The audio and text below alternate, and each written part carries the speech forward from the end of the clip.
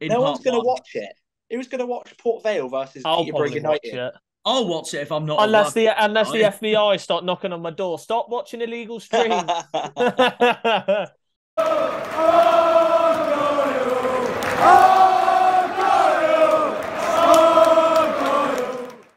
Hello, everybody, and welcome to what is an important conversation about Ipswich Town versus Plymouth Argyle at Portman Road. Obviously, I'm joined by the Argyle boys ourselves on the Argyle Way, Harvey, Liam, and Craig. And also, we have another special guest. We have the one and only representing Ipswich Town, Alex Griffin himself. How are you doing, Alex? I'm good, mate. I'm good. Ready for the weekend now. I'm really excited. Yeah, it's a big one. It's a big one as well, of course. So yeah, first of all, coming into this, how are you feeling at the moment coming into this game? Oh, mate, I could go on for hours talking about this. I'm excited. I'm nervous. I don't know what to expect. I think it's going to be a game where there's going to be goals. I think there's going to be goals. It's going to be tight, but I think it's going to go one or two ways. I think either Ipswich or Plymouth will win. I don't think it's going to be a draw. Both teams will be going for it. Obviously, you've lost Morgan Whittaker, which I think goes in our favour. Yeah, I agree. I think it does as well. I don't know how that's. I don't know how you lot feel about that. I'm sure we'll get onto that. I mean, it's for me, it's gutting, but at the same time, we have made about 4 permanent signings already this January transfer window, so I can see that our owners are trying to mean business to going back into the league that we haven't been in since 2010, pretty much. Yeah. So it'll be very interesting. But of course, how are you boys feeling at the moment regarding not just losing Whittaker, but like the 5 signings we've made so far? I'm feeling a little positive because obviously right now, at the moment, the amount of signings that we're pulling off right now, it's like you obviously said, Jack, it's clearly showing that the owners really want us to get back into the promised land, really, the place that we haven't been to since 2010. And obviously, I haven't watched Argyle in the Championship in my life, and it would be absolutely amazing. But it's been a 13-year wait, boys. 13-year wait. I think I was only 7 when they were in the Championship, which was crazy. But the best thing is the amount of permanent signings that we're getting, and then we got another loan player in as well. It's really, really showing that Schumacher is being backed a lot, and it's showing positive things right now. And couldn't be any more happier at the moment for the way we're doing in this transfer business wise. So, I completely agree. What about you, Craig? I'm very happy with. I think Matete and Ben Waine. I think they all had a fantastic debut. I think Saxon Early, when he came on against Bolton, absolutely superb for what he needed to do to cover for Edwards being sent off. I think I'm really, really happy to see Waine. I'm really looking forward to seeing him playing him further. I'm really happy that we're strengthening attacking areas to try and obviously cover for Whittaker's goals and assists that we will lack that killer instinct for the rest of the season. But apart from that, I'm really happy that we can hope potentially beat Ipswich and get back into the Championship. What about you, Liam? Yeah, I'm quite looking forward to the game, to be fair. Sorry, it's loud in this room. It's echoey, sorry about that. But yeah, I managed to find a room, which is good. Which is me on my own, which is nice. Yeah, fair enough. Yeah. To be fair, the way I look at it at the moment is that of course Ipswich are 5 points behind us, so I know they're going to look at this as like a must-win on Saturday. I thought it was 6. Is it still 6 Oh, points? yeah. So I know we drew with Bolton, so I thought we would have cut down to 5. But I will double check the league table. In fact, you can get the league table up on your screen sharing if you want, Harvey. Yeah, I'll get it up quickly. It says 7 points according to this, but Ipswich have got a game in hand, of course, because we played Bolton over the weekend on Saturday. Who's your game in hand? Who's your game in hand, Alex? Oh, mate, you shouldn't ask this. I should. It might be Morecambe. I think it might be Morecambe. Is that home or away? That'll be at home. You got a good chance of winning that then. I'll have a look at the table anyways. I won't pop it up though. I don't know if you guys see it, but 7 points. Yeah, it's we're on 17 wins, 6 draws, and 3 defeats, but with 26 games played. Ipswich are on 14 wins, 8 draws, 3 defeats, 50 points, 7 points behind, but a game in hand. So yeah, if you win on Saturday, you'll cut the gap down to 4 points basically. You're turning into Fleetwood very soon. 8 draws, bloody hell. Oh, but whereas I looked at it thinking, I look back at our away game at Derby back in September. Like, I still can't believe we pulled off that 3-2 win at Pride Park this season. So I said to myself, if we managed to do that at Ipswich, that would be unreal. But I'd happily take a point because I know Portman I'll happily take a point. Is a hard game, a hard ground to go to, and also it's not our best stadium when it comes to records either. All I'm going to say is we've sold out. We're gonna have about 30. We'll have about 30,000 fans there Saturday. The atmosphere is going to be unbelievable. And I know you'll bring 2,000 fans, and you'll make a crazy amount of noise as well. So it's going to be the biggest game of the season.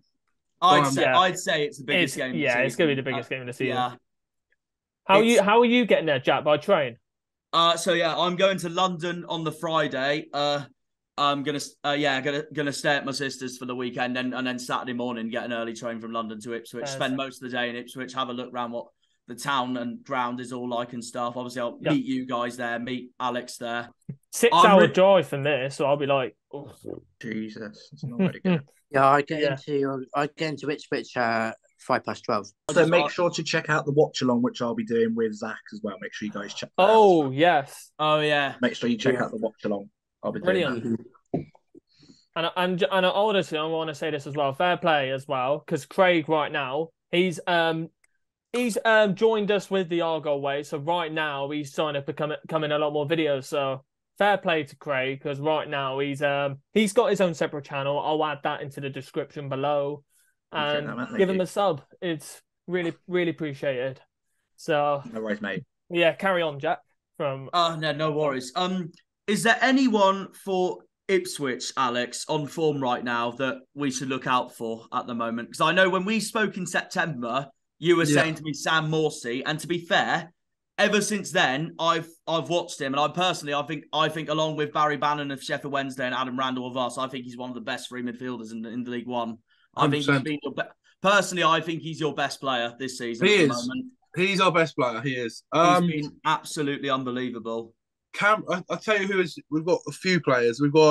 There's a player called Cameron Humphreys. He came through our academy. Yeah. And it's only been this season where he's just come into the first team. And I don't know how I should really know. He scored quite a few goals. I'm going to have to check this. I think it's like 3 or 4. I've been keeping Connor Chaplin. He's got 10 goals for you this season, hasn't he? Connor Chaplin. Yeah, your front three is very good as well. Connor Chaplin, Mark Hassanis. I mean, I know Ladapo hasn't done as much as Harness or Chaplin, but Ladapo knows us so well because he used to be for us. And he scored against us, of course, back in September at Home Park as well, which, to be fair, I wasn't surprised about because he's an ex-Argyle man himself. He knows our club very well. And I will be honest, when I was watching our game back in September, when you lads went 1-0 up, I was literally there looking at it and the table thinking, if Ipswich go up this season, I will not be surprised because they look so good at the moment. They look good. And then I just couldn't believe at the end that we somehow won 2-1. Yeah, so Cameron Humphreys, I don't know if he's going to start because obviously Sam Morsey, Lee Evans usually starts. Ladapo, I wouldn't say he's in form. He's a bit of a poacher. He'll come up with the goal here and there. But yeah, Cameron Humphreys is probably our most informed player at the moment. And I think as a squad, we've got a really strong team. So just keep your eyes out. We're coming for you. I'm gonna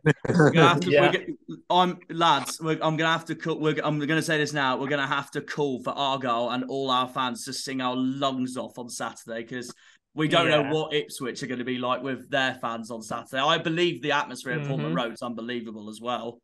Yeah, it usually is. It usually is. But I think because it's such a massive game, it will be crazy. Yeah, no, I can imagine so as well. For definite.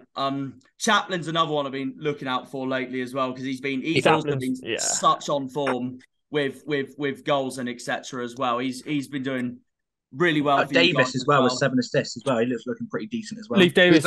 Yeah, Leif Davis. Mate. He's an unbelievable. He's doing well. He's great. He's a great player. This is the battle of the two best left backs in the league as well. This is Leif Davis and Ballymumba. Ballymumba, yeah. And I know Ballymumba's not a favourite with Ipswich fans either, because obviously he's Norwich at the same time. Can I just quickly ask? Yeah, go for it. Ballymumba, didn't realise he was a left back for a start. Oh, fair enough. And is he fit? Because I know your last game he got brought off, and I think he had a knock. An injury, yeah. I think it'll either be cramp or it could be something else that we might not know about. But I think it might be cramp. But he will be playing Saturday, I'm assuming. I can imagine so. I think he most likely will be playing. He played on the right hand side though against Bolton, because we started Joe Edwards on the left, but we're going to be missing Joe Edwards on Saturday. But the scary thing is that we're calling back off against Bolton. So, but the scary thing that we're calling back Ryan Law. Sorry, yeah, that go ahead. Could scare me as Sorry, well. What were you saying? The scary thing that we're calling back Ryan Law at this time. I did hear possibly that mean as well, but something about Ballymumba. So we'll see. It's not just that though. I have a feeling it depends on tonight as well. Also, because we got our Papa John's game against Bristol Rovers, which I know I'm going to tonight as well. But literally, fair play, Jack. Literally, we've also signed the other left wing back from Norwich, who's been playing at Stevenage this season, Saxon Early. So it wouldn't shock me if I think he will play. If he starts as well. I mean, Luca, the Discord fan's already said to me, he's already said to me, don't be surprised if Mumba and Saxon Early get booed all day, because it's Norwich Ipswich, isn't it? I want to see at least one long throw from him, because the long throws I saw on Twitter from him, and Jesus Christ, that's what I want to see. And of course, for you guys, Alex, you guys have signed a new striker as well, George Hurst, former Pompey man last season. I thought he was unbelievable for Pompey. Mate, end of last season, so I think that's a decent signing for you guys. And I don't know if you've seen as well, but we saw Nathan Broadhead last night. Yeah. Oh, I did hear that as well. For a seven-figure fee. That's what I saw. Yeah, 1.5 million. Good signing. So I won't be surprised if they both get some game time Saturday. Yeah. Yeah, we'll see what happens. I'm excited. They both excite me. George Hurst obviously did unreal at Pompey. The only thing that worries me about George Hurst is it took him a while to find his form, but once he found his form at Pompey, he was scoring every week. Nathan Broadhead obviously helped Sunderland get promoted last season, which gives me a big confidence boost for the rest of our season. But yeah, I think Plymouth fans should be worried, but I think you're obviously top of the league for a reason. It's not going to be easy for Ipswich. So let's see what happens, I think. Yeah, exactly. Yeah. Is there anyone? Is there anyone in our team at the moment you're looking at that like you could see as like a big threat going into? Well, it's funny you ask. I was going to say Morgan Whittaker. Sorry. I do feel sorry for your fans, because obviously when someone's that in form and then they just get took away from you and you can't do anything about it, it's a nightmare. And I think there's interest with Ipswich getting him, but I don't think Whittaker wants to come here. I think he wants to go back to Plymouth, which is obviously understandable because he was doing really well at Plymouth. Yeah. I'll say Ballymumba. Obviously, when I went to Plymouth, I just remember him rocketing that ball in the back of the net, and I wanted to cry. That was such a good goal. But every time I've watched Plymouth on the TV, or when I came down to Plymouth, he's always stood out. So yeah, I'd probably say him. Yeah, he's my favourite player this season. I've got to say, when I watched your vlog, Alex, on when we played you at Home Park, and when we scored that second goal, you turned to our fans with the camera, and you went, "Oh, you are," and like funny. Did I? Yeah. To be honest, that's our fans in a nutshell. Really, that's our fans in a nutshell. You just went, "Oh, you are." To be fair, Alex, I think that might be me on Saturday in my vlog if we end up losing 2-1. So yeah, probably yeah. You'll be sat at the bottom, won't you? Though we're both in that lower end. Yeah, we're both in the lower end. Sat in the, you're both sat in the tin pot area. Thank you, Liam. Thank you. Go on, Alex, what are you going to say? I've got to ask. So you're sitting in the lower tier in the cupboard? Yeah, a lot of your fans have said, "Oh, it's the worst area in the ground for away fans." Anyway. Well, I don't know if you know my mum and dad, but my mum and dad literally sit right next to that, so you might see him. Oh, really? Oh, really? Go and get a photo with Griff, Dad. That sounds good with me. Mate, he'll love it. He'll To be honest, though, I mean, I mean, to be honest, I only chose the lower end because it was cheaper. But I looked at it going, it's an away day at the end of the day. So, but if you look to your right, that'll be our fans. My mum and dad sit behind the. See, you have the stairs up. Just on the right, at the back, is my mum and dad. You'll definitely see him. Oh, okay. If we score, my mum will be giving it large. Honestly. Yeah, I can imagine. I can absolutely imagine. But no, like I was saying, guys, I know. Obviously, it's a big match on Saturday, but I also look at that Adams Park fixture, thinking if Wycombe pull that off, that will give us breathing space. That'll be huge for both of us as well. It would. It'd be massive for both of us going into the promotion race. What I think, how I see it, right, is if Sheffield Wednesday lose to Wycombe, which I think there's quite a high chance because I don't know if Wycombe have lost at home yet. They lost to us when we came to Adams Park. Oh, that wasn't that long ago then, was it? It was like October, and then Wycombe came down to us on the 29th of December. We beat them 1-0. Yeah. Okay. So yeah, I still think there's a high chance that Wycombe can beat Wednesday. Oh, 100%. 100%. They've got a good record at home, and I think say if Ipswich beat Plymouth and Wednesday lose, it wouldn't be as bad for you. But it's the same for Ipswich. If we lose to Plymouth and Wednesday lose, then it's not. It could be worse, couldn't it? Yeah. Basically, I mean, Sheffield Wednesday. Go ahead, Liam. Sheffield Wednesday's got that run in where they've got us, Barnsley, and I think you guys, Ipswich. I think top on memory. Yeah. It's See, in that order. That weekend's gonna be massive as well because the day you guys host Sheffield Wednesday at Portman Road, we're gonna have Pompey at home park. So we know it's gonna be a big weekend anyway. It's gonna be massive. Yeah, What do you guys make of, if I could just get Alex, what do you make of your last 5 games? Obviously, you got a 1-0 loss to Wycombe, 3-0 win over Oxford, 2-2 draw to Portsmouth, 1-1 draw to Lincoln, and a 4-1 win over Rotherham. So what do you think about your form in the last 5 games? I'll be honest, it's not been great. The game we played on Boxing Day against Oxford, we were brilliant. We outclassed them. We looked like a champion. We looked like a championship team. We did hit a bit of form where it was a bit inconsistent. Pompey away was a bit of a mad one, 2-2. Should have probably come away with 3 points that game, but classic Ipswich, we always seem to find a way of dropping points. Lincoln away was really disappointing. That felt like a loss because they were down to 10 men. We only managed to get a point. We had so many chances to take 3 points. But yeah, it's disappointing. But I think if we play like we did against Rotherham again on the weekend, we should be fine. We should get promoted this season. We beat Rotherham. We beat Rotherham 4-1. We outclassed them and we look really good. Really good. Mm-hmm. Good to see.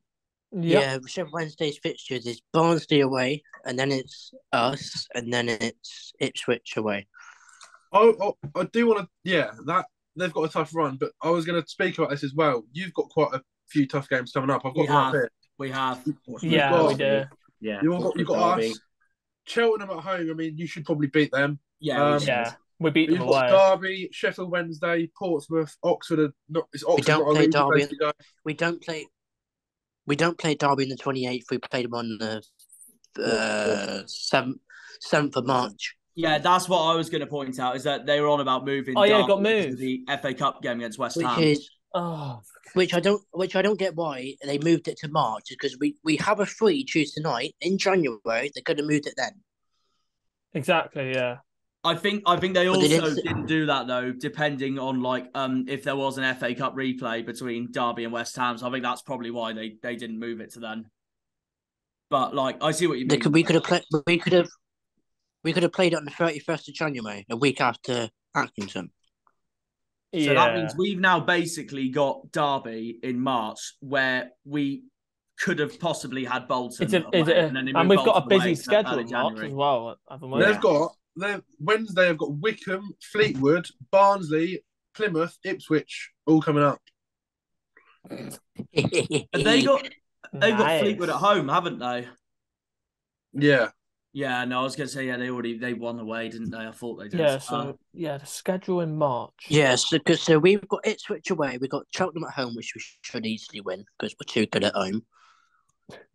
Hackington away. Oh yeah, we got Accrington away as well. Oh yeah, that'll be interesting. We destroyed them last time. Oh, so we got to go from a Cheltenham review to an Accrington preview. Brilliant.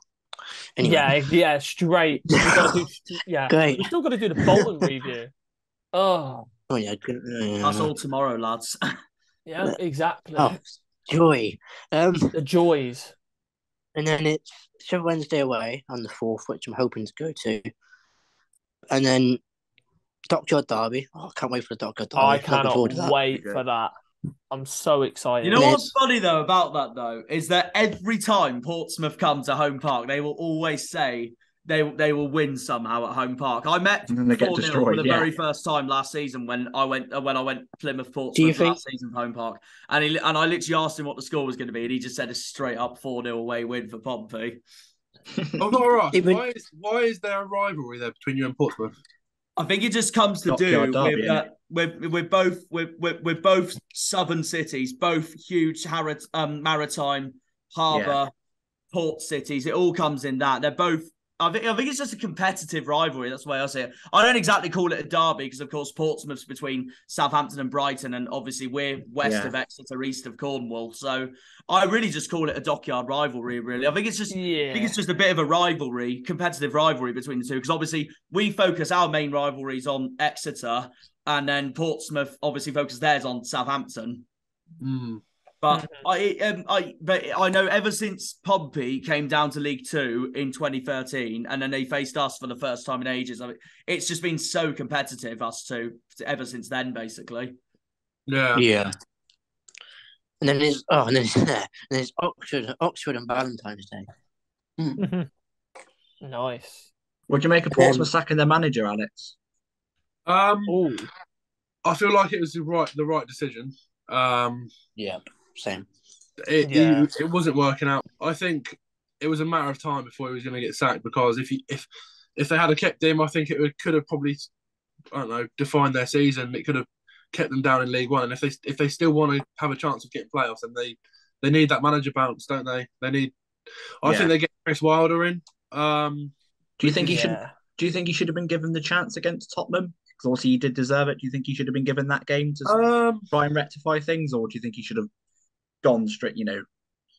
No, I do think what they did was right. Obviously, their last result. Let me just check. I think they lost, didn't they? Yeah, they lost 1-0. They lost. They lost to Charlton at home. Yeah. So I think if they were going to sack him, it should have been after that game, which they did. I was quite surprised that they did it on the Sunday and not the Saturday evening. But Portsmouth went to Spurs and they lost 1-0, which really is not that bad because Spurs play quite a strong team. What we call that is only massive teams score in London, mate. That is also true.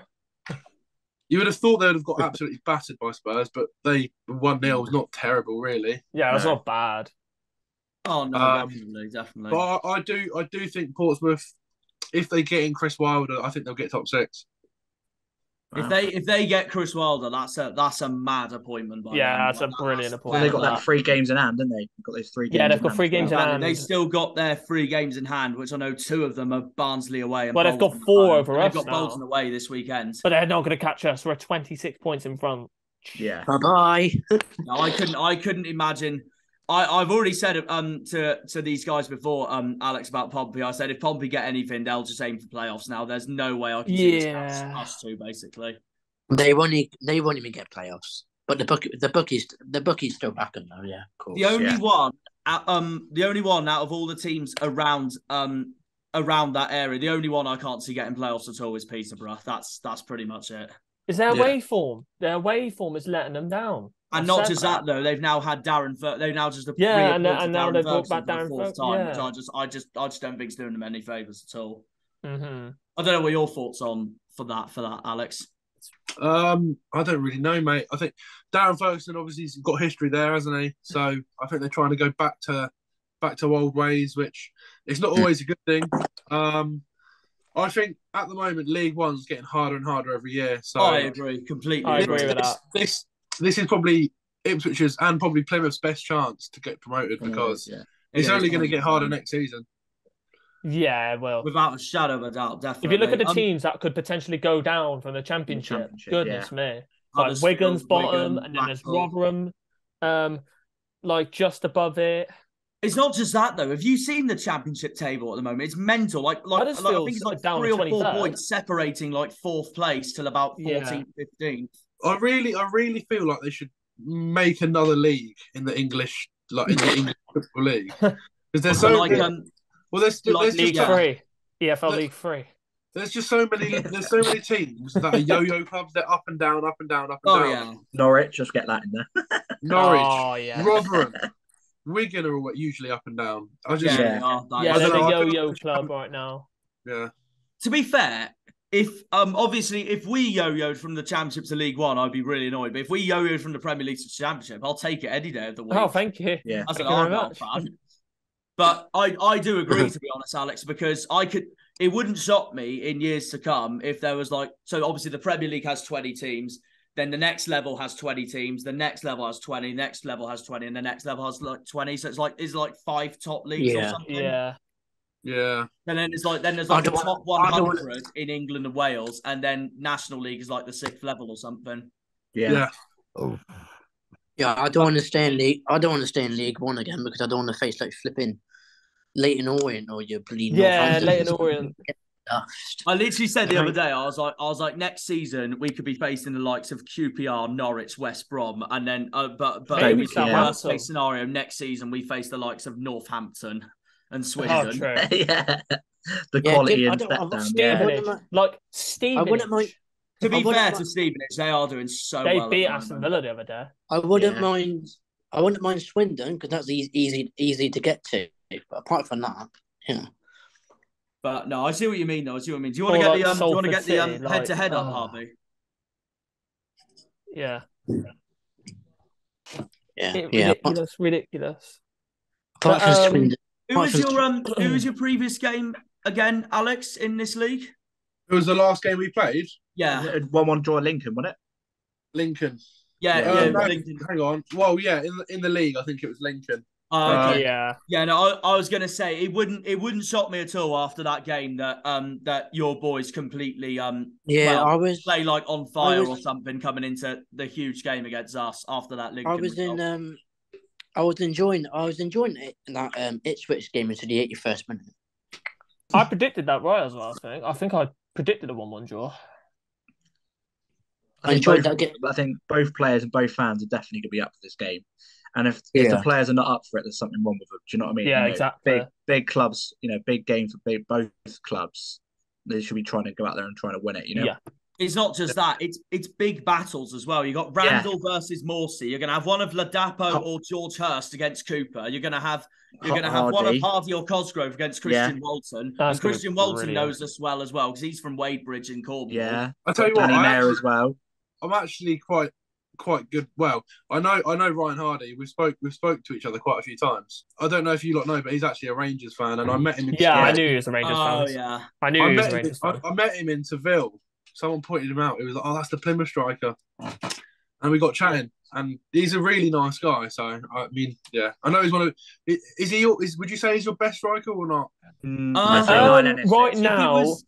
Oh yeah, go ahead, off. Right now, it's between Niall Ennis, Cosgrove, and Hardy because they're all scoring goals. Our top goal scorer was Whittaker, but he left. Yeah, it's a hard one because last season Hardy was our top scorer. He was on fire without a shadow of a doubt. He was so prolific for us. But this season's different because it's not just Hardy scoring; it's a range of our attackers scoring, mainly Whittaker. And I know Hardy hasn't had quite the season of last season because he hasn't been that prolific enough compared to last season, but he hasn't been like that bad or anything. He's still one of our top scorers in the league. But like in terms, in overall, for Argyle in general for this season. Because I did say that the league, he hasn't been as prolific as last season. No, I did say that it might not be his fault. It might not be that he fits into Schumacher's system, but he did fit into Ryan Lowe's system. So there we go. Speaking and of course he pretty much is a Ryan Lowe player at the end of the day as well.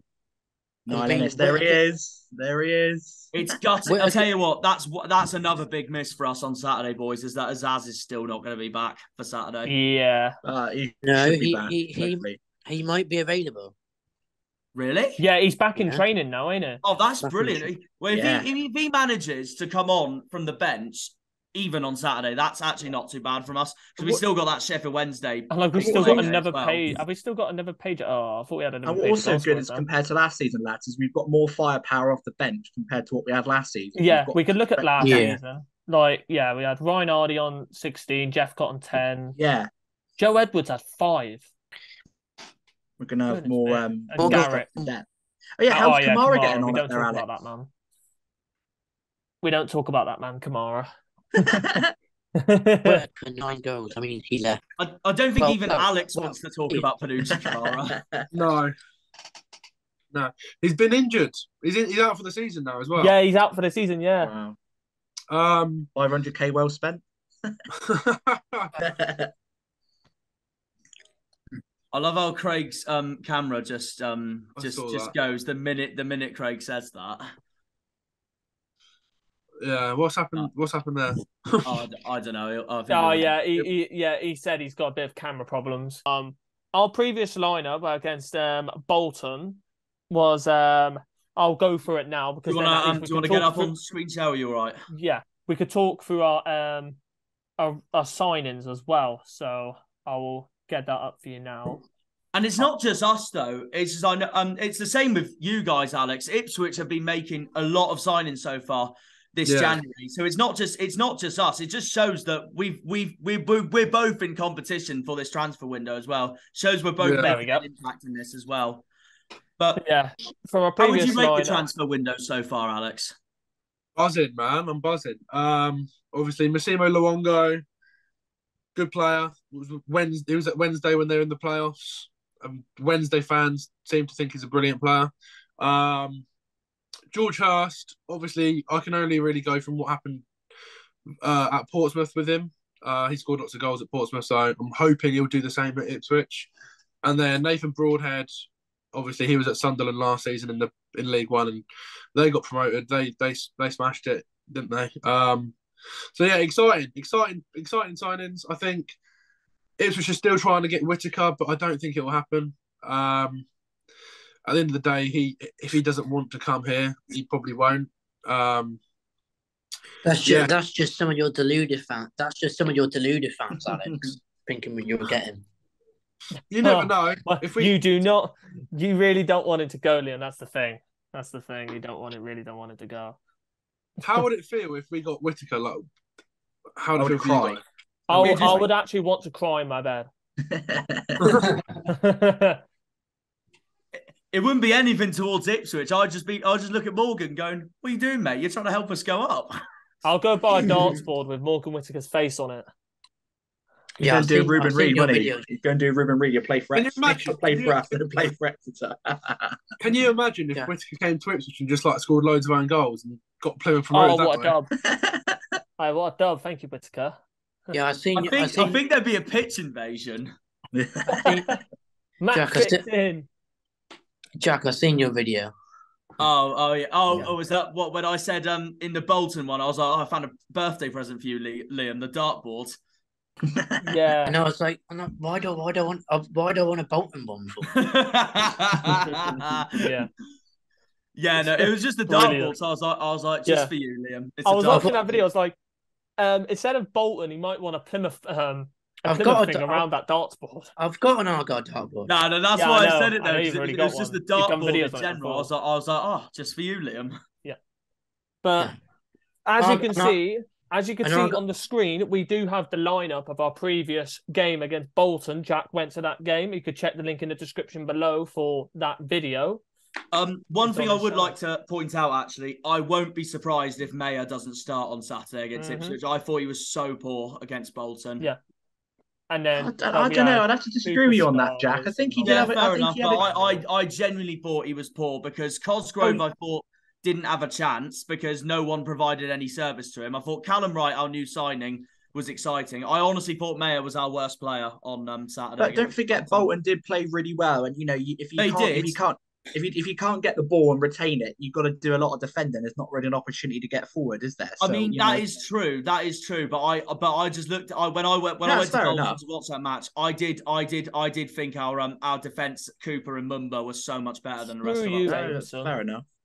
I see what you mean, though, because I see what you mean. That's just my personal preference. I thought Mayer was our worst player, but I see what you mean, though, Craig. At the end of the day, 100%. Alex, is there any threats that you think we can get out? We can get any joy? Any like set plays, counter attacking? Anything we can get some joy? Any weaknesses we can exploit? I don't know if I should say. It might get out. No, go on, say what you like. Say what you like. I think defensively is probably our only weakness at the moment. We can sometimes make mistakes at the back. Christian Walton in goal. He's a very good goalkeeper, but he makes mistakes as well. So they're the only things I'd really say. Going forwards, I'd be really, really worried if I was a Plymouth fan because we look unbelievable. Our counter-attacking football is a joke. We've got quick players: Wes Burns, Kyle Edwards, Connor Chaplin's pretty quick. Ladapo's quite quick when he wants to be. Caden Jackson, I don't think he's even going to get in the team on Saturday because we've obviously got George Hurst and Broadhead coming in. Yeah. But we've got a quick team. We've got fast players, and Sam Morsey, I think he's too good for League One. He'll control the game Saturday. He'll control Ipswich's midfield, and when he's on the ball, he just looks so laid back, and the way he plays is just unbelievable. So yeah, I'd only say defensively we can make mistakes, and if we do on Saturday, that's probably where you'll take advantage.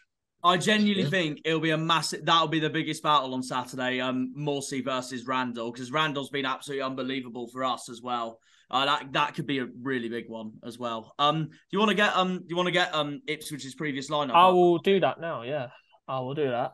In that Bolton game, I thought. I know. To be fair, their centre back Aimson, he was really good, but I thought Bolton's best player was Connor Bradley. I thought he made us look.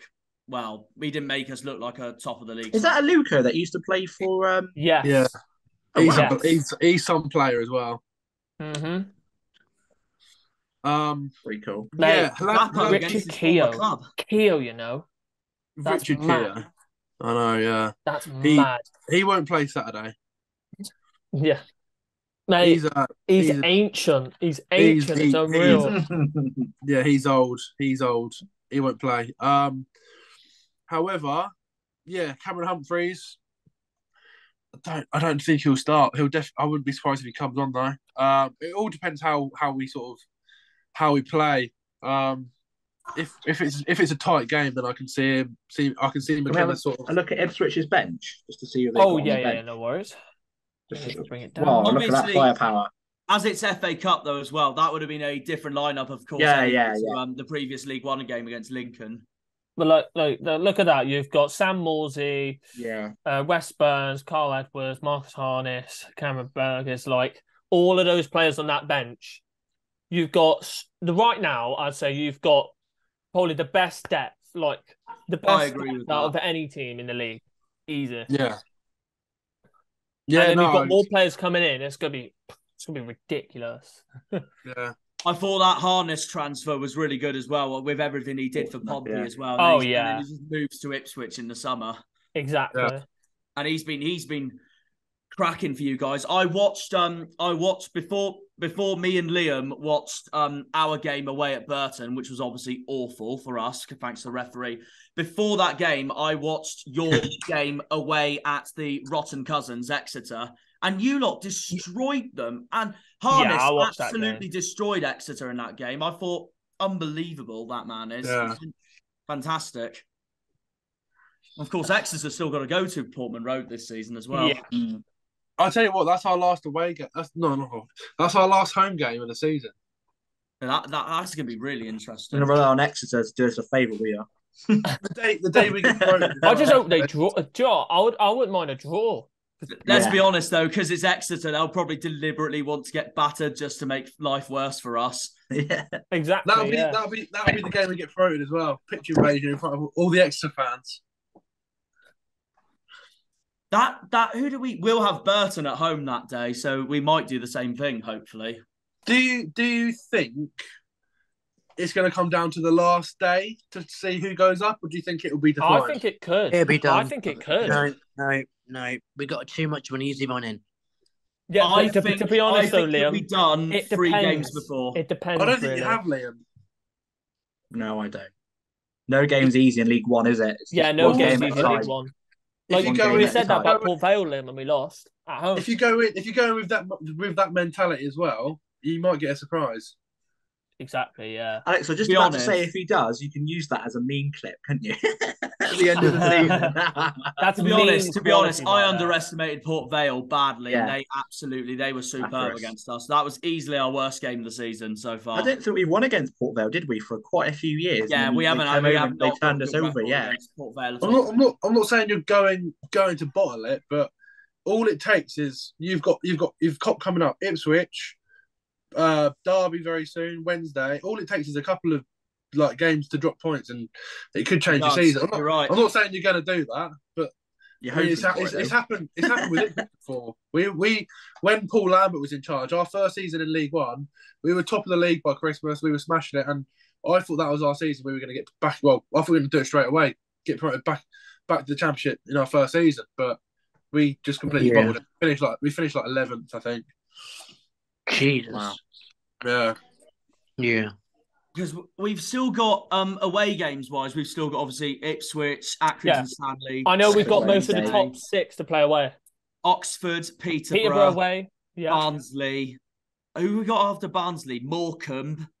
And then after We should beat Morecambe. And then after Morecambe, we've got Exeter, Shrewsbury. Oh, Liam, what did I and say the other Port day Vale. about Morecambe? I said they would win that game against Cheltenham.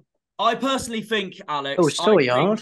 I think promotion will be secured 3 games before. So the day we play Burton and you guys play Exeter, but I think the title, like winning the league, I think will come down to the last day. Yeah. Wait, say that again. So I think promotion spots being secured will be on the week we face Burton and you face Exeter. But I don't think. But the title wise, I think the title's going to go to the last day. Oh, so you think? Do you think Plymouth and Ipswich are going up then? Do you? Yeah. I think us 2 will be the top 2. Yeah, I still think we'll be the top 2. Yeah. Yeah. I just don't know in what order yet, and I will admit I still need to do my midway season predictions. Yeah, I'm still trying to think on who do I think is going to finish top out of one of us 2. Also, I think it will be us 2 getting autos because Sheffield Wednesday, I can see winning a playoff final more so than us 2, especially that us 2 don't have the best of records in playoff finals either. We're so much better doing it automatically than the playoff final. I can see Sheffield Wednesday winning the playoff final, but I can see the top 3 going up. That's what I think. Alex, what do you think a good season would be for Plymouth Argyle? What do you think, bearing in mind the Papa John's Trophy, is what do you think a good season for us would be? Well, getting promoted, obviously. Yeah. And winning the Papa John's. No, I don't know. I think with the Papa John's, it's one you need to be careful about because it could, if you get injuries in the Papa John's, then it might actually affect your season in League One. I mean, to be fair, there's no one there in the Papa John's that we're afraid of now. Let's be honest. To be honest, you can win it. You can win it 100%. Yeah. But like I said, if you play your strong teams and you get an injury, it could affect your season in League One. So 100%. Exactly. That's the only risk you've got, really. Like Jack, it happened against Grimsby because we lost 5-1 in that game. Conor Grant and Dan Scarr got injured in that game alone. Yeah. It's genuinely this is genuinely my least favourite season in history when it comes to the FA Cup. Yeah. Argyle being knocked out first round by Grimsby, and my second team, Chelsea, being knocked out by Man City on Sunday. So, yeah, obviously toughest season in the FA Cup. Jack, look on the bright side. If we get promoted, we don't go in the FA Cup until the 3rd round. That is very true. That is very true. So, Alex, if we don't win the title and we finish second and win the Papa John's Trophy, do you think that will be a good season? Second, I still think that'll be a good season. Yeah, I think that'll be a good season. Mate, even if you get promoted, to be honest, if we don't win the league, I don't care as long as we get promoted. I said the same thing. If we finish second place, I'll be delighted because that's still automatic promotion to the Championship. 100%, mate. Even if you get promoted, it's unreal season. Yeah. Exactly. I think as it stands, I think the playoff final is going to be between Sheffield Wednesday and Bolton. Then again, if we get promoted to the Championship, all the bookies have put, Argyle will go down. Relegated, yeah. So are you 5 points ahead of Sheffield Wednesday? Yeah. But That's massive. Because if they lose to Wickham, you'll still be top 2 by 5 points. Yeah. The thing is, though, I personally think you've got a really good chance in getting top 2 because you've got that 7-point gap now over third. Obviously, we've got a game in hand. I know that, but you've got that gap now. And if you can maintain that, we got the gap, but the bookies don't see it that way. Yeah, but that's sometimes I don't listen to the bookies. I never listen to bookies. No. That's the thing. I mean, for your point of view, Alex, if obviously as an Argyle fan, I don't want us to lose, but if you do win and Sheffield Wednesday lose, you'll go back up to second yourselves anyway. Mm-hmm. Yeah. Yeah. Well, we need them to lose because, well, if we win and they lose, we're still only 1 point ahead of them. Do you know what I mean? And then you got that massive game to face them in February itself at Portman Road. Yeah, that's a 6-pointer. 100%. How far Barnsley how far are Derby behind us? Oh, there's 16 points. That's 16 points. How far in the FA Cup do you think you'll go, Alex? Do you think you have a good run in the FA Cup this season? How far in the FA Cup do you think you'll go? Do you think you have a good run? I think we could, Obviously, we beat Rotherham. Our next FA Cup game's against Burnley. You're getting a lot of big game. You're getting a lot of home draws. Yeah, we are. Which I don't find very amusing because we never get that. We've just had that in the Papa John's instead, apart from tonight. Exactly, yeah. No, I think Burnley will be a big test. They're top of the Championship, and it'll sort of show like when we played Rotherham, it sort of showed where we're at. Shouldn't be in League One. We're good enough for the Championship. We beat Rotherham pretty easily. Burnley will be another test. They're top of the league in the Championship. It'll be a good game. I want to say we can beat them, but I don't know. Anything could happen. Depends who we play. If we play George Hurst and Broadhead, get them some more game time, I think we've definitely got a strong enough team to beat them. Harvey and Jack, what did you say about our bit? I didn't hear it. Sorry. What was that?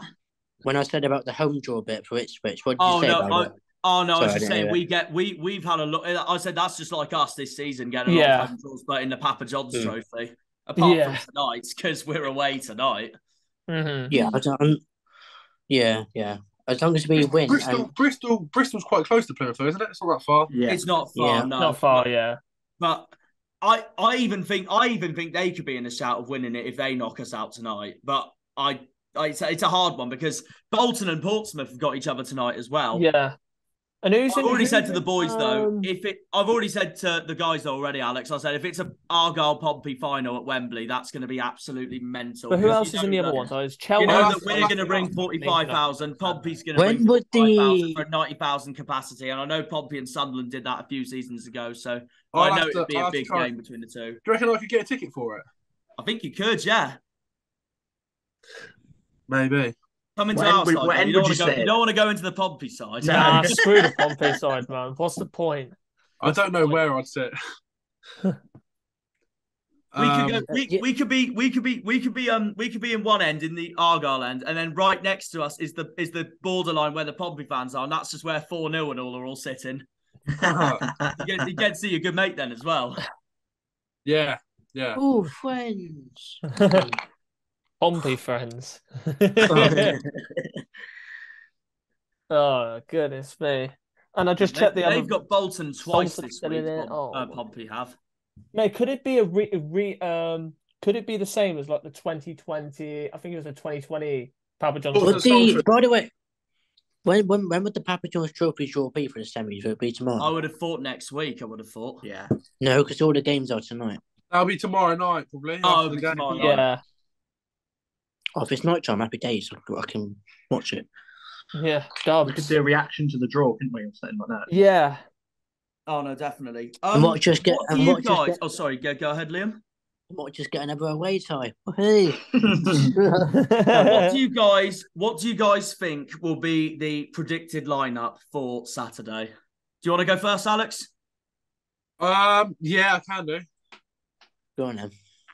All right, so in goal we'll play Christian Walton. Left back will be Leif Davis. Centre backs will be Cameron Burgess and Luke Wolfenden. Right back will be Janoy Donatian. I don't know what formation we're going to play, to be honest. I think it'll be in centre mid. We'll play 2 holding midfielders, Sam Morsey and Lee Evans. On the wings, we'll have Wes Burns and Connor Chaplin. Oh, in fact, no, sorry. Marcus Harness and Wes Burns on the wing. We'll either play a Luca or Chaplin as our player behind the striker. So I'll say we'll start a Luca, and then up front will be Ladapo, and then on the bench we'll have Chaplin, George Hurst, Broadhead, Cameron Humphreys, Edmondson, and Hladky. There you go. Yeah, fair enough. All right then, boys. What do you think the Argyle lineup's going to be? Anyone want to go first? I'll go first. It's going to be interesting as well because obviously Joe Edwards is suspended. And he won't be playing. It's going to leave up to contention about who's going to come in because obviously I'd start Saxon early. I'd go with early. That's it. That's what I was thinking. I think it wouldn't shock me if Shuey did either though, because same as Mumba. They're both associated with Norwich, and of course, Ipswich fans obviously can't stand Norwich, so it's going to be something to do with that as well. Yeah, definitely. Yeah. Now, what do you think the lineup's going to be, Liam? Cooper, Wilson, Scar, Gillespie. Gillespie? I thought Gillespie played really well against Bolton when he came on. Yeah, definitely. I'm just... to be honest, right now, Longwick is becoming... He's one of those players that... He'll be on the bench on Saturday. I saw it against MK Dons, and I did see it a bit against Bolton. He's one of those players that you feel scared about when he's on the ball. I get a little bit scared when he's on the ball because you could do anything.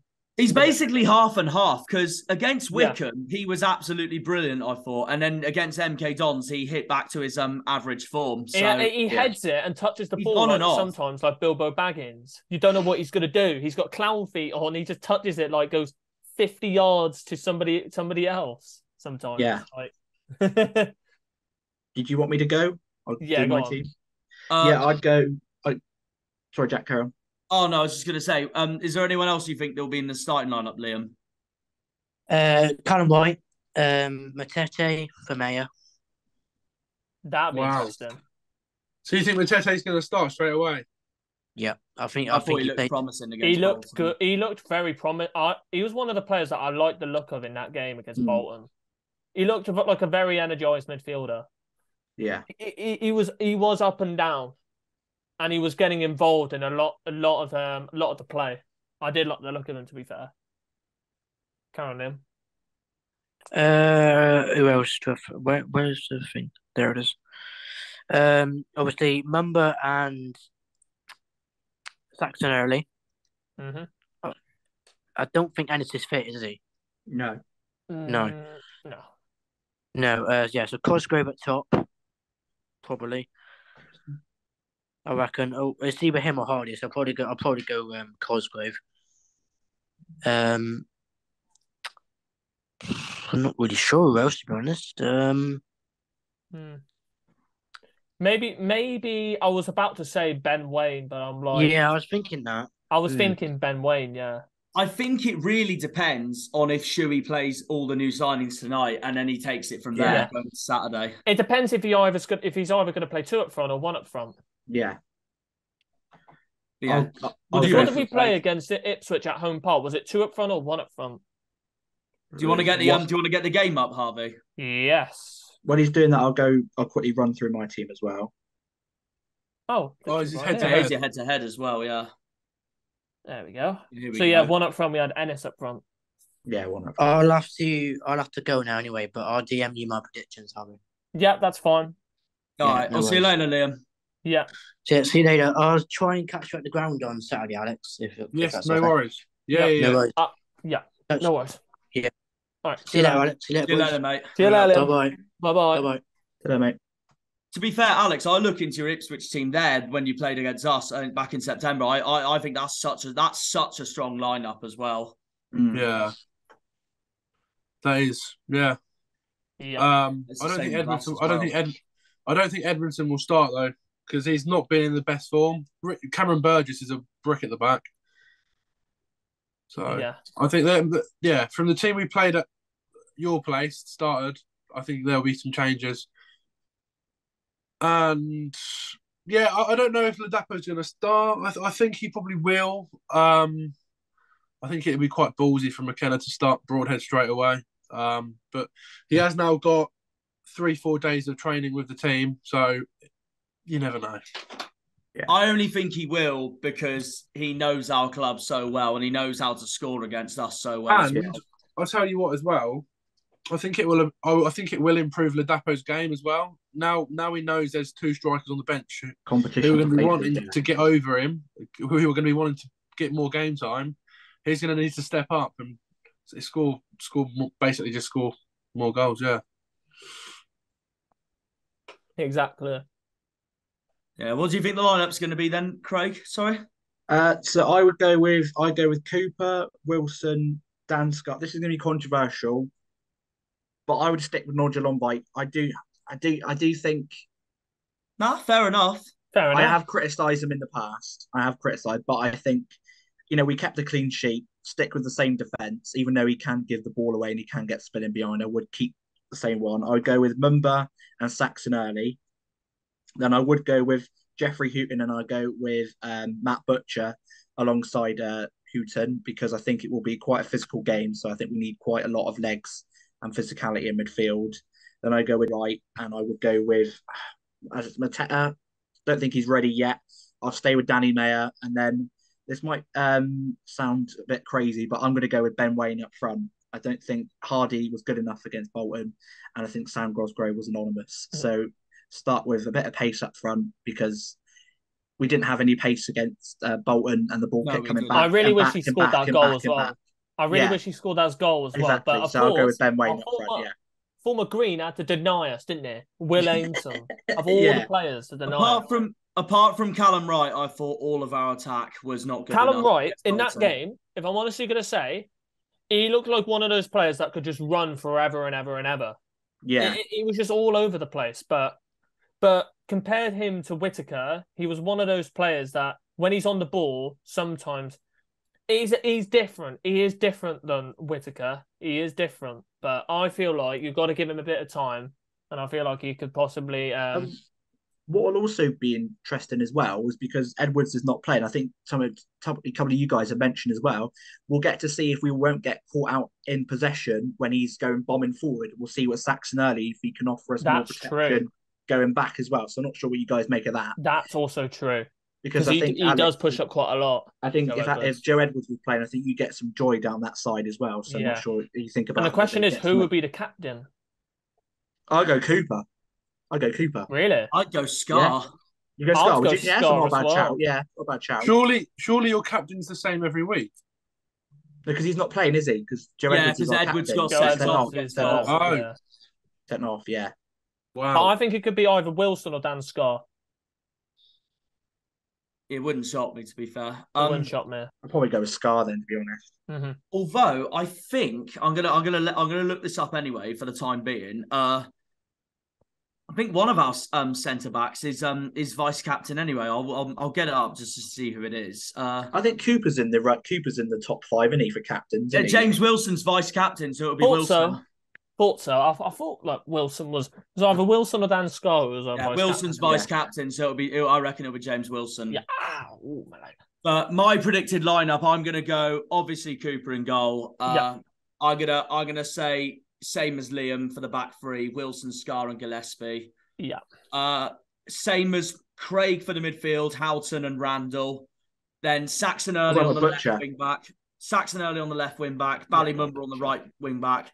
My front three is going to be Ben Wayne. I honestly think he'll start. I'm gonna go Ben Wayne, I'm going to go Ben Waine. Oh, it's actually a hard one. I am going to go Matete. I thought he looked superb against Bolton. Yeah, Matete looked very good. In fact, I'm going to risk it even more. I actually think our front three is going to be three of our new signings: Ben Waine, Matete, and Callum Wright. Wow.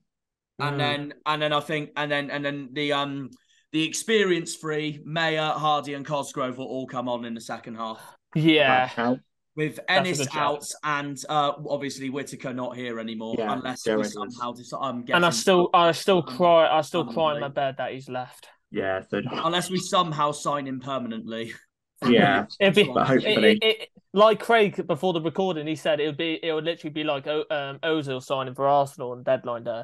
Yeah, it will. Yeah, no, 100%. Honestly, fair. And Jack, do we do predictions or do we leave it? And we haven't done predictions yet. Here we go. The best bit of the video, guys. The predictions for this weekend. What's the score's going to be and who's going to score? Yeah. So obviously, we'll go with our game last, Alex, because it'll build up the tension then as well. Oh wait, are we going through all the games? Yeah. We go through all of the games. Yeah, we go for every game in League One just to see what we think. So, yeah. And as well, Craig, because obviously now we'll add you to the list now through the leaderboard. So you're doing a new part of the leaderboard. So we do it every week. Yeah. So we get a goal scorer. You get a point for the goal scorer. If they get a hat trick, you get 3 points. And correct score 3 points. Result 1 point. So there we go. But first game. Accrington Stanley versus Bristol Rovers. Well, can I quickly ask, what is the leaderboard at the moment? Who's winning out of you lot? I think it's Liam, I swear. I think it's Liam. He's very competitive. He's very competitive. We basically do a leaderboard on who's got I don't even right. I could be wrong. I think at the moment Liam's top, I'm in second, and Harvey's in last, but I could be wrong. Mm-hmm. I think Bristol Rovers are going to win this, you know. And then our other colleague, I don't know if you've seen his YouTube channel, Alex, Harvey England. Obviously subscribe to him if people haven't already. Trust the process. When he's able to join us on, because I know he has such a busy schedule and etc. as well. But when he joins on, he joins in pretty much as well. Yeah. Harvey England. The main thing with Harvey England is that, to be fair to Harvey, he's deliberately biased because he always predicts Exeter to lose every weekend, and I can't blame him for that. That's the thing is, I never ever predict an Exeter win or a result that goes in their favour or a goal scorer for them. I will never do it. It'd be like you, Alex, if you had to predict a Norwich game or something. I will never do that ever. See, I don't think this is going to be as easy as people suggest it will be for Rovers. No. But they are bang on form at the moment. And their away form is really good as well. I was looking at FOTMob earlier. They've got one of the, I think they're like 5th for away form or something. They're doing really well. Yeah. You want to get another tab up, Harvey, and put the away form table or something? So we'll look at that as well. I know we're top for home form. It's like they're in the top 6 at least for away form. Who is top for away form? I think it's one of Ipswich or Wednesday, I swear, because I know it's not us. I know we're like 4 points behind Ipswich. I think it's 3 points behind Ipswich and 4 points behind Wednesday, I think, on the away form. I had a look earlier. Just wait for it to load up. We've got 36 points at home with 30 wins and 1 draw. So away form, Bristol Rovers is 6th. Yeah, that's really good for Bristol Rovers. Yeah. So how many wins? They've got 5 wins, 3 draws, and 5 losses. I'm gonna say this now before Liam decides to competitively steal him from me. I'm gonna say I just think has he sent his predictions yet? I don't think so. No. Right, well, then I'm going with it now. Yeah, I'm gonna go 2-0 Rovers and Collins to score. Nice. I genuinely think he's one of the best strikers in League One. Yeah, I agree with you on that. Accrington might get something from this game, but I just don't see them doing it. I think they're not good enough for me at the moment, and Rovers are looking really good at the moment. Yeah, so I'm going 2-0 Rovers. Bears. Okay. 1-0 Rovers. Are we not allowed to say the same predictions? Oh yeah, I can do. And as well, for any of the guests, they can say that the same as anybody else. Yeah, no, we because us four, Alex, me, Harvey, Craig, and Liam, and Harvey England when he comes on, pretty much all in our own league and stuff on who does best and stuff. Yeah, you can basically just say who you think's going to score out of I'm gonna really, and score-wise. I'm going to go 3-1 Bristol. Aaron's Collins will score 2 and John Marcus will score 1. Yeah, fair enough. And I'm going to go, I think I'm going to go 2-1 Bristol Rovers, and I'm going to go for the player that I've done for the thumbnail later, Jack, Colburn. Oh, fair enough. Liam's going to be fuming. Yeah. It's funny. Go on, Craig. What do you think? What did you say, Craig, for this one? I'm going to say 1-0 Rovers. And who do you think will score? I don't know a lot about many players. I from will Bristol get Rovers. their previous lineup for you. Yeah, I need to brush up my my knowledge on all of the squads for this season. I'm a bit rusty. Well, if it can load, that will be a good start. Come on. There we go. Perfect.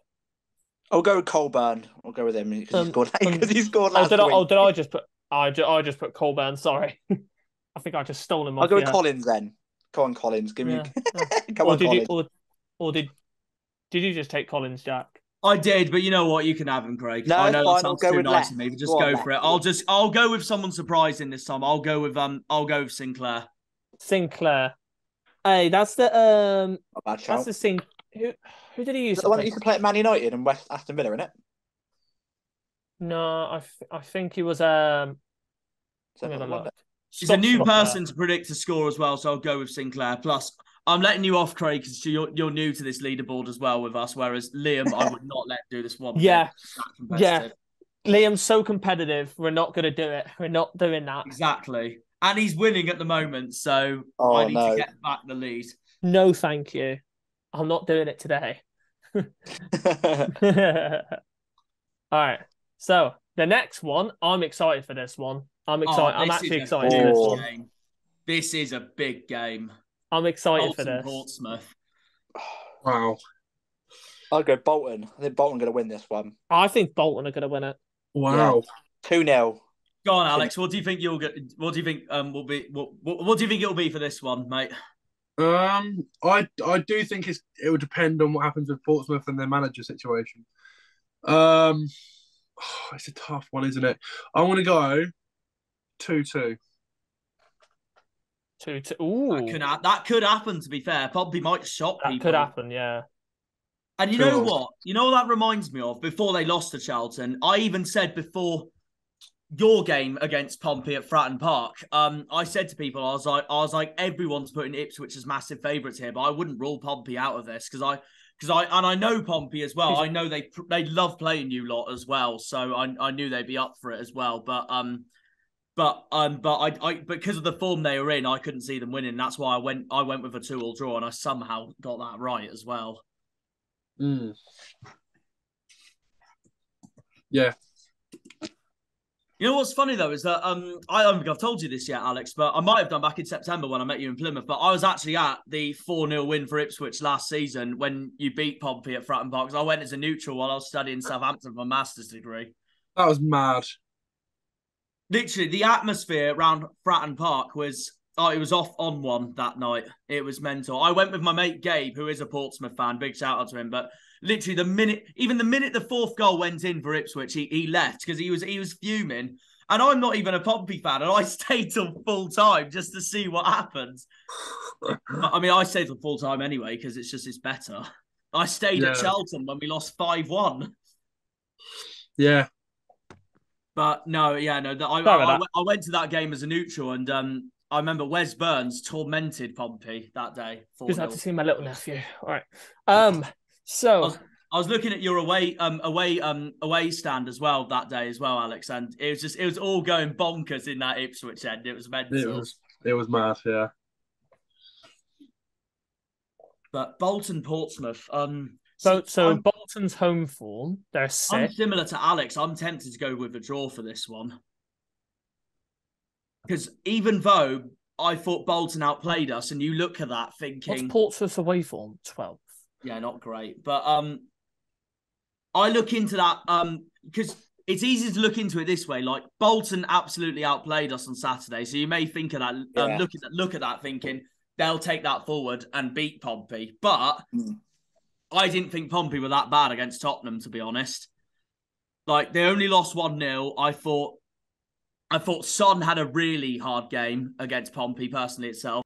I don't think this is going to be a walkover like most people would predict for Bolton. And I'm the same as Alex. I really think it's going to be a draw. I really can see Pompey get a point at Bolton. But I'm going to go 1-1. I'm going to go 1-1 and I'm going to back... I don't know who. I'm stuck between choosing one of Colby Bishop or Bodvarsson for Bolton, or even Connor Bradley for Bolton. Don't you dare! Don't you dare! Well, who you go? Who you plan? Don't you dare! I'll let you pick. But don't you dare. I know who you reckon. Okay, yeah, no, I'm going Bodvarsson for Bolton. I knew Harvey's was Bishop. He always goes with Bishop. Yeah, I'll go Bodvarsson for Bolton, but I think he'll be a 1-1 draw. I agree with Alex. I really think Pompey could pull off a point there at Bolton. So the thing was form look. See that look red and grey. It's not grey, is it? Yeah. It could be different though, because even though they haven't signed their new manager yet, Pompey, and they're still waiting to look for that Danny Cowley replacement. But the thing is, they could be even with their caretaker or interim manager, they could still be different and a better team with that manager. Wasn't Danny Crowley the one that got out at Lincoln to wasn't it the 5th round of the FA Cup versus Arsenal? Was it the Crowley brothers, wasn't it? I think it was, yeah, because Cowley did used to manage Lincoln as well. Yeah. So the thing is, I can really see Pompey get a point at Bolton. Because even though Bolton are going to go into this really confident after the way they played us, Pompey could really surprise them, and it wouldn't shock me at all. So the thing is, if it was at Fratton Park, I would have also gone with a draw as well. Yeah, I would have gone for a draw as well. I'm torn between either Dion Charles or Colby Bishop. Colby Bishop, that's the thing. I want to take Dion Charles so I can just get Liam annoyed. Because I know he always takes Dion Charles, but this is my only chance to get him, so I'm going to take him. Fair enough, then. Who do you think will score in this one, Alex? Even if you think it'll be a 2-2 draw? Oh, gosh. I think Dion Charles will score. Who else? Oh, they've got another player. Dapo Afolayan. Afolayan. I always predict him every week, but he doesn't score. He's going to score. He didn't play against us because I think he's been banned for 3 Have days. they just signed in Lunderloo as well, by the way? Yeah, Bolton have signed in Lunderloo. Yeah, I thought they did. That's a great signing for them. I don't think he'll start, though. I can see him be on the bench. Yeah, Dane Scarlett will score. Yeah, Dane Scarlett. Out, to be fair. Crazy thing is, he's only like 17, 18, ain't he? That's just crazy. I want to say Marlon Pack if he's back because that's a good shout. But he did get sent off against Charlton in their previous League One game. Oh yeah, true. Twice he's been sent off against Charlton. Marlon Pack got sent off against Charlton again. Okay, maybe not this. No. He might miss this game as well. Then savage. That's savage. I still find that so convenient that Marlon Pack got sent off both times against Charlton. So that's the last time, and that's their record as well. That's a terrible record. It's the same with when Bolton play us. Not a great record. Last 3 games. Yeah, exactly. But Pompey's won 4 of them. Mm-hmm. Wow, that's crazy. But yeah, but next one. After that is Burton and Shrewsbury. Mate, Shrewsbury's form, if you look at their form right now, they haven't won a game since Bolton. I'm going to go... That's a game Bolton blew as well. We had Bolton fans on and they said about that. They talked about that. Mate, this game has got 0-0 written all over it. I could see that happening, to be fair. Same. And how they lost 5-0 to Morecambe, by the way. I couldn't believe that. I think they're going down. If I had to choose on who I think's going down right now, I think Burton and Forest Green are gone already. Yeah. Especially when Forest Green have just sold their talisman, Wickham, as well. He left on a free transfer, didn't he? They cancelled it, left on a free transfer, didn't he? think it was a free And transfer. they just rejected a bid from Wigan for Adebayo. Yeah, Wigan are looking to sign Adebayo as well. Wow. I'm not surprised, man. Look how many goals he scored. I want to try and show it here, if it's around here somewhere. I don't think it is, annoyingly. I'll get it up here. But he scored so many goals. 11. Like, in a Burton side like that, that's insane. Bears. But I think I'm going to go for a draw as well. Fair enough. Yeah. But who are you predicting to score, Jack, and what's your score? Like, if you're Shrewsbury, you'll look into this thinking, we've been the better side this season. We could win this, but I don't think Burton away is not going to be easy. I mean, they proved it against us, for God's sake, even if we did get robbed at Burton. Mm-hmm. So I'm same as Alex. I really think it could be a draw. I'm going to go. Yeah, I'm going to say the same. I'm going to say the same. I'm going to go 0-0. But if I had to choose one player to score, I'm going to back Sadie for Shrewsbury. Sadie, because then okay. I'm going to go. I think it could be a scraper. I think it could be 1-0. What's their head-to-head like, Harvey? Burton, Shrewsbury. Let's have a look. Oh my, 5-5-8. Wow. And Shrewsbury, of course, beat them earlier in the season at their grounds. We still got to go to I'm going to go 1-0 Shrewsbury. I know Ipswich have already been to Shrewsbury. I think you won 3-0 or something, didn't you, Alex? Yeah. Yeah, no, that was a good win for you guys, that was. Yeah. Yeah. I'm going to go Bayliss to score. I'll go 1-1. I think it's probably going to be over. Yeah, probably a draw. I'll go 1-1. Yeah. And I think you could take out a Beasia this time, Craig. Yeah, you could as well. Go on, have him down. Put him down. Go on. Yeah, there you go. Sorry, Liam. Sorry, Liam. Yeah. And make sure to put it in the chat as well so then Liam knows. Oh, no, I've already got it written down in my notes. Yeah, I've got mine written down in my notes. Nice. But yeah, there you go. I put 1-0 Shrewsbury. I think it could be one goal that could...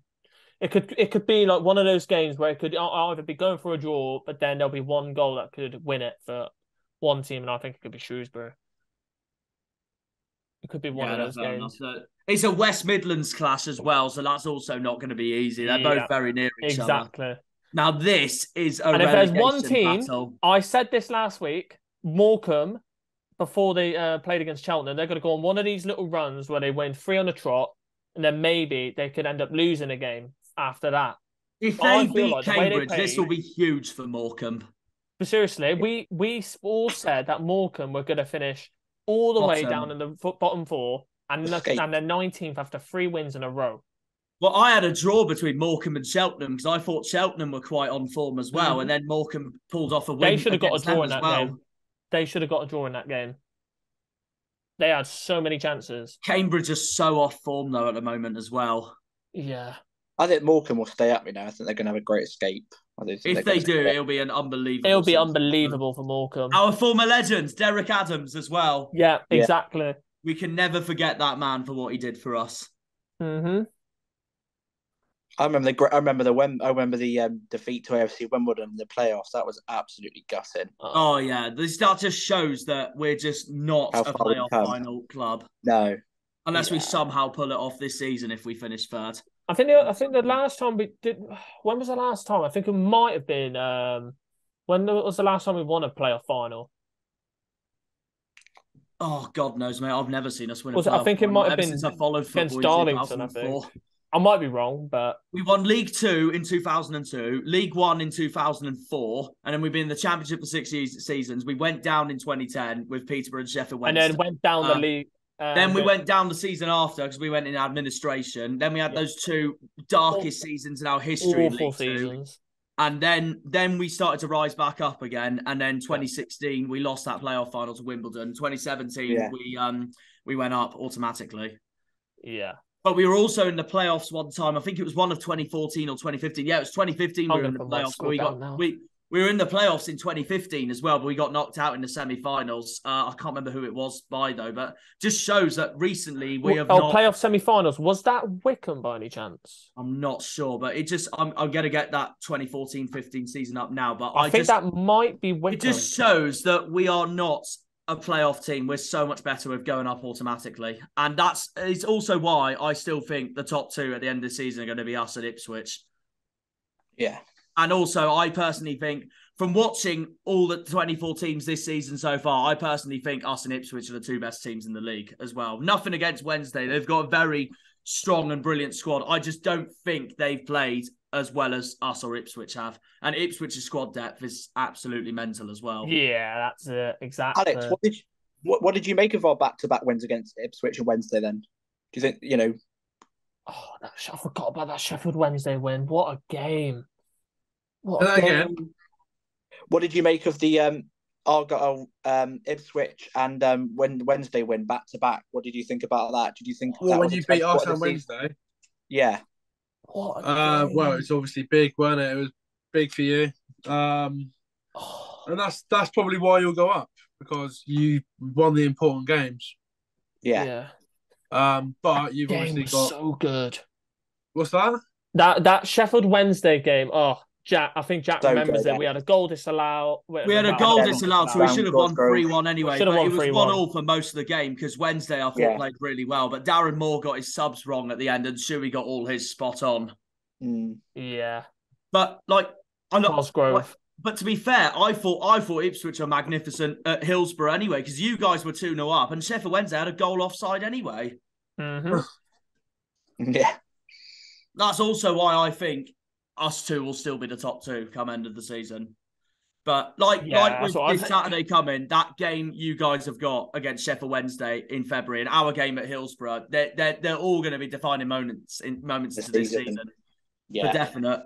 Sheffield Wednesday's still going to play Bolton at home as well. I know you guys still got to go Bolton away as well. And I know that's in March, I think it is. Yeah. That's going to be a big one. It'd be a big one as well, because I know Bolton got points at Ipswich at the start of the season. Yeah. But I'd see... Guys, I wouldn't be surprised if Morecambe gets a 1-0 win, a cheeky 1-0 win, to be honest. I'd put a 1-1 draw. Yeah, I go 0-0. I think it's going to be... I'm putting Stockton to score. I don't know why, but I just have a little feeling that he could possibly bring back his form if he does decide to play. Like he decides if he wants to. I'm gonna say another 0-0. To be honest, 0-0. If I had to choose one player to score, now might be a bit different this time. I'm gonna go Harvey Nibbs for Cambridge. Oh, the player we were interested in buying. Yeah. Yeah. And he played well against us when we went to Cambridge in December. He played well against us. Yeah. They're one of our bogey grounds. Cambridge are. Mm-hmm. We don't have a good record against. Sure, I would have liked to see him. I would have loved to see him at Argyle, but hey ho. And obviously Harvey as well. Stockton won't go to us now that we've signed Ben Wayne. I can't see him going to Ipswich either now that Ipswich signed George Hurst. Yeah. Exactly. But it'll be interesting. But yeah, I'm going to go a 0-0 draw again for Cambridge Morecambe. Yeah, and as well after Craig, if you want to put your goal scorers in. You can message me the goal scorers if you can do a little bit of research after. You could message me them. Yeah, I'll message you, mate. Don't worry. Yeah. What do you reckon this will be, Alex? I'm going to go Cambridge 1, Morecambe 0. I think Cambridge will get a win. Fair enough. Could easily happen. Yeah, fair enough. Could happen. It's a big relegation battle. Yeah, that's another season-defining moment as well, especially after Morecambe's 5-0 win over Burton. I thought that was a season-defining moment in general anyway. Yeah. Nah, that's a big relegation battle there between those two. What's the next game then, Harv? Yeah, let's go. Next game. Charlton versus Barnsley. That's an underrated match, that is, Charlton-Barnsley. Can we have a look at their 5 games? Just have a look at them, see what I think Barnsley could be in for a bit of a shocker here, to be honest. Yeah, Charlton look like they're in good form, yeah. 3 wins, 1 draw. loss. Obviously, Charlton battered us this season. They battered Pompey. Yeah, They obviously 5-1, got that yeah. 4-all draw 5-1. against you guys, which I thought was one of the best games of the season as a neutral. I know you wouldn't have enjoyed it, Alex, of course, especially being 4-2 up at 90 minutes. That must have been heartbreaking. I saw it on like Bet365 and then I put it in the chat and Liam was like, what the hell was going on in that game? I saw 4-2. I was like, oh, they've got that in the bag. They've got it in the bag. And I saw 2 goals. I was like, what the hell? Yeah, no, I don't want to talk about that. Yeah, don't blame you. I don't cannot blame you, to be fair. But I did say to these guys before, earlier this week, I said, people, I can't remember who else. Someone said, to be honest, Jack, I feel for the Charlton fans for leaving early. I was like, I don't. It's their fault for leaving early for missing 2 goals. It's their fault. So, but there you are. What, I guess what can you do? Yeah. Some fans, I guess, are impatient. But I really think this is going to be a hard one for Barnsley. Now, I know Liam. I know he's going to go for a Barnsley win. And I already know what goal scorer he's going to go for. Exactly. But I'm going to go I'll leave him to it. He can have that goal scorer. I don't care. I'm genuinely going to go a Charlton win. I think they're bang on form after winning at Pompey. Yeah, I'm going to go 1-0 Charlton. Yeah. I'm going to say 3-1 to Charlton. Yeah. I'm going to go 2-1 Charlton. Oh, exact same as mine. I'll go for 2-1 Charlton as well. Anyone you think that will score, Alex, for this game? James Norwood will score for Barnsley. Oh, yeah, that is a shout. To be fair, I was either thinking him or Raksakye. That's what I was thinking. I'm going to go. I'll go Raksakye. Who scored against Lincoln? Who scored against? I know it wasn't Lincoln? Leeburn because I had Leeburn to score. Fraser, Blackett Taylor. I was thinking Blackett Taylor as well. What was their lineup? Leeburn, Fraser, Blackett See, Taylor, I think Raksakye. Dobson's one of the most underrated midfielders in the league, and I think he's been Charlton's best player. And obviously, there's our former player, Sessegnon. He could actually be seen, along with Marlon Pack, as the 2 next best midfielders behind Sam Morsey, Barry Bannon, and Adam Randall. And also Morley for Bolton. Woo! And of course, Hurahan for Derby. Okay. I'm gonna go Blackett Taylor for Charlton. Bears. Yeah, no, I really think Barnsley are going to struggle away at Charlton. I think that 3-0 defeat to Bolton has hindered Barnsley a bit. Because I think that's Bolton's best win of the season so far. It's also why I think Bolton's going to get playoffs. Yeah. And then obviously they've just been knocked out of the FA Cup by Derby as well. This could be a turning point in Michael Duff's season at the club. I agree. Yeah. No, I'm also Charlton is so much better home than away. So yeah, I can see a 3-1 win for Charlton. If this was at Barnsley's ground, I would have gone the complete opposite way round. Because Charlton's away form is terrible, even if they did win at Pompey. Okay. No, have you said your score, Craig?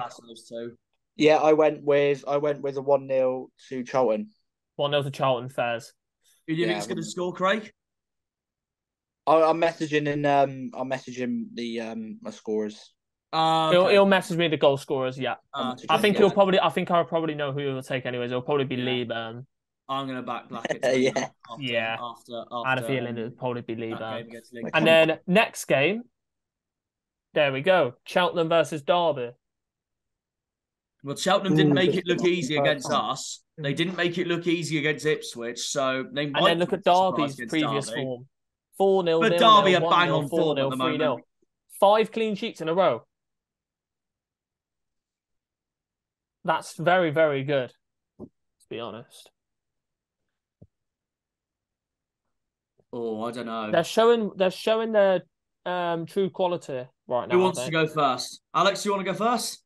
I'm going to go Cheltenham 0, Derby County 3. I think they'll dominate, to be honest. Yeah, fair enough. Yeah, fair enough. Anyone particular for Derby you think that could really hinder Cheltenham? McGoldrick. Yeah, no, I can't believe it. Yeah, he's been bang on form as well. He's been brilliant. And I'll bring the previous lineup up. There's 4-0 written all over it. There's There he is at the back. He looks just like Tom, doesn't he? Passion. I only just noticed that as well. See, that's why I said it. That's Oh, why what I passion? Yeah. Passion, yeah. Do you think That's he looks why I similar said to it. Tom That's from why I said Fournil? it. Yeah, it does a little bit. He looks like Yeah. Tom. Obviously, big shout out to Fournilwrittenalloverit if you want anything related Exactly, with yeah. Fratton Park and Portsmouth Football Club. Yeah. I'm gonna go 4-0. I'm gonna go one on top. Oh. And I'm gonna go one down below. I'm gonna go 2-0 Derby. Yeah. And I'm gonna go to a player that probably most people don't know how to say, Barkways.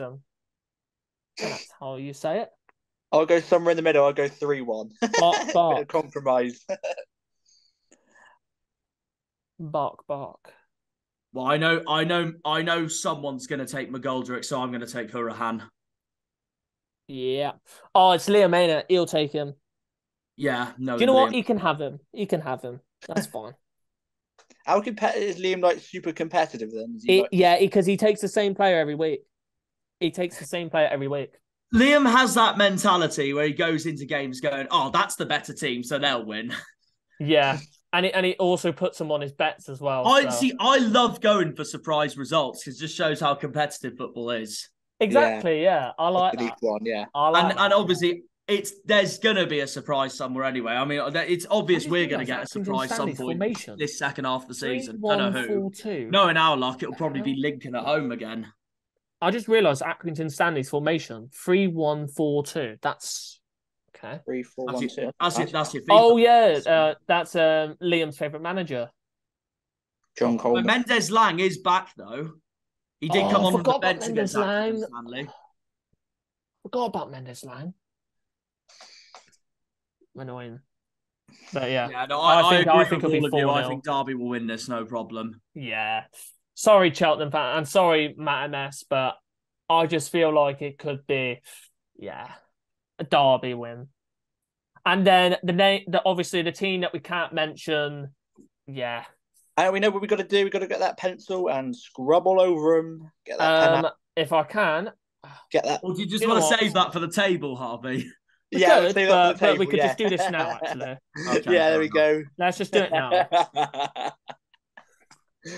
Yes. We can't have Scummy Twat's name there. Sorry.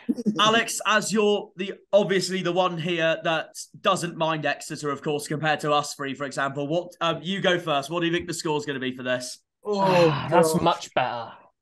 That's much better. Hang on, let me think. I'm going to go Exeter. This is a tough one. Exeter 2. Forest Green Rovers 1. Wouldn't shock me, to be fair. Yeah. I think, Forest Green aren't great, are they? No, and as much as it pains me to say this, I think Exeter are going to absolutely torment Forest Green. And I don't care what anybody says. I will never, ever predict for Harvey's going to predict a 2-0 Forest Green win. I'm going to say 1-0 Forest Green. No, I will never ever predict. I'd like to predict a win for the vegans. I genuinely the vegans. Yeah, the vegan club. That is literally them, the vegan club. I genuinely think it's going to be. They tormented Forest Green as well back in September. I was going to say Wickham, but he's gone now. I'm going to say Garrick, our former Green. Oh, yeah, he's at Forest Green now, isn't he? Yeah, he got bought. Yeah. Yeah, no, I hate to say it. I think Exeter's going to torment Forest Green. I think 3-0 and okay, 3-0. I'm saying 1-0 Forest Green. I don't care. I think Nombe's going to score for Scummy Twats win. Cousins. Oh, yeah. But it would be scenes if Forest Green somehow win the game. Yeah, we don't do that. We don't do that on this channel. Yeah. But that was quick. We don't look at that team ever again. Next game, Fleetwood versus Oxford. Yeah, I don't think that'll be that easy. Raw FC that is a back. hard game. I go 2-2 draw.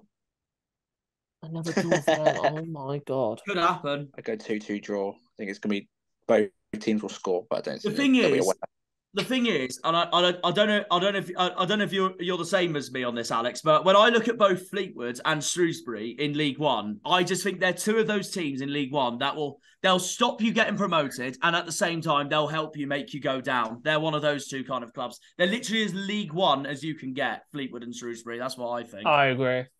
Yeah, I agree with that.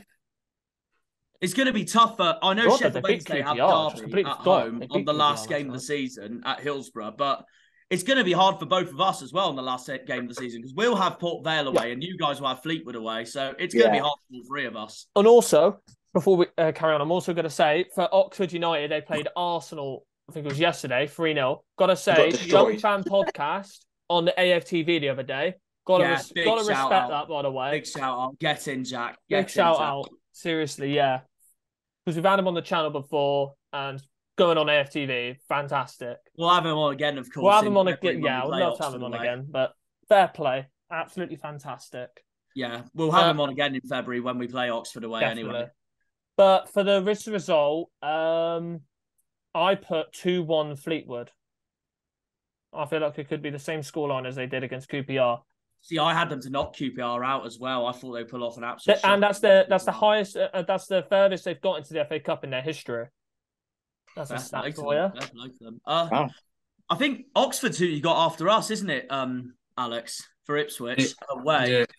Yeah. See, people underestimate Oxford, but I think that's a tough place to go to, and we've got to go there in February as well. I'm gonna put Musgrave to score. But, of course, at home, you guys, I thought that was probably your best performance of the season against Oxford at home. Absolutely tormented them. I would say that Oxford win and that Exeter win were, for me, if I had to choose, the two best performances of the season by Ipswich. Yeah. Oh, yeah. Maybe your 3-2 win over Pompey as well, because Pompey's 2 goals at Portman Road were both penalties as well. Yeah. That's a good shout for a goal scorer, by the way, Rooney. Forgot about him. Yeah, he got sent off against Sheffield Wednesday, but I think he played against Fleetwood. Do you want to get the lineup up? Yeah, I've just had it up. Yeah, there you go. He played against Fleetwood. Yeah, he did. He played against Fleetwood. Played against Shrewsbury. I'm getting my. I think he's off. I'm gonna go a bit different. I'm gonna say 2-0 to Oxford, an away win. Interesting. And I'm gonna back Matt Taylor to score. Yeah, someone was going to predict Matt Taylor. Yeah, exactly. He's done well this season, Matt Taylor. No, he's brilliant for Oxford. He's absolutely brilliant for them. And what was your score, Craig? I went with a draw. I went a 2-2 draw. I don't think it's 2-2 draw. I don't think. Yeah, 2-2 draw. Yeah. Nice. What about you, Alex? What do you think? I'm gonna go Fleetwood. This is a tough one. I'm gonna go Fleetwood 2, Oxford 1. I think after Fleetwood beating QPR and Shrewsbury, I think they're going to be looking to kick on with their form. But like you lot said, Oxford are a good team as well, so it could go either way. But I'm going to go Fleetwood 2-1. Yeah, got to say as well, fair play to Scott Brown as well, doing a very good job at Fleetwood. It's one of my worst predictions of the season so far. I had Fleetwood to go down this season at the very start of the season, and they're in 14th at the moment. So fair play. I've got to respect Burton to really, really well. And Burton are in the bottom 4. Yeah, and then obviously we'll save this almighty game for last. But the next game, MK Dons versus Lincoln. See, that won't be easy for Lincoln, even if MK Dons are not doing very well at the moment. I want to go MK Dons to win. They've got one of the worst. I will check that. Home records. So, let's go all the way down. Yeah, bottom. 8 losses, 2 draws, 2 wins. Yeah, I thought they had the worst home record. Just, well, for MK Dons, it's a fall from grace, really. Let's be truly honest here. I would have loved it if it was true that Scott Twine could have been coming to Argyle, but I'd still prefer Whittaker, like you said, Jack. Yeah. Same with you as well, Craig. Yeah. Yeah. But this is the question I was going to say, though, to Alex anyways. Because obviously MK Dons last year, they finished 3rd, and the team that they had was brilliant. But this year, it shows that if you do not replace Scott Twine and Harry Darling, you're not goal. you're not going to finish in the same place that you were previous season, and it's completely shown that 23rd. And they've got good transfer fees for them as well, haven't they? From Burnley, do you know what I mean? And the other team, exactly. They've got good. They should reinvest that money back into the squad. Yeah. I think this game will be a draw. Oh dear. I'm going to go 1-1. 1-1. Oh, do you know what? Because you showed me that, I think still the MK Dons. They were good when they came to home park. They did make it difficult, and they have got some good players. Who was the scorer for MK when they played us? Harvey. Harvey, yeah. Why am I not surprised? Yeah, sick. Yeah, I'm gonna back Will Grigg for MK. He came off the bench, didn't he, Will Grigg? I think he did. I don't know, did he? Yeah, he come on, did he? I didn't see any announcement that he came on. Oh, by the way, Harvey, you was right. It was Wickham that knocked us out of that playoff semi-final in 2015, and then they lost the playoff final in 2015 to Southend. Knew it. And who did Southend knock out? Stevenage. Bloody hell. What do you think this will be, Alex? I'm going to go MK Dons 1, Lincoln City 2. That could happen, to be fair. Yeah. Lincoln are a very decent team. I think they're quite underrated as well. They proved that, yeah. They proved that in all of the so-called biggish games they've played so far this season. They drew with Pompey, they drew with us, they drew with you guys, they drew with Sheffield Wednesday, they beat Derby, they drew with Charlton. Honestly, yeah, they are very underrated. And that's why I can easily see people say that they've got the best home fans. See, when I went to Lincoln in November, I thought their home fans were incredible. I thought their home fans did. They didn't stop singing, and we tried, even though we sung more, but they didn't stop singing. I don't know what you thought about the Lincoln fans, Alex, when you went for Ipswich. Very good. I'd say they've probably got one of the best set of fans in the league, to be fair. Yeah, I can agree with that. Oh, yeah. How were the Ipswich fans that game? Like, same as us, just loud as ever? We were loud, yeah. We made noise, but enough. Yeah. Is it the atmosphere at home park could be better at times? I think it could. Just depends on the game, because when we played Ipswich, our atmosphere was incredible, obviously, but also so was Ipswich's away end when they came to home park. Which, to be fair, I'm not surprised about anyway, because I know Ipswich has one of the best atmospheres in the league anyway, and I know Saturday's going to prove that as well. And I've already said, our fans need to sing our lungs off on Saturday, because Ipswich, the home fans are going to be rocking on Saturday at Portman Road. And honestly, Jack, for one of the away days was Forest Green, and that was one of the quietest I've ever heard when I was looking Forest back at the highlights. Green is quiet. It's very quiet. Did you go Forest Green this season, Alex? Sorry, yeah, I did. That's all right. Weird. It's weird, isn't it? A weird place.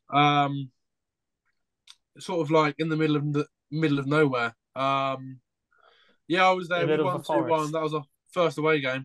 Yeah, no, it was. Yeah, that's the same day we lost bloody 2-1 to Fleetwood, which is a club we can never beat.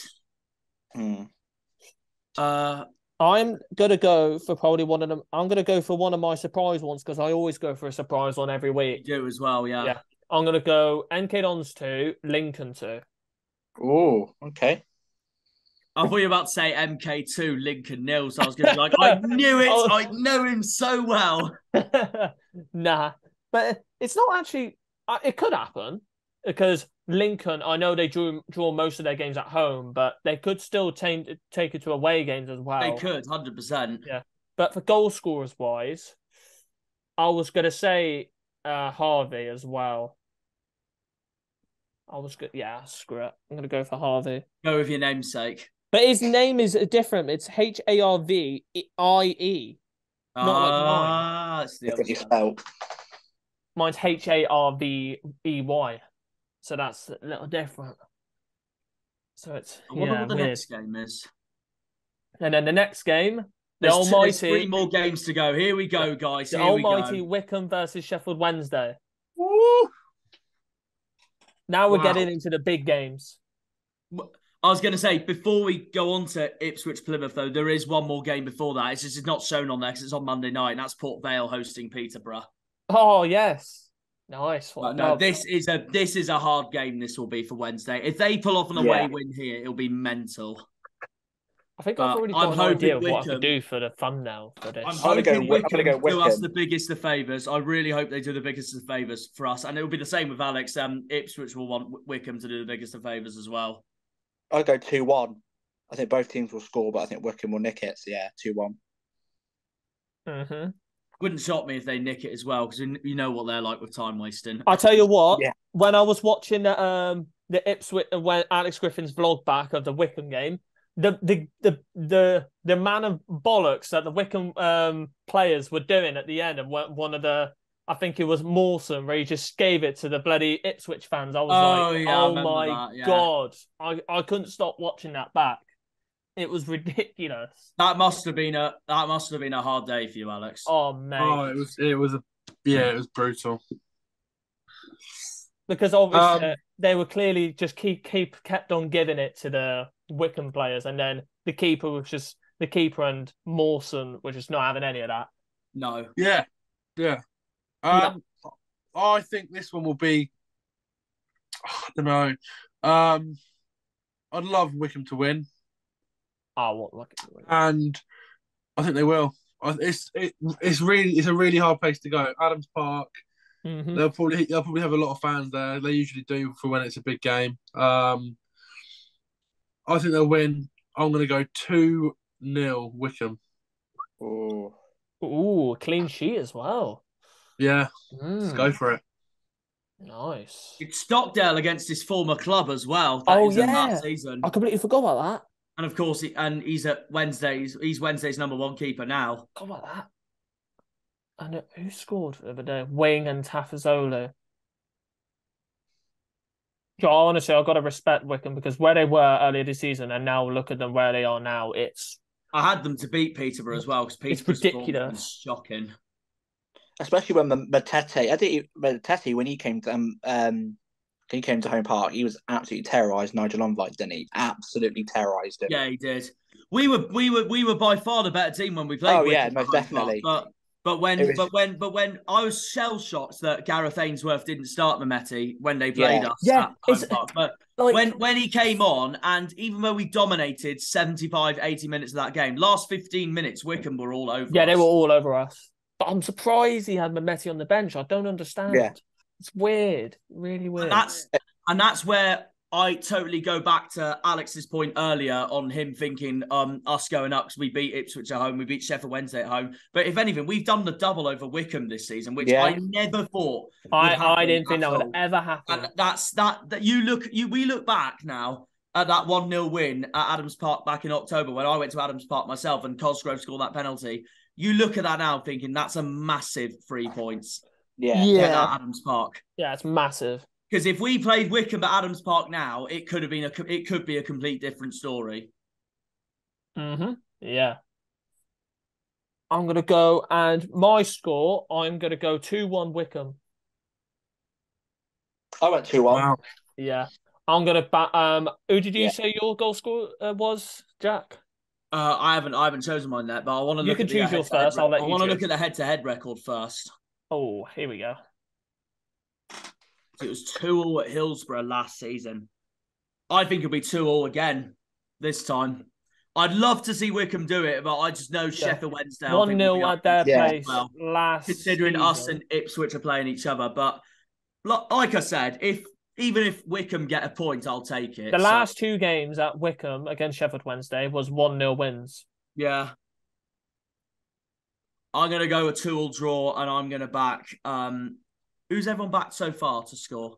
I haven't said mine. Craig will say his later on. Okay.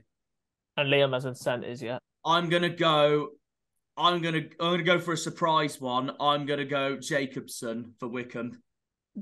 Wow. Yeah, that's their long-term player, isn't he? He's been one of their defenders. Yeah. Years. Yeah. I'm gonna back Mehmeti before Liam steals him off me. Oh, I was gonna steal him. Oh, I was gonna say man. I'll go McCleary then. Oh, McCleary's a good shout anyway. McCleary's taking that one, is he? Okay, I'll go Sam Vokes. So I'll go Sam Vokes. Oh, did Liam take McCleary? I don't know. I'm taxed him then. Taxed. Or you could take McCleary before he puts it in the chat. So that's Liam will McCleary. Yeah, Liam will back one of Mehmeti. Usually backs one of Mehmeti or Barry Bannon or Josh Windass. Yeah, true. Oh, true. I forgot about some of the Sheffield Wednesday players. Oh, Deli Bashiru, he's a Dele shout. Bashiru, yeah. True. Okay. Then we gotta. Why does it do this? Like, there we go. Then it will show them. So next one, Port Vale versus Peterborough. And this is on. This is on. Oh, it's on Sky Sports as well. I'll watch that. Why is this on a Monday night? Why? That's exactly what Luca said. No one's going to watch it. Who's going to watch Port Vale versus Peterborough United? Watch it. I'll watch it if I'm not. Unless the FBI start knocking on my door. Stop watching illegal streams. You just copy and paste my face on, and then the FBI just come in and I just get pushed into the pool. Goodness sakes. That's a hard game, though. That is a hard game. All right. What do you reckon, Port Alex? Vale was one of the most. They're one of the underrated sides this season. I generally think that they've done it against the table as well. Didn't they? Yeah. They played very well. They played really well, and some of the signings. Well, Wilson, he's definitely been good for them this season. And then I think it was Harrison. I think. Yeah, I'll get their previous game up anyways. Ellis Harrison. They signed Harrison, and then they have Benning, Smith, Massey, another good player. Butterworth, another good player. I'm gonna also say that as well. But Wilson's injured at the moment, so annoying for them. Have they signed anybody Port Vale in January? Don't believe so. Sure, to be honest. Don't believe so. I'll have a check anyways. And then for Peterborough's sake, they have the worst away form in the league, and I will one of them, one of them, and I will show it here. So away form, where are they at? 20th. Yeah, 20th. Goodness me. There you go. That proves it. Wow. What do you reckon, Alex? This will be interesting, really. Port Vale's a really hard place to go and get a result, but Ipswich did it. We managed to do it. We won 3-2 there. I don't know. Peterborough a bit hit and miss this season. I think this will be Port Vale. I want to go for a 1-1 draw. Yeah. 1-1 draw. Wow. Okay, fair enough. Yep. I was thinking that. Because of their away form as well, to be fair. Because of their away form, I was thinking that. I'm gonna go for a 1-0 Port Vale. I'm gonna go for it. Yeah, I'd go 2-0 Port Vale. 2-0 Port Vale. Are you? Oh well, okay. Says. If you look at Morecambe, Peterborough, they've conceded 3 against Wickham, 2 against Ipswich. They've got defensive frailties. I'm going to take Harrison. I'm going to go. My pen's about to die as well. 3. I'm going to go Port Vale 3, Peterborough 2. Jesus. You're going for it. I really think there'll be goals in this game, yeah. Plus, Peterborough's defence isn't quite the best either. True. But I do think the so-called R9 of League One is going to score, Johnson Clark-Harris. But there has been rumours that he could be moving to the Championship. So Sunderland mainly. I even heard, Alex, there's been rumours that he could be moving to Ipswich this January, Johnson Clark-Harris. Yeah, we were interested in him. Do you think you'll get him? I don't know.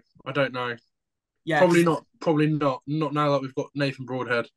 Yeah, because that's what I was thinking after you guys signed George Hurst on loan. Yeah. So I think I'm kind of thinking the same feeling here for that. And look at that. I think there'll be a goal fest in this game. But no, I'm going to back 3-2 Port Vale. I'm going to back Clark Harris to score for Bears. Bears.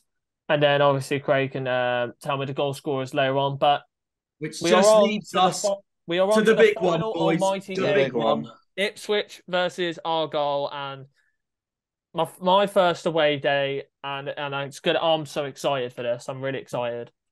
Wow. It all come down to this. First away day of the season or ever? Ever. My first ever away game ever. Wow. I'm so excited. That's mad. Mm-hmm. Well, it must have been hard to get tickets. Well, Jack was like trying to ring me for an hour, like, Come on, the tickets are out. Yeah, so it was on general sale, and I just rang Harvey. I was like, "They're out on general sale. I was asleep before they get sold out." I had a missed call from Jack for an hour. I was like, "No, the tickets must be out."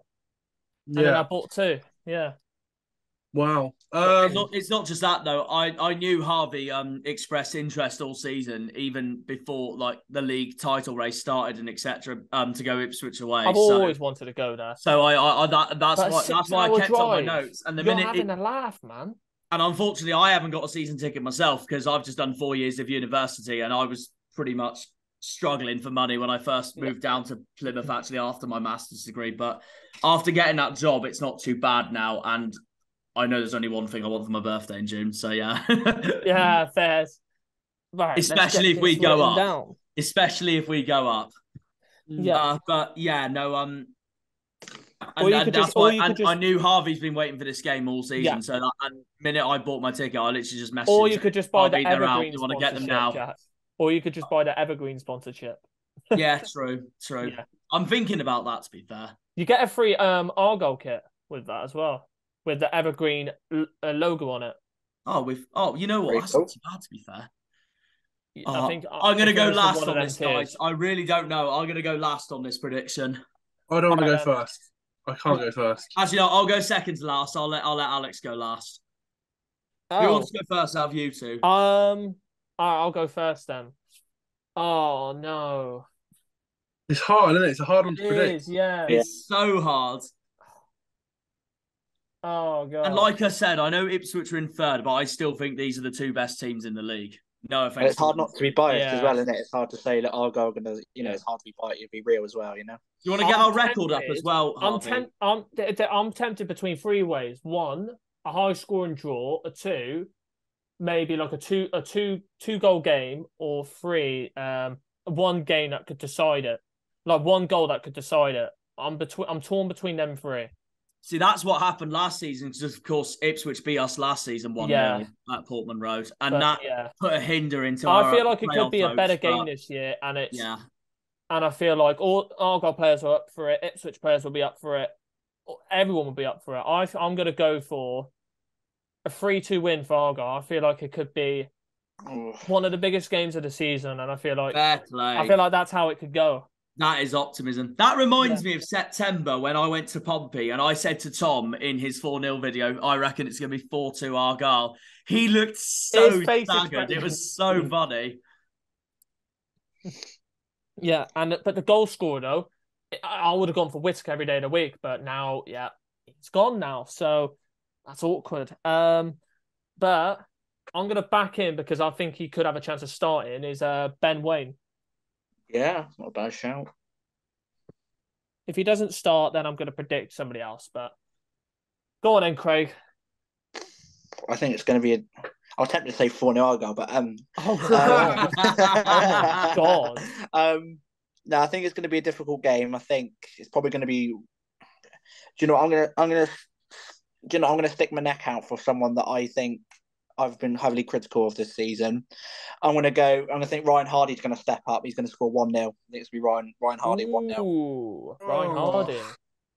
Yeah, I'm going to go Ryan Hardy. I was going to say, if it was 4-0, we're going to have to rebrand our channel called Argyle Written All Over It. Argyle Written All Over It, for God's sake. Yeah, 1-0 Ryan Hardy. 1-0 Ryan Hardy. Fairs.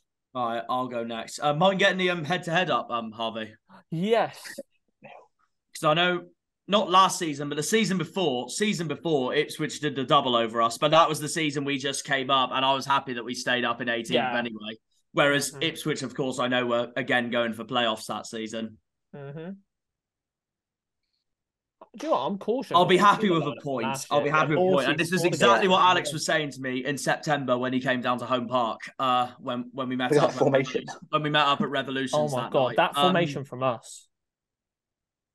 What the hell? Yeah, we won't do a 3 midfield like that, though. It'll probably be way different. It'll be way different. But last season, I also wasn't surprised. I will be honest, I had Ipswich to win the game 1-0 last season as well. So, and they somehow did, because we were in that playoff race, but I knew we were inconsistent as well. And I knew Portman Road was going to be a hard ground to go to. So I wasn't surprised at all that Ipswich beat us 1-0. at Portman Road last season, even if we did have a much better season last season. But still, I'd love to see us win, but I'll be happy with a point. I'm going to go 1-1.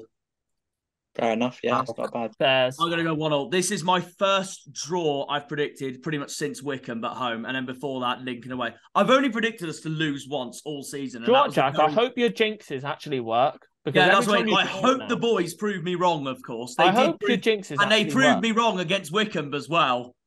Oh, God. I've only predicted us to lose once all season, and that was at the very start of the season before we played Peterborough at home. So I thought Peterborough were going to be one of the guys to possibly go up at the start of the season. But I had 3-2 Peterborough, and they knocked us out in the Carabao Cup as well. But then the boys proved me wrong, and we won 2-0 at home. So I looked at that thinking, we could really be there this season. I know it's been 3 games, but still. And then we got hammered 5-1 by Charlton, which wasn't fun. I had my Pompey mate Gabe message me at full time saying, "Christ, you got battered tonight." I thought that just shows the league isn't easy at all. So I was like, as long as we bounce back against Forest Green, that's the main thing. But no, I'm going to back a 1-1 draw, I reckon. And I think the scorer is going to be Randall for us. Randall. And if that's going to be my scorer. But if I had to choose one player to score for Ipswich, I know most people are going to back Ladapo just because he knows us so well. But I'm going to back Harness. I just think the guy's unbelievable. Yeah, fair enough. But, yeah, I'm going to back Randall to score for us. But if I had to choose one player to score for Ipswich, I think it'll be Harness. Mm-hmm. Yeah, fair enough. It all comes down to you, Alex, for Ipswich versus Plymouth. I don't like predicting for the. I think it's going to be a really tough game. I think it's probably, like I've said already, it is the biggest game of the season. It doesn't really get much bigger than this. I know we're third and you're obviously top, but the gap between us and Sheffield Wednesday is so small. So it's a massive game. I think it's going to define which team go up. If you beat us on Saturday, I think you will definitely get promoted. And likewise, I think if we beat you, we'll probably go on and get promoted as well. I don't know. My heart says that we're going to win purely because you've lost Whittaker and he was obviously your top goal scorer. And am I right in saying you've got your captain's going to be missing out on the game? Yeah. Joe Edwards. Yeah, I for that reason, I am going to go for an Ipswich win. But I think it'll be close. I'm going to go 2-1 Ipswich. Bears. However, like Jack said, it could very easily be a draw. Yeah. But I'm going to go with a 2-1 win. And the goal scorers, okay, I think Connor Chaplin's going to score. And this is a big shout. Either George Hurst or Nathan Broadhead will come on and score the winner. That is a shout, to be fair. Bears. And fair enough. Portman Road. If we do win on Saturday, it would be crazy. The scenes would be mad. Oh, the atmosphere would be mental. Oh, 100% it will. But no, what was I going to say? No, I was going to say also for your point of view as well, Alex, for an Ipswich point of view, we did drew 0-0 against Bolton, and Bolton for me were the better team from start to finish. So that might give Ipswich confidence. Yeah. To be honest, though, I don't mind a draw against Bolton, but they're a hard team to play at their ground. If I'm truly honest, they're a hard team to play at their ground. 100%. And that's exactly what we showed on Saturday. And with them recently signing Randall, that play, obviously, Randall Williams player as well. Bolton. Yeah, no, I thought he was really good. I thought he looked good as well. It's a hard ground, and I know, and it's the same with Alex as well. I know Ipswich still got to go there in March as well. That's the day we go to Barnsley. Yeah. And that's the day Sheffield Wednesday go to Portsmouth. So that's going to be a mad weekend. Oh, that's going to be a mad week. Goodness me. All three of us are all away that weekend as well. Yeah. If you want to go through the league table here, Jack, you can do it. Yeah, I can do. I'll go from bottom to top, actually. Bottom to top. We can do bottom to top. Yeah, so there's your bottom four. Forest Green, MK. Oh, they're at the bottom. And Accrington They're in the bottom half. Honestly, yeah, not been the brightest of seasons for them so far. Big relegation battle, of course, between Cambridge and Morecambe. They play each other this weekend, 19th, 20th. And then, I think between Morecambe and Forest Green, that for me, that's going to be your relegation battle towards the end of the season. I think Cheltenham onwards. I think Cheltenham will stay up. I think Shrewsbury will stay up easily. Oh well, when I say easily, I just think they will do it 100%. Same with Fleetwood, and of course Oxford and Lincoln. Portsmouth at this time when we faced each other in September were in second place. Now they are in 13th, so they've had a massive drop off. And back in September, when us two faced each other, I think Pompey would have wanted a draw between us two. We obviously ended up 2-1 winners, and Pompey still hadn't lost a game by then. Then their first defeat of the season came when Ipswich beat them 3-2. And of course, Pompey's form has pretty much, apart from their win against Forest Green, their form has just dropped since then. Yeah. They could claw it back. Depends on who they get in as their new manager and stuff, but I think, like Alex said, if they do get Chris Wilder in, they could easily be in that contention for the playoffs. They might just miss out like what we did last season, but I still wouldn't quite rule them out yet. Obviously, we've only just gone past the halfway point of the season, and also they've still got 3 games in hand as well. 4 games in hand, actually, in fact. And then we move on to the top half of the table. Charlton now up to that 12th place. They've picked up their form.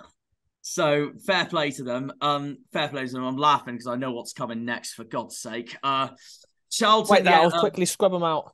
Charlton are in 12th, so they've picked up their form. Bit of a big battle there in the mid-table between Portsmouth, Charlton, and a team that's irrelevant that's currently in 11th place.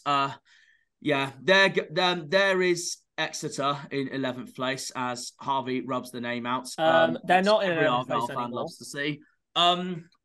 We don't know who that team is. On a neutral perspective point of view, before someone goes up to me, what did you just say about Exeter? Neutral perspective point of view, they have done well for themselves, considering they've come up from League Two and stuff. But when I know when Craig asked that question, do you think they could push for a playoff spot? My honest opinion is that I don't think they will, and I'm not being biased on that. I think they're too inconsistent, both home and away. So I think they'll just be mid-table as it stands. But anyway, they are irrelevant, but they are in 11th, so they're doing well for themselves. Yeah. Port Vale is 10th. They're doing even better than Exeter at the moment. To be fair, apart from Forest Green, all of the promoted it's sides... only their goal difference that's letting Port Vale down, but apart from it is, you're really right. Well. Apart from Forest Green, all of the promoted sides have had brilliant seasons, to be fair, so far this season. Port Vale are in 10th place at the moment. They're, of course, I blimmin' underestimated them badly when they came to Home Park and they beat us 2-0. I also forgot that we had such a rubbish record against them as well. Peterborough, they're 11 wins, 11 defeats. That's basically as mid-table as you can get. It's their away record, like I said. They've had the least draws out of absolutely anyone. They could be potentially losing their main striker, Johnson Clark-Harris, to the Championship this January. Of course, he played in the Championship for Peterborough last season. Could be a season-defining moment for Peterborough. And I'll tell you what, that's going to be really interesting to see how they do under Darren Ferguson now for the rest of the season, because Grant McCann's now gone. And it's been disappointing for them because Grant McCann's proved it before when he went up with Hull 2 seasons ago, and Hull absolutely dominated the league, along with Peterborough themselves that season while we finished 18th. But he's come back to League One to bring Peterborough straight back into the Championship, and it just hasn't to be at all. And I just think they're definitely 100% going to be a League One club again next season. Yeah. And things not going too well for them at the moment. Bristol Rovers ahead of them in 8th place. Brilliant season for Rovers at the moment. And I'll tell you what, back in September, October, Joey Barton's side were around the relegation battle. And the way he has turned that club around this season at the moment has been mind-blowing. Do you know what? Aaron Collins, for me, is the best striker in the league at the moment for Rovers. He's in my team of the season so far. Yep. You'll be pleased to hear this, actually, Alex. But two of my players in my team of the season so far are actually Sam Morsey and Connor Chaplin. So which I do agree with. Kind of doesn't sound like a surprise there, to be fair. You'll probably agree with me on that anyway, Alex. Mm-hmm. Yeah, definitely. But yeah, Rovers. Collins is a fantastic striker for them. Of course, we still got to face Rovers at home, which even though on paper we should win that, but Rovers love playing us, and it's a West Country battle. You know it's not going to be easy. I said his name wrong again. Wycombe have climbed themselves up to 7th. Wycombe, of course, they had a shaky start to the season. They were plagued with injuries, though, just like Oxford, and now they fully got their full squad back. They're doing really well for themselves at the moment. They've had some cracking results at home as well. And to be fair to them, you may think to Wycombe that losing David Stockdale to Sheffield Wednesday was a big blow. But in fact, I think their new keeper, Stroik, is absolutely phenomenal. I personally think he's one of the most underrated keepers in the league. Keepers. Yeah. No wonder Wycombe are back up near that playoff spot in 7th place. And it still wouldn't shock me if they sneaked into the playoffs as well now. Do you know what I'm honestly going to say as well? I got my prediction wrong here that I didn't think Wycombe would make the playoffs back in October, November. But they have really proved me wrong. They're doing really well at the moment. I'm going to do a little bit of a backtrack with Bristol Rovers and say a little bit about Wycombe as well. With Bristol Rovers, from where they were last season when they had a high shot, a very low chance of getting the automatic promotion. They had to win by loads of goals to beat.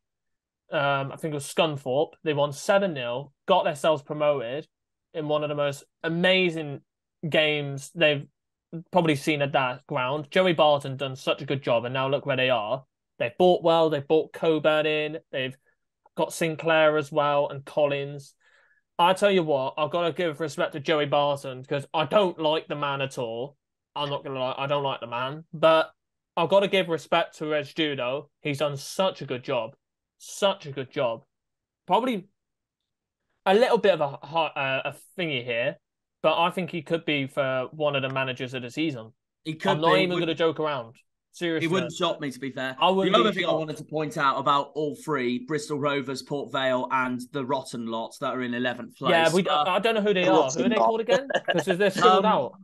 For those three, I think their key now is to really aim for staying up in League One next season, considering the seasons they're pulling off in League One at the moment. But exactly, yeah. Yeah. 6th in the playoffs at the moment is Barnsley. They have dropped form a bit lately. I think that 3-0 win for Bolton, I think, could be a huge changing point in the season for both clubs, really. And obviously they got well beaten by Derby in the 2 seconds.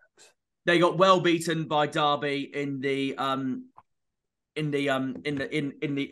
FA Cup. So things ain't looking great for Barnsley. They got Charlton away this weekend, and Charlton have just banged on form, which I won't be surprised that I've gone with a Charlton win. I won't be surprised if they win that at all. But still, not a bad season for Barnsley, to be fair. But they could still do it. But it just shows how tight those playoffs are. Bolton currently in 5th, Derby currently in 4th. Personally, for me, I know Derby are currently in 4th at the moment, but for me, out of all those teams, I think the one that's getting playoffs for definite is Bolton. After the way they played against us and the way their defence has been this season, I can really see them do it. Did the Bolton not say they'd be happy with 4th, didn't they? They said they'd be happy with that. Yeah, they said they'd be happy with playoffs, basically. Yeah, and because then they'll know they'll use that playoffs advantage to try and get up themselves. But before we go on to the top 3, and this is a question Harvey's been asking a lot of us lately, I'm going to ask this to you, Alex. If you had to choose 2 clubs in that playoff spot, so Ipswich, Derby, Bolton, Barnsley, and you had to replace them with 2 clubs that you could see get in the playoffs, who do you think it will be as it stands right now? I'm going to go Portsmouth. Oh, it's hard to pick 2. I'm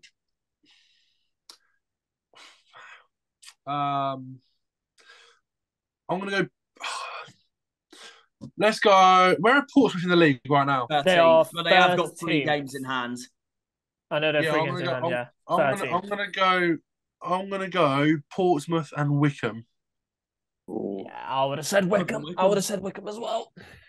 And who do you think they'll replace in that current? Well, I don't know if they will. Right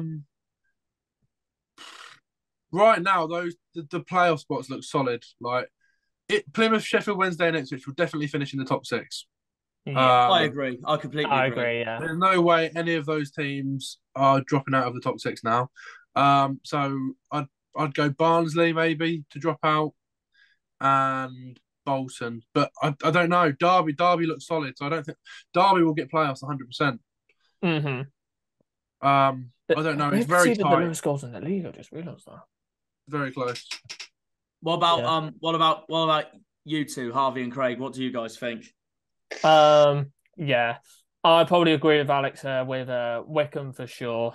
I feel like they'll probably be fighting with Barnsley and Bolton definitely for playoffs. They're all very close to each other. But another team, if I was going to pick another team, I'm going to go for a high shot. I'm going to go for Bristol Rovers. That's what I was thinking as well. Yeah. If I'll tell you what though, they've scored a lot of goals, 42 goals. I've got to respect that, but it's just the goals that they're conceding. That's the thing. They've conceded 43 goals. I don't know how many goals they've. I will have a look at how many goals. I need to get rid of that scribble as well because that's kind of annoying me. Let me get the mouse back up. But if we look at their home, if it's a home form or away form, like they've conceded 21, scored 21, and then at home they've scored 21 and conceded 22. That's okay. Fairs. Okay then. So it's all exactly the same, but they've just got to they've got to concede. If they don't concede as much as they did in the first half of the season, I think they could push. They could push. They're only 3 points behind Barnsley. I know they've got 3 games on Barnsley. Have got 3 games in hand over them, which is crazy, but I feel like they could have a chance. But if there's 2 teams that could come out, Bolton and Barnsley most likely. So I've gone different. I'm going to go Wickham and Bristol Rovers to replace Barnsley and Derby. I can honestly see Bolton do it. I honestly can see Bolton do it, especially the way they played against us. It's a hard one. Derby's a hard one for me because I've seen some of their form this season where they could just miss out and stuff. But at the same time, at the moment, they're bang on form at the moment. And with the team they have, it still wouldn't shock me at the same time. Do you know what? If they got in. And the other day... Actually, yeah, no, go ahead, Hoff. They're going to stay in the play. I think they'll stay in the playoffs because of them. Well, they have conceded the least goals this season, 17 goals. They've only conceded 17 goals in 24 games. Like that. And I think the highest goal scoring, I think the highest amount of goals they conceded in one game is against Argyle, right? 3. Yeah. And that is ridiculous after 24 games. That's madness. It's a hard one for me because it still wouldn't shock me if they did just miss out. But with the form they've been on at the moment, and I will be honest, the other day when I was still rethinking my midway predictions, I reckon it'll be one of Wickham or Barnsley's finish 5th and 6th, and Derby to just miss out. But now I'm leaning towards Barnsley missing out at the end of the season. So I really don't know. It's a hard one. Well, what about you, Craig? Can I do one, or have I got to go 2-2? You could do one, or you could do 2. It's up to you. Actually. Do you know? I can see Derby and I can see Bolton finishing in the playoffs. Do you know the one team that I would substitute is Barnsley, and I wouldn't roll out Bristol Rovers, taking that last spot off Barnsley. You know, someone in the Discord chat actually predicted Bristol Rovers to finish 6th come the end of the season as well. So that would be mad if that actually happens. Do you know what? A lot of teams next season will be going for Coburn and Collins. Yeah. They'll be going for... I'll tell you what, a lot of teams will be going for Collins. 13 goals and 10 assists. I'll tell you what, a lot of people are going to be going for him. Yeah, it's going to be very interesting to see. How old is Collins? He's 25. Like that's the way I see that playoff spot. And Coburn's 20. I think if I had to choose one team that I think's definitely going to get in the playoffs, it's Bolton for me. But those two have got to face each other next week. Those two face each other at Pride Park, Derby and Bolton. So that could be also another defining moment into the season. That would be while we have Cheltenham at home, Alex's boys Ipswich will have Oxford away. Which now moves us on to the top 3 of this season. So, of course... do you know what? Extra effect.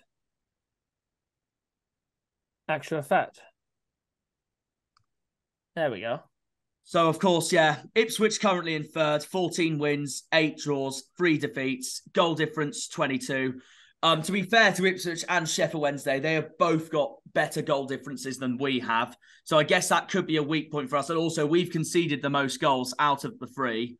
But I think everyone agrees with all of us on this, really, Alex. It's your best season in League One by far so far since you came down in 2019. Yeah. Yeah. 100%. How much out of 10 would you rate your season so far? 9. 9 out of 10. Yeah, no, fair enough. At the start of the season, I mean, I need to relook. I need to relook at your start of the season predictions anyway. But at the start of the season, where did you have Ipswich to? At the start of the season, where did you have Ipswich to finish? Well, in my video that I did a prediction video. I put us second. I'm pretty sure. Oh, have a look. Second. Right. Whereabouts did you have us? I can't actually remember. Shall I quickly have a look?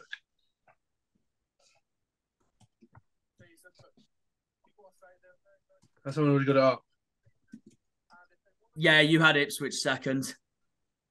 Where did I put Ports? I don't know where I put you.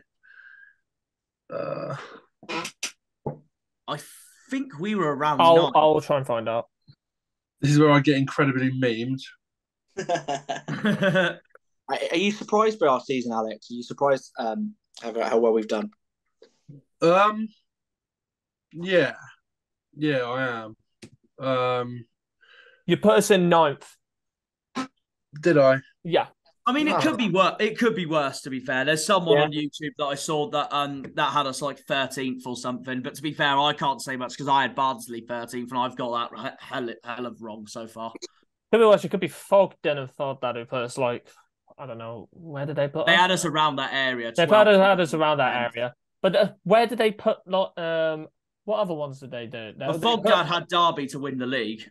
Yeah. Yeah. I had Sheffield Wednesday to win the league. The same as you, actually, Alex. Mm-hmm. Yeah. I think a lot of people put Sheffield Wednesday to be around that. Definitely. But I think a lot of people have under predicted us, and do you know what? It's actually kind of made me like not like happy wise, but a little bit like, oh my god, I feel like we've overachieved this season. Yeah. Like, a little bit, but then there's a little bit like, look at last season. We were first at December, and then we lost our manager Ryan Yole, and then we collapsed a bit. The minute we lost to Charlton, 2-0, our form dropped. Yeah. And then we lost 5. All right, I don't want to talk about this anymore after this. We lost 5-0 to MK Dons, and then might sound a bit biased, but I did have us second in my start of the season predictions because I was confident in our team after last season and going into this season, and the only person we sold was Kamara, so I was confident in this season because for Wednesday. Yeah, I want Finn Addz to come back and just have an amazing second half of the season, because look what he did at the first half of the season. He's already scored 6 goals, and he was so good first half of the season. To be fair, Alex, I had you guys third at the start of the season as well, so I guess it's not too bad either. But I know obviously at the same time, same as us, I know we'll both want automatics at the end of the day now. Yeah, exactly. But yeah, I'll tell you what, that's at the moment, I think Sheffield Wednesday are going to finish third. And I think we're it'll be one of us two. I really don't know. I don't know who it'll be to win the league. And I'm honestly going to say this right now: the only thing I think that could give us the biggest favour in this league this year is our home record. 12. That's all I can honestly say. 36 points. Yeah, it's 12 wins, 0 draws, and 1 loss, and we've got a very good run in at home as well. That could definitely when we say very good, when we say very good running, it's basically on paper going on paper very good running, yeah. But to be honest, for the way we've played the first half of the season at home, we've played Ipswich at home, Sheffield Wednesday at home, Barnsley at home, Peterborough at home, and we've only lost once. I know it's against Port Vale, but we only lost once out of 13 games.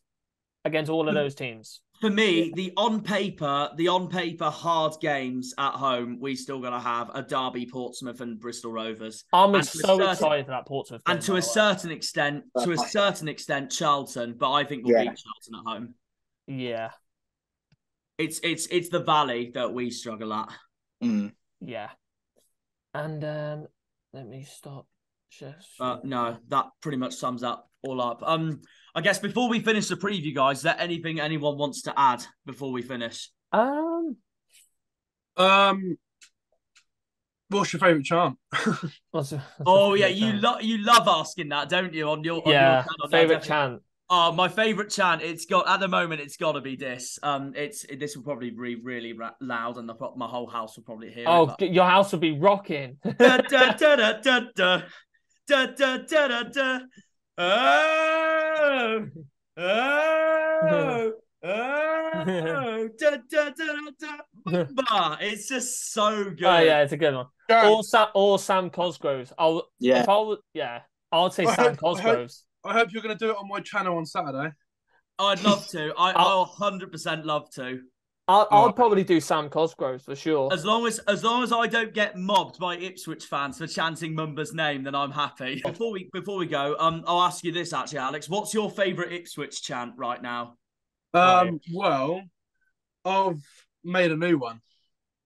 Oh, fair enough. Oh, here we go. Oh God, hang on, I've forgotten how it goes. Hang on. Oh no, how's it? I've literally forgotten. Oh no. Oh no. Oh, this is terrible. I should know. I can't remember it now. I'll go for a classic. We've got Super Kim McKenna. He knows exactly what we need. Wolfie out the back. The Dapple in attack. The Town are going to win the fucking league. I don't know if I can swear.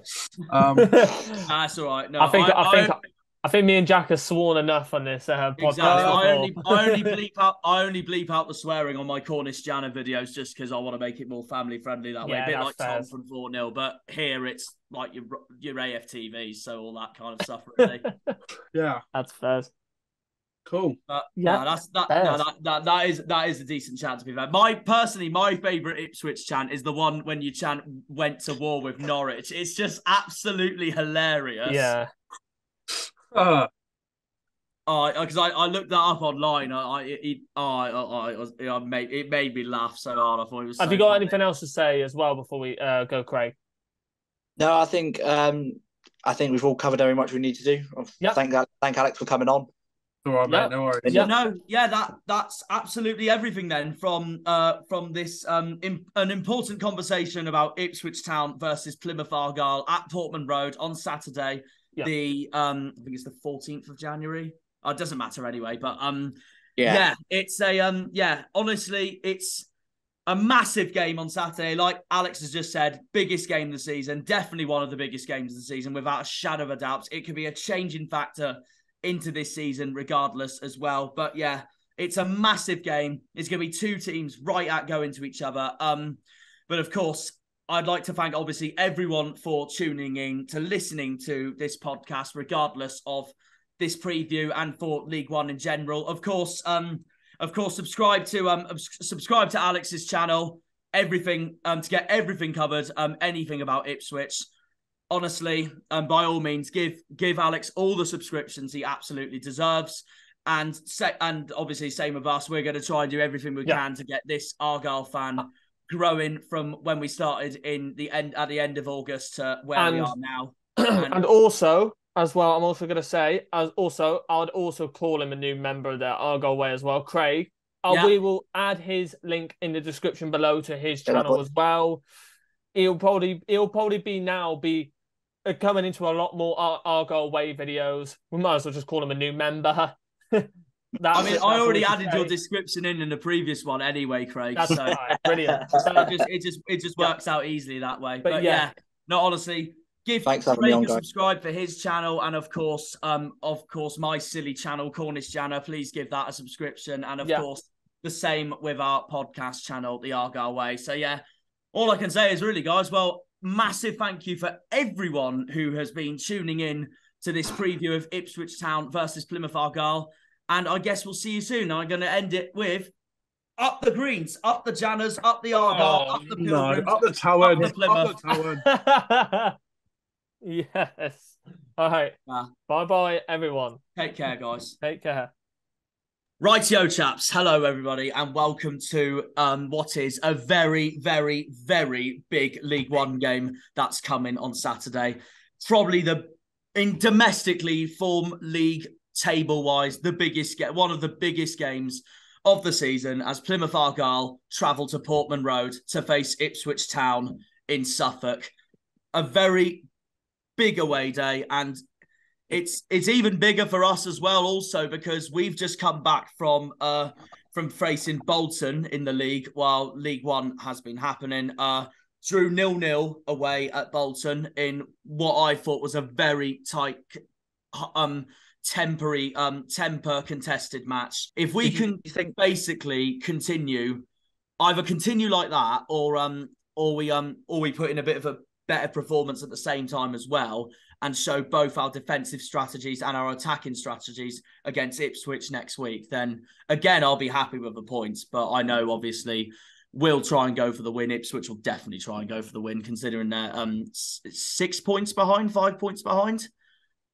So yeah, something like that. Did you watch Bolton, Luca, when you had the chance to do so? No, I was at the Ipswich Rotherham game at the time. So oh yeah, first. How did that go for you, FA Cup? Oh, 4-1 win against the Championship side. I'll take any day. Fair enough. And how are you feeling at the moment coming into this big clash next week at Portman Road? I was nervous. Then I saw how well we played yesterday and how you couldn't score a goal against Bolton. So I'm a little bit more confident than I was. Yeah, that makes sense. Confident than I was. That makes sense. Although whether our defense is up to the same amount of task as Bolton's defense is, I don't know, considering they've got, well, probably one of, if not the best defenses in the league. Oh, that I completely agree with as well. Because I swear they've only conceded like 1 or 2 in the last 5 or 6. Wouldn't surprise me, honestly. And got a fantastic goalkeeper as well. Was it Kristen Walton? He was absolutely superb when he came to home park as well. Yeah, I agree. Oh yeah. He's absolutely superb. How's his season going? He's had one off game, and that was against Charlton. But we don't talk about the game against Charlton. No, he is a good. I don't think he's near the level. I don't think he's anywhere near the level of Cooper and Trafford, to be honest. No, but he's a solid, definitely a championship standard keeper, 100%. And I mean, we got a good back three as well. We got Wolfenden, who I would say is again one of the best centre backs in the league. We got Jano Danasian, who is just his link-up play with Wes Burns on the right. I think anyone's terrified of that when they come to Portman Road. Yeah. Yeah, no, we got a good back three, we do. I know I know you've already told me this as well. I know the main two. I know you've told me that you're looking out for next week are Saxon Early and Ballymumba for obvious reasons. So, and I know that Mumba and Early are going to get booed the whole game by if one of them scores, the North Stand is going to go absolutely berserk. Yeah, it probably wouldn't shock me as well. No, that'll. It wouldn't surprise. I mean, when we played Cambridge last season, Wes Houlihan got booed every time he touched the ball. I mean, he's Norwich through and through, that man. Yeah. It'd be even worse for you lot if one of Mumba or Saxon Early scored and he just did what Rodri did against Arsenal last season and just celebrated right at the Ipswich fans or something. Yeah, exactly that. Heaven forbid. Yeah, that's fair enough. But when I looked at our midfield battle against Bolton, which was Randall versus Morley. I think this one's going to be an even bigger battle because I personally think these two are the two best, along with Barry Bannon at Sheffield Wednesday, are the two best central midfielders in the league, Adam Randall and Sam Morsey. So I don't know what you think on that, Luca. Regarding I think you've just named the top three: Bannon, Morsey, and Randall. Yeah, the top. Bannon, I think it's clear of both of them. But is there anyone for Ipswich though, for the time being, like form wise, or in that team that we should heavily look out for next week when we come to Portman Road? Connor Chaplin is insane at the minute. He's now your top scorer as well, isn't he? He's joint with Ladapo. Oh, okay, fair enough. Leif Davis is also terrifying. Yeah, that's your left back. He's absolutely insane. He is. In fact, I think that's who Mumba's going to face next week, considering Joe Edwards is going to be out of the game because obviously he got sent off against Bolton. Oh, yeah. Saxon Early. Stewie will start Saxon Early on that left wing back side, and also he played Mumba on the right against Bolton as well. So it'll be Leif Davis that Mumba's going to have to deal with next week, basically. Yeah, it'll either be one of them gets very unlucky, one of them gets very lucky, or that side of the pitch is just quiet the entire game. And I think that's pretty much it.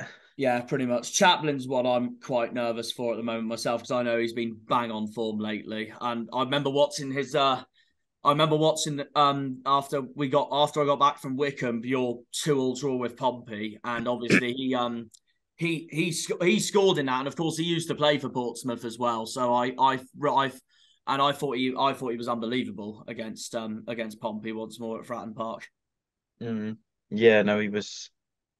From watching the highlights of that game, he's just doing everything right, isn't he?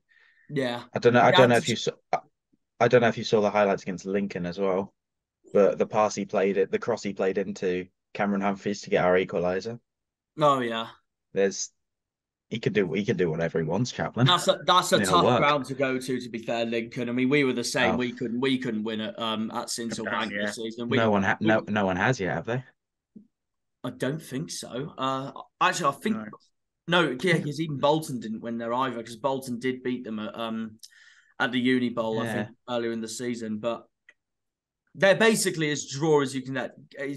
Basically, they did lose yesterday. They did lose 2-1 to Charlton yesterday. That was away though. So they're their little records carrying on, isn't it? Their away form is nowhere near the same as what it used to be earlier in the season. Because their last 3 games away, they've all lost. Lincoln, Charlton, Burton, and Shrewsbury. But I'm having a look at Lincoln's fixtures now, actually. But yeah, they drew with us. They drew with you guys. They drew with Sheffield Wednesday. They lost 2-0 away at Bolton. They lost 4-0 away at Peterborough. Pompey couldn't win against Lincoln either, even though that was at Pompey's ground itself. Lincoln beat Derby 2-0 at Lincoln's ground. So they've at least got 1 point at. Do you mind if I go through some stats, mate? I've got some. Oh yeah, of course. Go ahead, Craig. Yeah, so did some research on. So currently sitting third in the league with 14 wins, 8 draws, and 3 losses with 59 points. 47 goals scored, 25 conceded with a goal difference of 22. Last 5 games, drawn 2, 2 wins and 1 loss. So on that, I think doing well offensively and defensively. Where would you say, Luca, is your main weaknesses in terms of defensively? Do you think set plays, counter-attacking, set goals? Where do you think Argyle can most joy against you?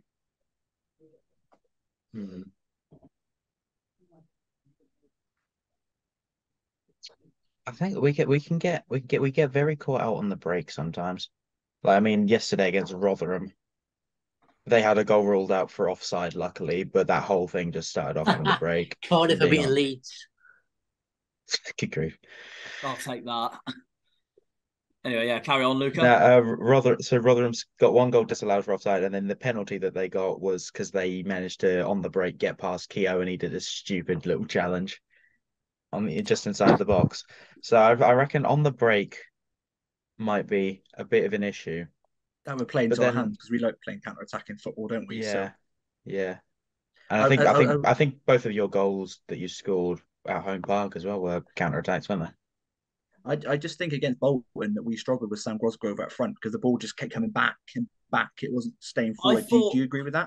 I thought Cosgrove hardly had a chance against Bolton. I didn't think he was getting enough service, and that's why I thought our worst player against Bolton was Mayer. I thought it was his worst game in ages for us. So I honestly thought Mayer was our worst player against Bolton yesterday.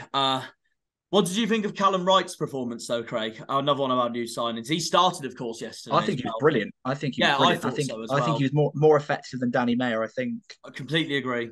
I still have to applaud Danny Mayer. He's still, they did have a nice little link. They're starting to form, but I think he was more like drive in and trying to get forward, make things happen, trying to get up and support Sam Grosgrove. I think it was quite a game. I think we missed Whittaker. I think we could see that. We definitely missed Whittaker. I mean, I could see it. I was thinking the same thing while I was watching the game against Bolton, but I did at the same time think to myself going, it has been one game, so it depends on how these next games go. That's true. So, but he just got that. He's just got that ability about him, because he's such an elite player, isn't he? He's just got that ethos about him that he's like that Mesut Ozil type that he can just come up with something like a game. Oh no, definitely. At the middle of nowhere. If we not that I don't think we will, but if we do struggle to score at home or even win games at home, like the next two home games we've got, for example, like Cheltenham and Derby, then it might be clear that we're missing Whittaker, but it might just be the fact that without Whittaker, it's the first time, and Shuey's now trying to adjust to a new sort of system he's going for, but. The thing is, as next week is two of the top three, I honestly think both teams are going to be up for this game at Portman Road next Saturday. It's going to be good. And we'll obviously, our back line and plus our goalkeeper, Cooper, are going to be looking out for Ipswich's front three, Harness, Ladapo and Chaplin. So that's going to be very interesting as well. Ladapo knows how to score against us as well, because he literally knows our club like that, basically. He did it for Rotherham last season as well. He loves scoring against Argyle, doesn't he? He loves scoring against Argyle. So it depends on what we can do on Saturday, like what we did when Ipswich came to us back in September. Speaking of which, going back to that match in September, Luca, how did you feel of Ipswich's performance during that game? It was your first defeat of the season, of course, as well. That game was. Started brightly, just lost our hunger for goals about midway through the second half. Two defensive errors, you pounced on them, took your chances more cleanly than we did. Same old Ipswich story, that. I thought you were good. I thought they were brilliant. We were good in the first half. I thought you were superb, yeah. In the second half, I think this is just my opinion on it anyway. I just think we slowed down too much, and as is the norm with us this season, we weren't clinical enough with taking our chances, taking our shots, because the amount of goals we should have had this season that we just haven't been able to take, we should be far and away winning this league. But I can see that, to be fair. I think with some of the referee decisions we've had against us as well, I have a feeling if we won that game against Burton and you won that game against Hillsborough, I think it wouldn't have shocked me right now if we were second in the league and you lot were top of the league. Hillsborough and Barnsley are two games we should have won and didn't win because of the referee being an idiot. Same with Burton for us. That's what we had with Burton. So Burton away, yeah. Yeah. How many minutes did he play of extra time? Wasn't it like 2 minutes over or something? No, basically, the referee gave originally 6 minutes of added time. It got to the 6 minutes, and Liam and I were in this watch along, saying, "That's it. Surely we've won this game. We've just come back the second half immensely." And then the referee decided to give 2 more minutes out of nowhere, and then Burton got an equaliser. I thought. Did you score in extra time originally in the 6 minutes? No. No. No. Odd. Mumba scored an absolute worldie that day. I remember seeing that. He has a Mumba's a long shot merchant, I swear. Do you think we'll keep hold of him next season, Luca? I think you'd rather us keep him anyway, just because he's at Norwich. So yeah. Well, no, I'm gonna hate him either way, whether he leaves or not, because he's played for Norwich. But what I mean is, like, if we keep him, it will be a disadvantage for your biggest rivals. It would. It would. That is a tough one. I mean, I hope Norwich don't go up to the Premier League anyway this season. I want to go Carrow Road next. So do I. We haven't had a derby day in 5 years. I'm missing it. I'm hoping we get drawn against Norwich in the FA Cup now. But that'd be spicy, wouldn't it? That would be. No, that would, wouldn't it? Yeah. Well, it depends on if they beat Blackburn today. Oh no, that would definitely be interesting. But yeah, see when I was watching that Ipswich match we had back in September, and that was just after we had another big game as well. And this was back then when they were a decent team in the league. Now they're not, of course, and that's Pompey, of course. After that Fratton Park draw, I thought if we could win against Ipswich, then we could really consider ourselves as a title threat this season. When Ipswich went 1-0 up, I was there watching it thinking, if Ipswich win the league, I'm not going to be surprised because they have not lost a game this season so far and they look incredible. That's what I was thinking when we were 1-0 down. And then second half, we somehow turned it around to win 2-1. It's also with the Sheffield Wednesday's game as well. You know, I think what our secret weapon is, I think it's the home park crowd, isn't it? It's like, you know, when we go 1-0 behind. Yeah. When we go 1-0 down and we come back, you know, teams are going to go, oh, here we go again. The fans get behind the players and it's all momentum and it's all, you know, eventually they capitulate and we score, don't we? So 2-0 Cardiff. Is it 2-0 Cardiff? Yeah. Okay, I'm happy with that. Yes, I just think the home park crowd are our secret weapon, the 12th man. You know, you never talk about it in football. I mean like the 12th man. This is I'd hear that phrase without thinking of Delia. 2 seasons ago, was the COVID season. It was the year we just came back up to League One. And to be fair, that season we got thrashed 6-0 at home by Charlton, and there was obviously no crowds. So it does feel a lot different for definite. Well, it could be the Janice song. It could be either that or that, you know. Or it's just that we have a rubbish record against Charlton anyway. Unless then they come to home park sometimes. Yeah. We've got them in March at home park, so I'm hoping we get the 3 points there because I'll not be happy if we lose to them. It'll be revenge for that 5-1, won't it? You know. I hope so. Imagine if it's another 5-1. They tormented us at the Valley in August. Absolutely tormented us. So they've had against like the so-called southern teams, us, Ipswich, Pompey, Exeter, Charlton have had a freaking amazing record. Because they destroyed Pompey at home as well. They destroyed Exeter at home as well, even though Exeter scored 2 goals. But they still won 4-2. We scored 4 goals and we still didn't win the match. I has to surely be up there as one of the best games of this season so far. Maybe not from an Ipswich point of view, but maybe from like a neutral point of view. Yeah, no, I do sort of half feel bad for the Charlton fans who left when we went 4-2 up. But oh no, mate, it's their loss for leaving early. So yeah, they missed out. I mean, that's what annoys me about people that stay at home park. I'm not sure if you guys see it. It's just when we're winning, it's like they don't celebrate the team after. They all leave like 10 minutes before. You know, when we lost 2-0 to Football, when I famously said on my Port Vale vlog, I effing hate football. There were so many around me and Liam in the Lyndhurst end that just had enough, and I'm just there like you're only leaving because we're losing. Fucking support the team. Stay to the end. You never know. Might end up getting 2 goals back. You never know, do you? Yeah. I mean, what's it called? Don't know if you saw the score yesterday. Shrewsbury versus Sunderland. That I did Sunderland scored 2. So Shrewsbury went 1-0 up in the 81st minute, and then Sunderland scored in 90+2 and 90+4. Oh my god. That yeah, I still not leave until the final whistle. I still properly need to look at the FA Cup fixtures from this weekend. I know Tottenham beat Portsmouth 1-0, but Callum, the Pompey fan, shout out to him, that I'm friends with, he said to me that Pompey gave Tottenham a hell of a game yesterday. Yeah, they still only massive teams score in London, just to point out. And a bit like us last season when we faced coincidentally my second favourite team, Chelsea. We freaking gave Chelsea a run for their money last season. Yeah.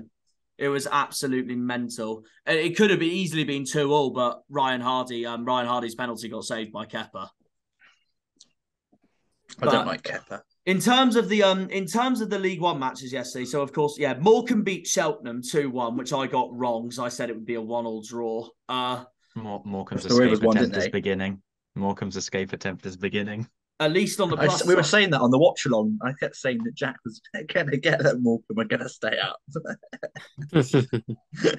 they got to stay up. Got to continue the history. I hope they stay up just because our former legend is in charge of them. Really, that's what I said, Derek. Yeah. I hope they stay up because they haven't gone down. Ever. Also, it would be a great escape if Morecambe stayed up. Yeah. Are they in the relegation zone at the minute? They are, but I think they're like third. No, they're not. No, they're not. Because they won yesterday. They're now 2 places out. I'll get the table up now. Yeah, they're not. No more. Yeah, Morecambe are 19. Oh, wow. Forest Green are bottom, MK Dons are 23rd, Burton are 22nd, and Accrington Stanley are 21st. Cambridge are 20th. So yeah, Morecambe's now level on points. Accrington have 2 games in hand, though. True. Morecambe are now level with Cambridge, and they've got Cambridge away next week in a big relegation. Oh, that could be massive. Yeah. But yeah, Morecambe beat Cheltenham 2-1. We obviously drew 0-0 with Bolton. Joe Edwards got sent off. Charlton beat Lincoln 2-1. And Cambridge lost at home 2-1 to Bristol Rovers. What did you put for that game, chat? Bristol Rovers? Can you remember? I went 1-0 Bristol Rovers and Coburn to score. Yeah, you got Coburn right, yeah. And Charlton Lincoln, I had 2-0 Charlton, which was only just wrong. It was 2-1 Charlton. And I had Leeburn to score, which he didn't score. The scorers were Fraser and Blackett Taylor for Charlton. And Lincoln's scorer was Mandroy. I don't know how you pronounce that. Do you guys think that all the teams that we play in the bottom half, if we have got them, are must-win games? Because I'm not being disrespectful to the bottom half teams, but we can pick up. No, they are must-win games, 100%. Even though every game, it's only Pompey and Derby to come to us at home, and that's it. That's literally it. We should be winning every single other one. Yeah. But you can never write off the teams. The only one I would consider, apart from Pompey and Derby, hardish, that even though I think we'll win the game, the only one other than Pompey and Derby I can see like middle-ish like that, more so towards us at home, is Rovers in April. Bristol Rovers, so that will be interesting, and I know have you played Lincoln at home yet? Joey, eh? Have you played Lincoln at home yet? No, not yet. We played them on Easter Monday. Wait, who's this you're on about? Lincoln. And Lincoln, of course, that's the other one I consider a bit hard as well, because we lost to Lincoln last season at home as well. I know, it's embarrassing that was. Yeah. I could see a couple of upsets happening, like not only just to Plymouth, it wouldn't shock me either. I reckon there'll be a few games that Wednesday and Will and us will lose, as well as you lot. Oh, definitely left off. So, I just think, guys, that this game next week, plus our trip to Hillsborough at the start of February, and Sheffield Wednesday's trip itself to Portman Road on the same day we face Pompey at home, could decide the season. Guess it just depends on how we do against, all three of us do against the so-called lowerish teams, basically. Yeah. Yeah, I'd agree. I think the only lowest team that worries me coming to Home Park is Lincoln. Other than that, I'm confident for everyone else. Same here. Yeah, agree with that, mate. And as for the away games, as much as I don't really want to say it, but it probably would be Port Vale away on the last day of the season. You're not nervous about Exeter, even though we should be beating them. I know. Are you not? Are you not? Are you? That's a part of you is thinking. I think it could go either way. Yeah. Anything better than that 4-0 defeat in 2019-20 will do me, basically. So just all that. Of all the teams, I wound up the Exeter fan on Discord saying, "Imagine if we won the league at your place or got promoted at your place. It would be the best day of my life." And he just said to me straight away, going, "Please don't." I'd say the only team I'm worried about coming to Portman Road, aside from, your average top six, although all of the top six except for you and Wednesday have played at Portman Road, but I'd say I'm a little bit worried about Wickham, a little bit worried about Charlton, and a little bit worried about. I'm actually worried about Morecambe. I don't know why I'm worried about Morecambe, but I'm worried about Morecambe. So that could be like the surprise defeat or draw. I mean, we drew 2-2 with them last season. We had to score a 91st minute equaliser to draw with Morecambe at home last season. To be fair, we didn't beat Morecambe at the Mazuma Stadium last season. It was that was a 1-1 draw, and it was results like that literally costed us the playoffs. But to be fair, I'd rather draw 1-1 away at Morecambe than draw 1-1 at home last season against Crewe. Yeah. So I think we drew away at Crewe last season. Oh God! And then at home we had the what should have been the goal of the season, in my opinion. Main game I remember you from last season was that 4-0 win over Pompey, because I went to that as a neutral and you lot tormented. Oh, that was a game. That was certainly one of the games. That was such a good day though, anyway, because we went top of the league that day, beating Bolton. Fun enough. Yeah, how did that go for you? Well, we went top of the league and then we lost 2-0 to Charlton away, and then we slipped down straight away. Yeah. It's a new resilient Argyle. That's what I'll say about that. I can agree. I honestly can't see you throwing away promotion at this stage. Neither can I. I could see us not winning the league, but I can't. I could agree with Craig completely. I could see. To be fair, even if by somehow you slip into third or fourth, I can't see you not winning the playoffs. We're not slipping to third or we're not going to slip to fourth. No. We're not slipping fourth. No chance. Actually, no. I've just seen the point. Maybe not fourth, but I don't think any of us two will slip to fourth unless Derby somehow pull off the absolute rampage of second. Derby have a game in hand over Ipswich. Oh, scary. Ooh. And you've got to go Pride Park still as well. Yeah, I like Pride Park. Good stadium, that. When do you play at Pride Park? I think it's the weekend we play Bristol Rovers at home. Oh, never mind. No, it's not that. No, Derby played Portsmouth second last game of the season. That's it. And then they got Sheffield Wednesday at Hillsborough last game of the season. Yeah, Ipswich play Derby away on the day we play Bristol at home. We've still got to do. So this is our League One fixtures between now and end of the season. We've still got to do. So Ipswich away, Cheltenham at home, Accrington Stanley away, Derby at home, Sheffield Wednesday away, Portsmouth. No, Derby at home is going to get moved, so it'll be Ipswich, Cheltenham. Then why are they moving that game? Because Derby's winning the FA Cup game at the moment against Barnsley. They've already won. Well, at the moment they've forecasted Derby at home on the 28th of January, which is a Saturday. So if they move that, it'll probably be to the Tuesday itself on the 31st of January. Because where else are they going to put it?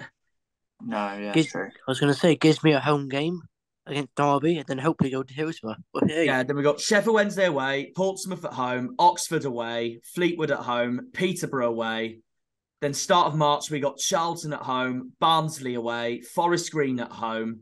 Then April, we've got Bristol Rovers at home, Morecambe away, Lincoln at home, the Devon Derby away at Exeter on the 15th of April, Shrewsbury away after that, and then the last three games of the season, Cambridge at home, Burton at home, Port Vale away. That's good fixtures, isn't it? That should be interesting. It actually makes me feel glad that we've already done your likes of Pride Park and Fratton Park, for example. Got them out the way. I'd do bogey ground, yeah. Well, not exactly a bogey ground at Fratton Park, but we haven't won there. I mean, like Wickham, the 2015-16 Wickham. But how we've done the double over Wickham this season is beyond. Yeah, look out for that. Look out for when the Wickham come to you. They'll put everybody behind the ball, fall on the floor, and do all sorts. Yeah. Of course, Luca, Exeter have still got to go Portman Road as well.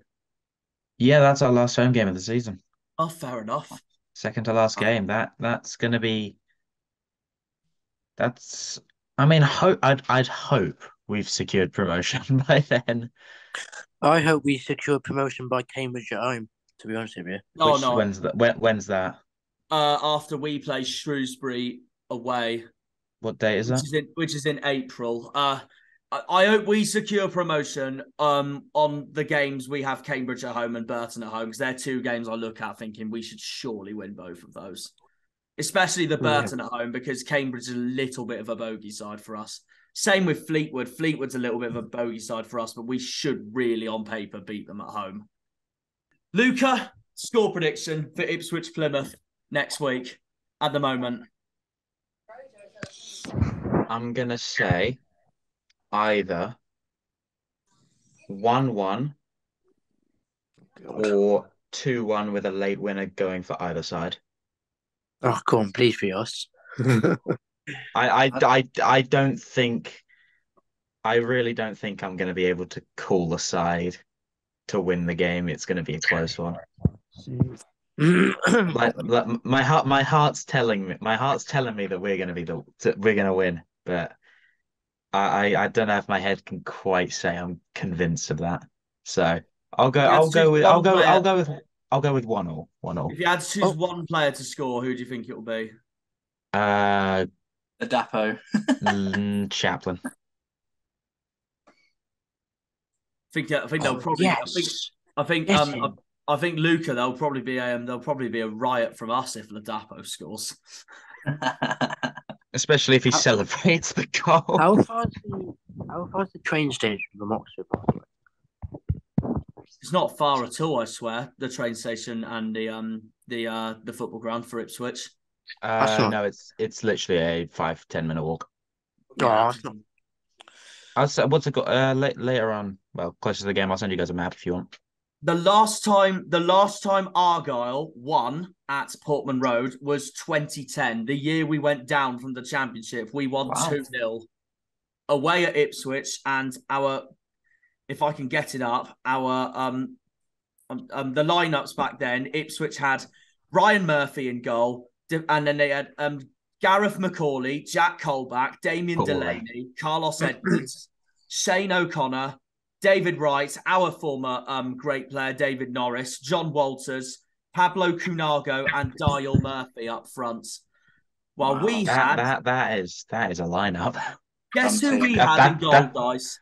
That game, Luke David McCormick. Stockdale. Oh, not even joking. David Stockdale. As in Wednesday Stockdale. Yeah. What?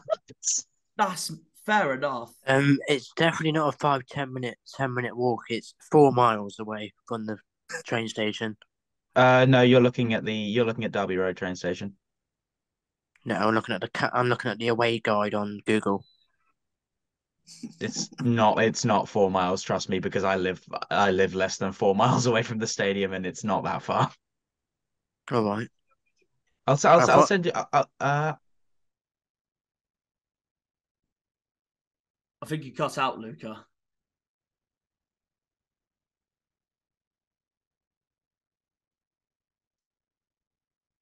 Someone's cut out.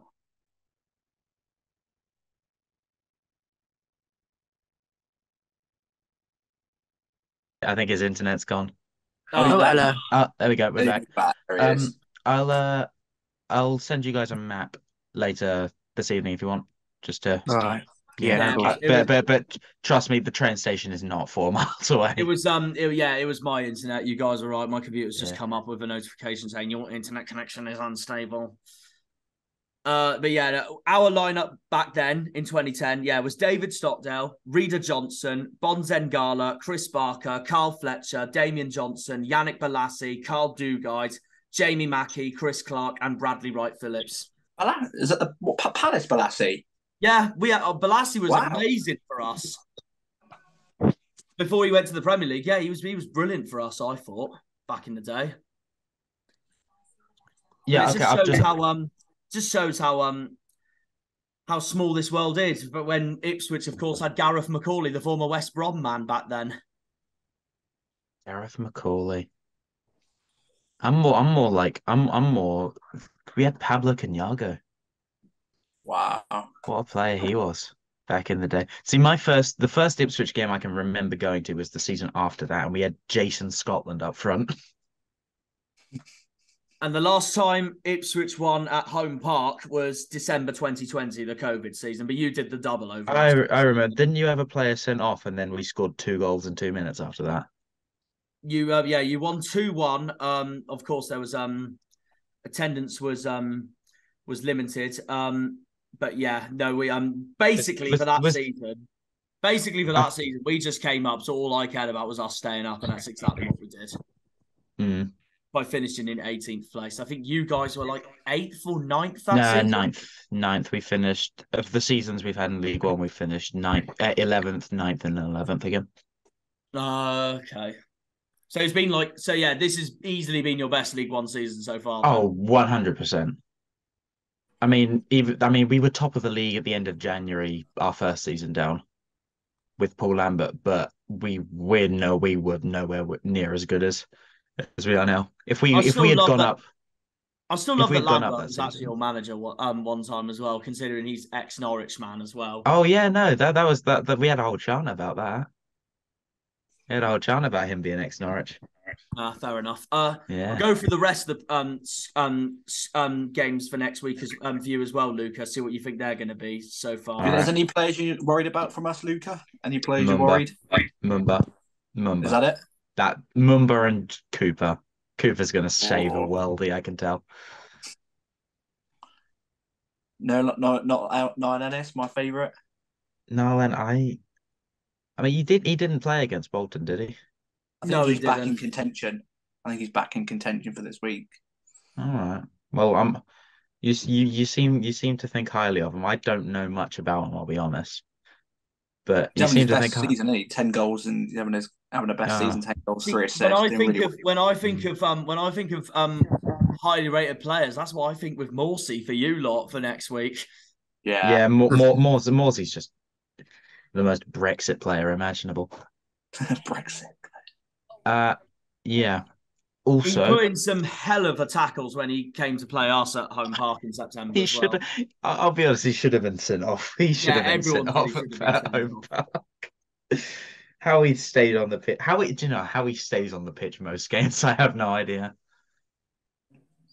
Yeah, no, he's right. I think I'm gonna have to head off. Lads. Fair enough. Are you right to quickly do these predictions on what you think next week's going to be?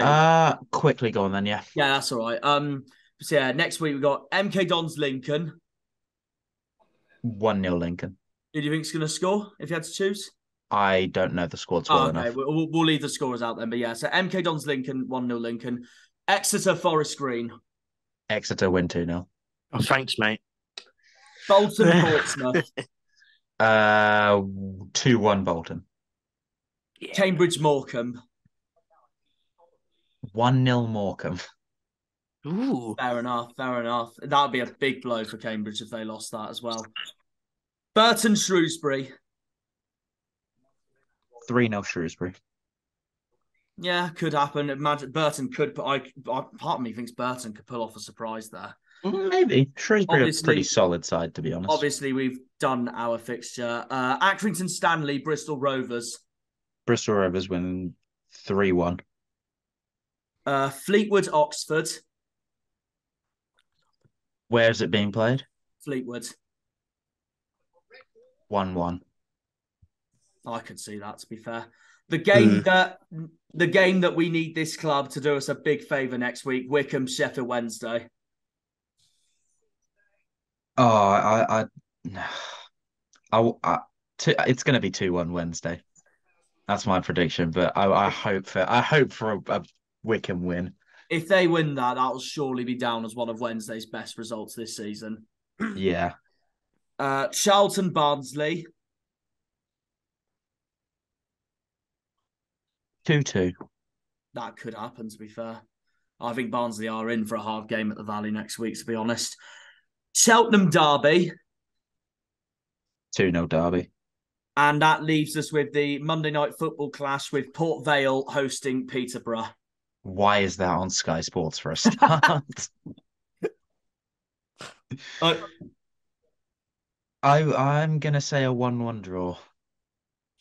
It's going to be a 1-1 draw, and Sky Sports are going to have to rethink putting it on there because it'll be the most dull game of football you'll ever see in your life. Fair enough. Hello, everybody, and welcome to what is the last part of this very long Ipswich Town preview of Ipswich Town, a very important conversation about Ipswich versus Plymouth. Obviously, the top two are in. These two are in the top three of League One at the moment, along with Sheffield Wednesday. I'd say possibly, of course, yeah, we got Jacob with us now, Ipswich fan, of course, at the end of the day. And I would say, Jacob, possibly the biggest game of the season so far for both of us. Yeah, I would agree with that. I mean, we had two very important games back to back. You know, before we went to Home Park in September, we'd had Wednesday the week before. But in terms of a standalone game, I think this is it. You know, it's going to be massive for both teams, especially at this stage of the season. The top three teams are so relentless, and you know we've had Barnsley and Bolton coming into it a little bit, but the gap between the top three and the rest of the clubs has been quite big for a while now. So yeah, any opportunity to take points off another club in the top three is huge for both teams.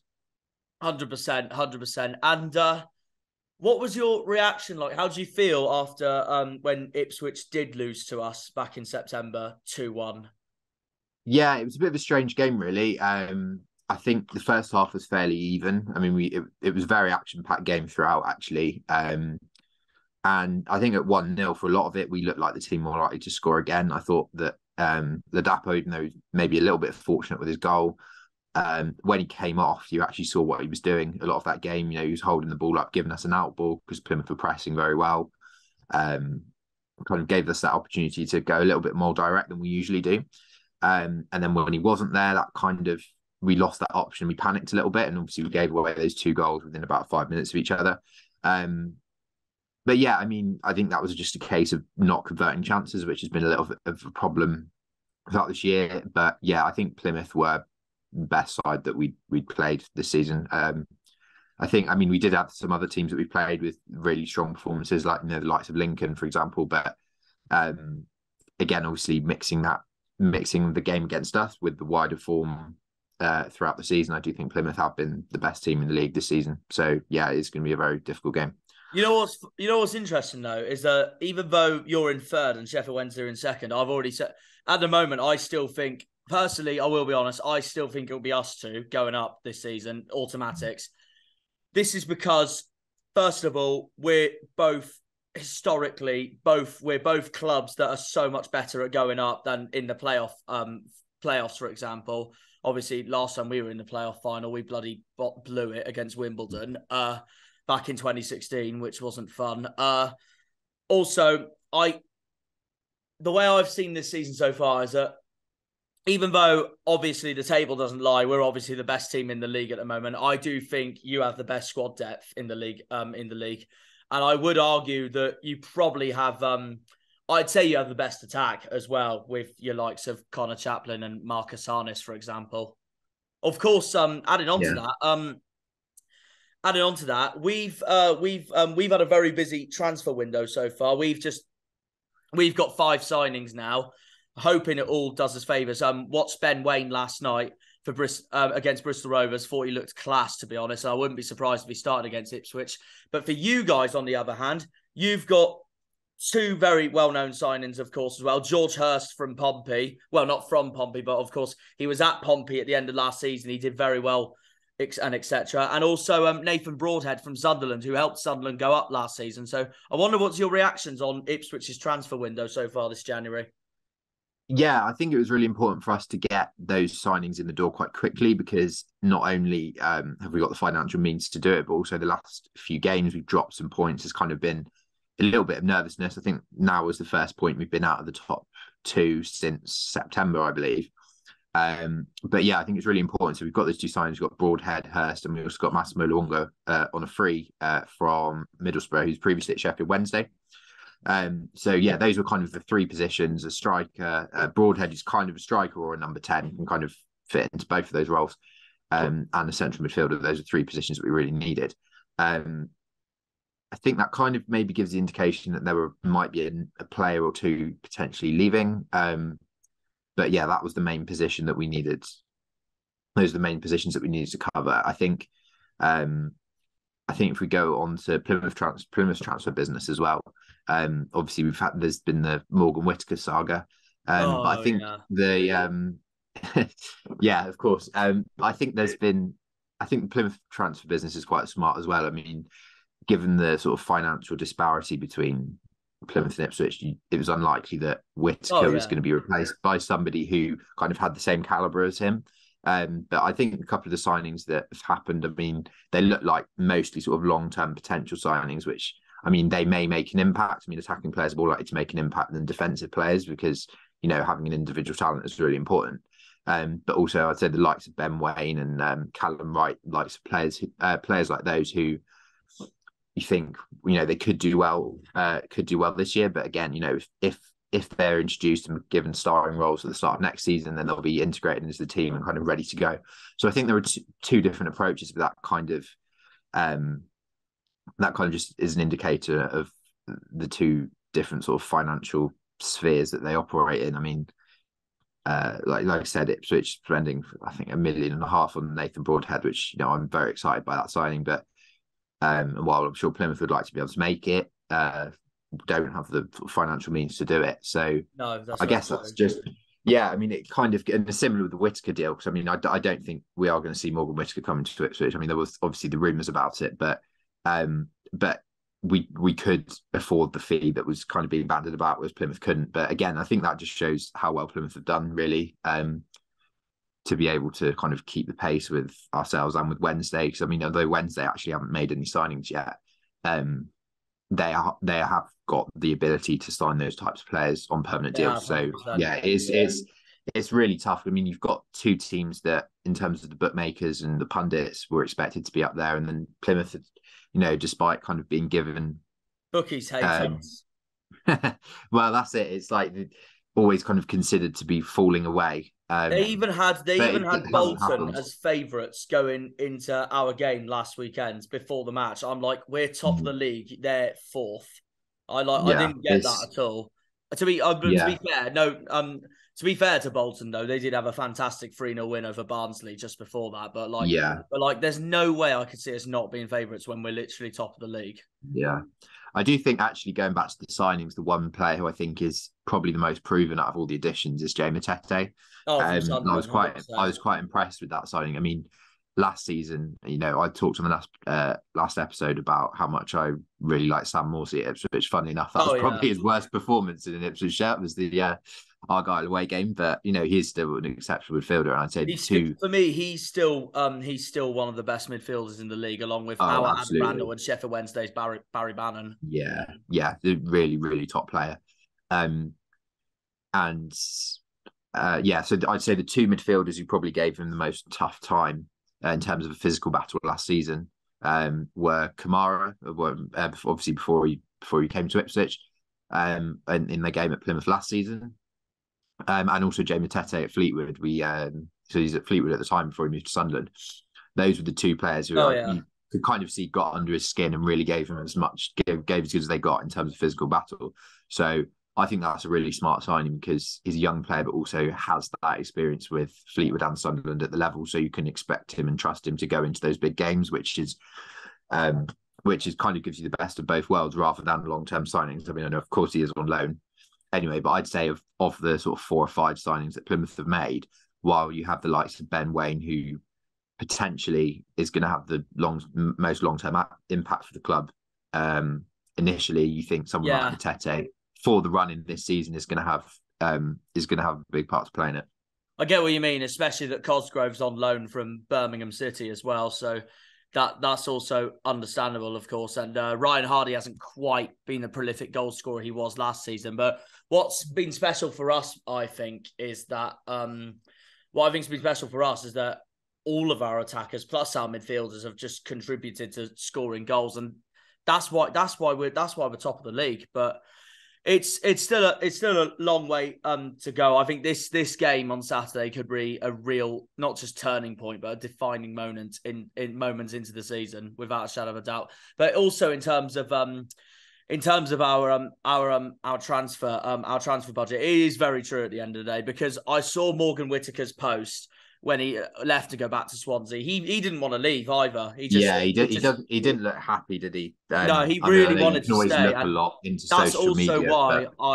That's also why I couldn't imagine him going to Ipswich, because I thought if he wanted to go anywhere, he would come back to here. But I just think from what he said, he just felt like he had no choice really. I mean, from I know we're going off topic a little bit, but I just don't really understand what the end game is from Swansea really, because you think, well, they've got three options. They can either recall him to play, which by judging by what the manager said, he doesn't want to do because he thinks he's got enough options in that position. They can either recall him to sell him, but the fee that's been bandied about, I think, is about 1.5 million. But you think if he's got, he could potentially go for twice that, maybe even 3 times that, if he were to stay at Plymouth the rest of the season, get promoted, win Player of the Year, which I think if that was given out now, probably you would have a good chance at winning that. Or they can send him out on loan again, which was another option. But again, I don't understand why, for the sake of an extra £1,000-2,000 a week, which over the space of half a season is what, £50,000. Why you would disrupt a potentially good loan spell to send him somewhere else, when that £50,000, the increase of his value if he stayed at Plymouth would massively dwarf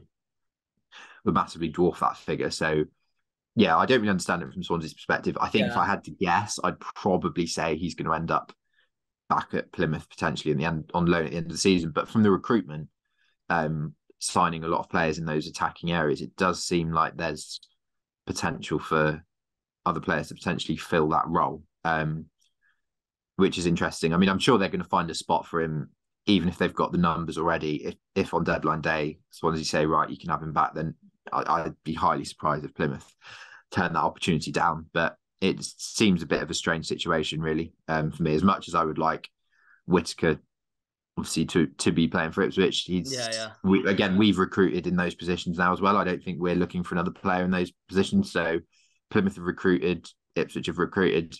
Swansea don't really look like there are many potential places for him to sell him to. Because I mean, if you look at the Championship as well, there aren't many clubs willing to spend at the moment, whereas in the summer that might change. Exactly. So yeah, I just don't think it's a good time to sell him. I don't see why they disrupt a loan. 100%. Again, the only reason I could see is if they want him in the team, because the Championship's so condensed at the moment in the middle, he could make the difference. I understand that, but from what the manager said, that doesn't look like what's happened. I know I've kind of gone off topic a little bit there, but no, it's okay. I don't really understand what's going on with the situation. No, it's all right. No, there's been a lot of speculation regarding that anyway, because I know Peterborough's Johnson Clark-Harris has been linked back to the Championship for this transfer window as well. So I don't know what's going to happen regarding that. But to be fair, I know we're not top dogs for most money wise. We're not like your Sheffield Wednesdays, Ipswich's, Derbies. We're around 6th or 7th. I think us and Charlton are in a very similar level, around that 6th place.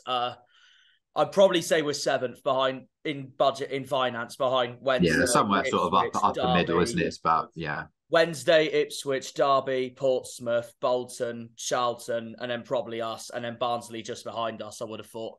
But either way, we've made about 5-6 signings already this January, and I'm just really hoping that they all look exciting at the end of the day. And what I do see from them also is that Shuey's trying to make a big statement out there to bring something to get us back in the league that we haven't been in now for 13 years. And club wise, history wise, it's the league we deserve to be in as well. Let's be honest. So it's been a long while. So it'd be obviously, if we do get promoted by the end of the season, it would be a dream come true. I don't care if we finish first or second. It's automatic promotions will just.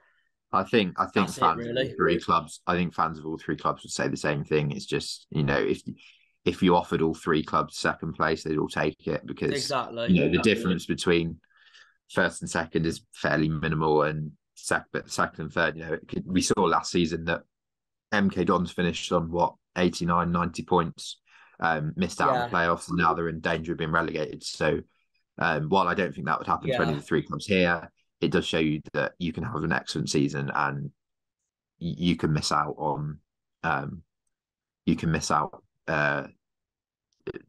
purely through misfortune of having other clubs who are also doing particularly well, which I think someone is going to miss out on potentially 90 points this season, which is going to be pretty devastating for the team. Last season we missed playoffs and we still got 80 points, so around 80 it's points. Ridiculous, isn't it? Yeah, it just shows how competitive everything in the EFL is at the moment. Honestly, I think we had 80 points or something. I'll double check. The League One table from last season. It was a lot, wasn't it? I think it was 80 with it was 80. With 183. What I'll do is I'll screen share it anyway, because I was about to screen share in the first place anyway. 80 points. Wickham beat us by 3 points. Oxford 4 points behind us, and Oxford were in that playoff run with us as well, but it just wasn't to be at the end. And then of course, you guys, Bolton, Portsmouth, you all had your battle for ninth place, basically, really. Not obviously great or bad seasons, just didn't quite have the seasons the top 8 had, really. Yeah, I mean, we were never likely to do very well last season because we started off so poorly. I mean, I'm sure everybody from that sort of batch from 7th to 12th could probably make this case as well. But even if you took out the first 6 games of the season, which were really, really poor, I think we got 3 points and we were in the relegation zone. From that point, we actually would have been in the top 6. So it just shows you that batch of 6 games at the start kind of ruined everything, really. But yeah, when McKenna came in December of 2021, everything just changed, really. And we were playing catch up at that point. So we were never likely to get into the playoffs last season, but I think we were all relatively confident of at least getting a top 6 position this year, which, I mean, based on the financial resources, that should have been happening in the last 3 years. I mean, I don't mean that in terms of arrogance, like there's no divine right to be there, and our performances haven't deserved it. Like, I'm not trying to claim that we've been unlucky to not go up, because we've not even really come close. But yeah, I think this season, whether or not we do it, I think we're going to come close either way. So it is going to be tense the last sort of 3-4 months of the season.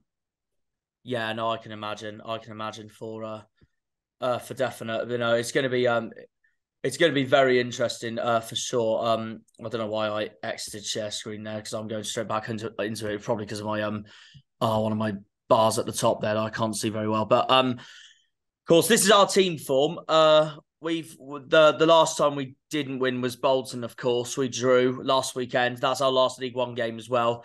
Before that, obviously, our previous defeat was Port Vale. But your last 5, you lost to Wickham, outclassed Oxford, drew with Portsmouth, drew with Lincoln, and then just outclassed Rotherham in the FA Cup. How would you say the team's done so far in this last 5? How would you say they're playing at the moment, form-wise at the moment, coming into this game? Not our best run of form.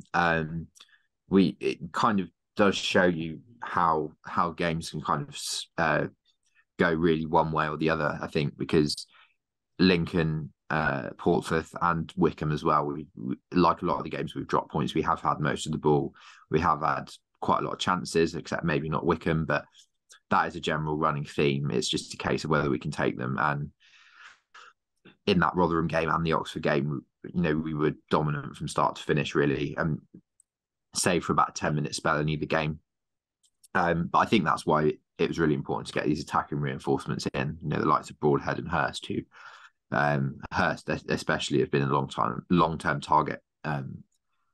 So yeah, that's really important because it's not been our best run of form this season, which makes the Plymouth game even more important, because just looking at the table there, a 7-point gap, even with the game in hand, even if we're being generous and saying that, you know, if we won that game in hand, it would go down to 4. Again, a defeat on Saturday would bring that gap back up to 7 with the same amount of games played. And again, because we're not going to have that game in hand before, so a 10-point gap would be huge, even with the financial resources, even with 20 games left. That's pretty insurmountable, really, barring a big collapse. Oh no, 100%, 100%. It's also significant for us, and I was speaking to Alex about this earlier in this preview.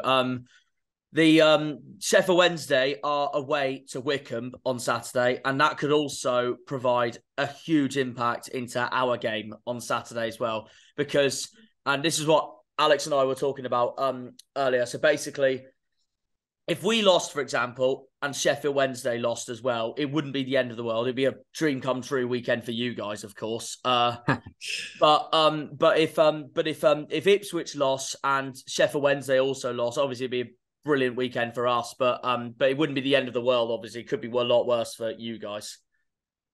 Yeah. I think it's all relative, isn't it? I mean, a draw with Bolton last week. Even though Bolton are a good side, and you probably would take. I thought they were the better team personally. Yeah, I haven't seen the highlights from that game, but yeah, I've from the statistics that I've seen, they did look like the better side. Yeah, no, they were the much better side. It was basically one of those 0-0s where basically one team does all the attacking, which was what Bolton did, and then one team defends for their entire lives, which is what we did, basically. We nearly scored at one part during the second half, but it just wasn't to be. I thought it was Mayer's worst game in ages. Cosgrove didn't hardly had the service, but I did disagree with Callum Wright's rating there, because I thought Callum Wright had a very impressive debut. But it just, attacking wise, we weren't great. Joe Edwards stupidly got himself sent off. He's going to be missing the game, of course. Missing this weekend, yeah. And he played last night against Bristol Rovers, and I thought he looked brilliant against Rovers. But Rovers was so poor all around last night, and it really surprised me, because I really thought they'd give us a game. Plus, the Mem isn't one of our greatest grounds either. For me, our best players against Bolton were Mumba, Scar, and Cooper. Well, I think all of our back three. Well, when Gillespie came on for Longwick, I thought that made the back three even more dangerous, basically, in terms of stopping Bolton's counter-attack during the game. And I wouldn't be surprised if that's the back three we play against you guys on Saturday, to be honest. But yeah, it was always going to be a tough one. And I even said to the guys, I was like, we cannot just focus on Ipswich. This is a big game, Bolton away, and they're a bloody good side as well. So I expected a really tight game as well. I personally think James Trafford has been the best keeper of League One this season as well. So that's interesting for a Plymouth fan, because you won't get many who will kind of disagree with it being Cooper. I mean, that's coming from an Argyle fan who loves Cooper to bits as well. So yeah, honestly, Trafford's been immense for Bolton this season. Plus, I thought Cooper more stood out for us last season than this season. Don't get me wrong, he's been brilliant this season. Last season, he was no doubt the best keeper in the league. Yeah. But this season, I just feel that there's been more of our players that have just stood out for us this season, like Ballymumba, for example, like Adam Randall, for example, Dan Scar, for example. I mean, those three are in my team of the season so far anyway for this season, along with Sam Morsey and Connor Chaplin for you guys, and probably Leif Davis for you guys as well. Yeah, I'd say Davis has probably been the standout this year. He had a pretty poor debut, which was against Bolton, actually, on the opening day of the season, and he came in for a big fee. I think it's a record for a defender from League One. It's, I think, 1.2 million. So again, that's, shows the money that we have been able to spend. But yeah, I'd say he's been the standout left back in the league, and our best player as well. Yeah, fair enough. Well, this is our recent record. So, of course, last season we lost 1-0 at Portman Road. In fact, while I was studying Southampton in my master's degree, I was actually debating to go to the game or not. Unfortunately, I just didn't have the time at the end, because I knew it wasn't that quite far to get from Southampton to Suffolk. But I just didn't have the time. In all honesty, I am considering how inconsistent we were last season as well. I even had Ipswich to win the game before the game as well, 1-0, and Ipswich did end up winning the game 1-0. But to be fair, our record at Portman Road ain't quite the best, so I just a point will do me at least on Saturday, basically, because I know it's going to be a hard game. And if I had to choose between the two, I have a feeling Ipswich is going to, considering the 7-point gap, I have a feeling Ipswich is going to go for the win more than we will on Saturday. Yeah, I think a draw definitely suits Plymouth a lot more. I mean, I was having a look on the forums the other day, looking at both teams, and there definitely seems to be more of a consensus that a draw would suit Plymouth better. But I think both teams will see it as a don't lose, really, because a point for us, it's still not a disaster, whereas a defeat is probably out of sight, or more or less out of sight, with that 10-point gap. But yeah, I mean, I don't know if you want to do predictions now or anything like that, but we'll get on to that. There does seem to be a bit of a pattern, doesn't there? Actually, looking at the previous results, a lot of 1-0s and 2-1s. They're all very. The last time we won at Portman Road was back in the Championship years. So it was that, and I think I might get that up in a minute actually, but of course the season before last season you did the double over us, you won at home park as well, but we just came back up that season anyway. So all I really wanted was to stay in the league, which was exactly what we did, and then build from there, which was what we did last season as well. Whereas I know where did you guys finish in 2 seasons ago? It was 9th place, wasn't it? Yeah. Yeah, I thought you finished 9th because I know you had that battle all season with Portsmouth, didn't you, for that 8th place?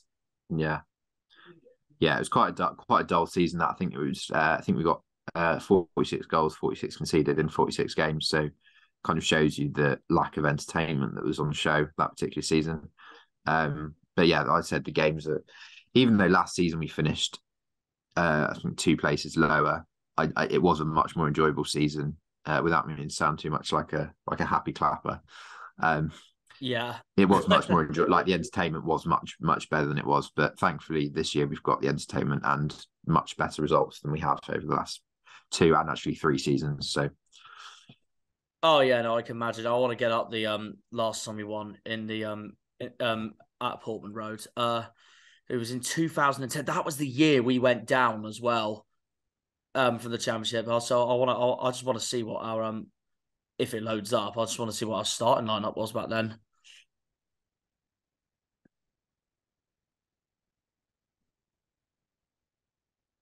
So here we go. Well, I remember Dial Murphy for you guys. He's been at you guys for years, that man has. We had Stockdale in goal back then, fun enough, who's obviously now at Sheffield Wednesday, of course. Yannick Balassi. Interesting Alan Judge playing for Argyle. Yeah, Yannick Balassi was immense for us, as was Bradley Wright Phillips too. Rory Fallon was on the bench, and fun enough, is who I am hoping Ben Waine is going to remind me of, because he's from New Zealand as well, just like Fallon. And Fallon was in the World Cup in 2010 for New Zealand as well. Very briefly. So it kind of just reminds me of that to a certain extent as well. But you had our former player, David Norris, back then as well. And then obviously Premier League boys, Gareth McCauley, Jack Colback, just shows it all, doesn't really? And of course, I remember you having Dial Murphy for years as well. Yeah, Murphy was one of my favourite players. I thought he was great. I thought he was brilliant for the Tractor Boys. No, he was class. But yeah, I'll tell you what. Yeah, I'd say it gets bigger as well, because of course on the weekend you face Sheffield Wednesday at home is the weekend we face Portsmouth at home. So that's going to be a big weekend as well. And that was big back in September as well, because back in September Pompey were in that title race with us three. But yeah, they've now of course they've dropped off. They've just sacked Danny Cowley as well. Chris Wilder's the favourite to take over at the club as well. Alex Griffin said a prediction in earlier saying that if Pompey get Chris Wilder, they'll most likely get top 6.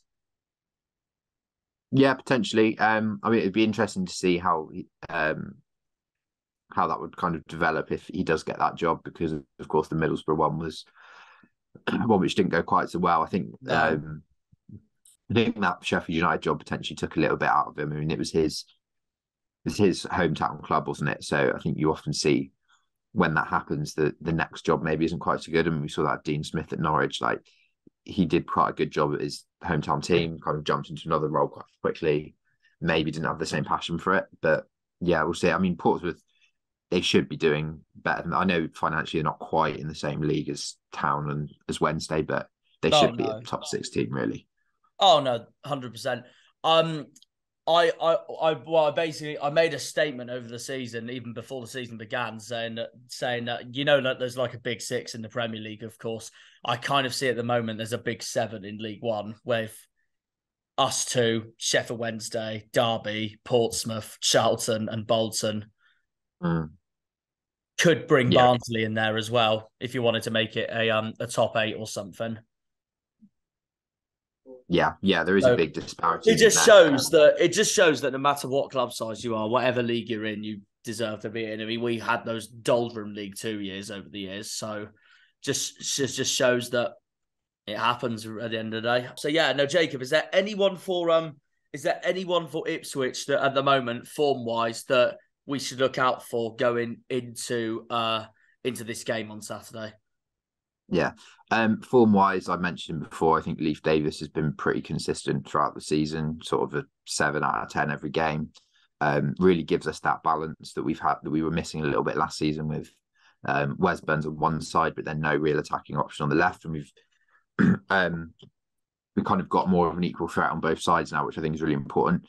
But I also think I'm excited to see our new attacking players. So of course, obviously, we can't say they've got any sort of form because they'll be making their debut, but I think Nathan Broadhead will probably start on Saturday, which I'm really excited to see him, especially after his record for Sunderland, and our need for, I think, to freshen up the attacking options. I'm not quite so sure George Hurst will start. I think we might see him from the bench, potentially replacing Freddie Ladapo, but yeah, really excited to see Broadhead. And in terms of long-term form, Leif Davis is probably the player to look out for. I still wouldn't be shocked anyway if Ladapo starts against us because he knows us so well. He scored against us, obviously, this season. Also, he knows our club so well. He's been at us before, of course. So it wouldn't shock me at the same time either. Yeah, he's a good player. I think he does divide opinion among the fans, but... Oh, no, he does, 100%. Because I know he hasn't quite been prolific as Ipswich fans would have wanted him to be. But it's the same with us. Yeah. It's the same with us with Hardy this season. We've had players like Whittaker, bless him, and also Niall Ennis, Cosgrove, Danny Mayer. That even though Mayer's been injured for some of it, but they've all been around Ryan Hardy to help contribute with goals as well. Ballymumba as well, and it's the same with you around Ladapo with your Marcus Harnesses and Connor Chaplins, and of course Chaplin's your top scorer this season at the moment as well. Yeah, Chaplin's got a few goals recently. His goals tend to come in bursts, so we got a lot at the start of the season. Had a bit of dry spell, but then beyond that, he got a goal against Oxford and again at Portsmouth. He also scored. He also scored at the weekend, so yeah, he's also in good form. He will most likely start. I think McKenna likes him. He's one of those players that he sticks with him. Even when he's not playing very well, because he can produce in those moments. In terms of Argyle players that I'd be looking at, ones that I'm potentially worried about, I think obviously Whittaker would have been probably been the shout for this. Yeah, this particular not category. Not surprised. But I think Ballymumba's really a really good player. I think the fact that he's so versatile as well. He started off in midfield, but is now playing a wing-back role. He kind of gives you that extra man in midfield. Maybe not the best defensively, but similarly to Whittaker, we've seen that his long shots as well. That's because Plymouth seem to score a disproportionate amount of goals from those situations, which is something that we just don't do at all. So yeah, I'd say Mumba's probably the top player. And again, I know you were saying he was probably better last season than this season, but Cooper, he's still undoubtedly brilliant at the end of the day. And I don't think you can really ever describe a goalkeeper as a kind of dangerous player, but I think if you especially look at the statistics, I know it depends how much sort of faith you put in things like XG, but you see that Plymouth's expected goals conceded is actually quite high among the rest of the top 6 teams. Yeah, and no, it's Cooper does kind of dig the defence out of a lot of sticky situations. It does, definitely, without a shadow of a doubt. But yeah, no, I'd say even though we're top of the league, I'd say we're a very all around team at the moment. Which yeah, I think that's fair. I'll take that at the end of the day, regardless. Anyway, so we have our strong points, we have our weak points, pretty much basically every single week. Whoever we play in League One, no matter what. But we'll go. Did you want to do your team of the season so far as well? Or you right to do that another time? I think we'll still go to the predictions only because I'll definitely give you that a future date. Yeah, for sure. Nah, that's all right. You know what? It'd probably be more convenient if we just did that like pretty much at the end of the season, I guess. So yeah. Yeah, no, we'll go straight on to the predictions then. So I will share my screen once more. I've already said my predictions in the Alex Griffin parts, but we'll go through them anyway. So we'll start off with this fixture here. Bristol Rovers taking the away trip to Accrington Stanley. I went with 2-0 Bristol Rovers and Sinclair to score for the Gas. Don't know, it might be different for you, but I've gone with a Rovers win because I just think Accrington are really struggling at the moment, and I know they're going to be battling to stay up. Yeah, I think I'll go for maybe a 1-0 Bristol Rovers. I think we've seen Accrington's home record has usually been quite good. I mean, it's dropped off a little bit this season. So we're not seeing them get those wins against the big teams. Ourselves, we've been there and won. Derby have been there and won. Times like Bristol, who are sort of mid-table teams, you think that they've been getting slightly better results against those kind of teams, but I'd still back Bristol Rovers there because I think Accrington, they're one of those teams who eventually will go down, whether that's this season or next, because their model often, as a lot of smaller clubs are, punching above their weight, they're selling players and then they're having to take a gamble on the replacements. And we saw that last summer they lost, I think, 3 or 4 big players and haven't replaced them. And eventually, despite having a manager who has definitely got a team which is worth more than some of its parts and has done on a lot of occasions, we've seen that they will struggle eventually. So yeah, I'll go for 1-0 Rovers. Yeah, no, fair enough. 2 of them included for Accrington Stanley. Of course, Matt Butcher moving to us and Colby Bishop moving to Portsmouth. Speaking of which, they face Bolton for the second time this week after being knocked out in the Papa John's Trophy yesterday, which I will be honest, even though I can't stand Pompey, I will be honest, I'm annoyed about that because I would have loved the Dockyard Derby final at Wembley Stadium because that would have been absolutely phenomenal. But I'll take a Bolton Argyle final anyway at Wembley if that happens. So the draw is on Saturday for the Papa John's semi-finals. And I've already said to everyone, if we get Bolton in the semis, I'm going to be absolutely fuming because the other 2 are Cheltenham and Accrington Stanley. But I'd say for this game, I reckon this might be a tight one. I wouldn't be surprised to see a 0-0. I mean, Portsmouth struggling to score. Bolton there aren't many goals in Bolton games at either end. They've got a good defence. Attacking wise, I mean, of course, you've got that 3-0 win at Barnsley there, but there's a lot of ones and a lot of zeros in those score lines. They've got a pretty solid defence. I mean, Portsmouth are relatively vulnerable at the moment. They're in a bit of an unstable position, but yeah, I'll go for a 0-0. I think they might be happy with that point, even though in the context of the league table, with having dropped down a little bit to 13th, they do need the points, but they've still got 4 games in hand, to be fair to them. Yeah, they might. One of them including the home fixture against Bolton, because they were meant to play that on the weekend. We faced you guys, of course, at Home Park. Got postponed because of internationals between these 2 squads, so that's why it didn't happen at the end. But I mean, I went with a draw as well, to be honest. I went with a 1-1 draw, and I chose Bodvarsson to score for Bolton. Now, the reason being, I know a lot of people are going to see Bolton as the favourites going into this game, especially after the way they played against us last weekend and beating, of course, Pompey this week. Just yesterday, actually, of course, in the Papa John's Trophy. But to be honest, I didn't think Pompey played that bad against Tottenham in the FA Cup, despite losing 1-0. But I thought Son had a really difficult game for Spurs, personally. And for the only one really for me that stood out for Tottenham was Kane against Pompey. But But either way, I know they lost 1-0 and I know they've sacked Danny Cowley. They haven't found a replacement yet. I still think they could pull a surprise against Bolton. Yeah, potentially. I think it'll be close either way. Like even I if said, even there's if not really Bolton have much in been it. playing, even if Bolton have been playing so well, especially like they did against us. But I literally look at that thinking, if Bolton play like how they did against us, I wouldn't be shocked if they win on Saturday. But I can really see Pompey getting a jammy point out of nowhere on Saturday. Yeah, and that's why I went with that 1-1 draw. So I guess we'll move on. Actually, before we move on, who do you think is going to score for the Accrington Sandy Bristol Rovers game?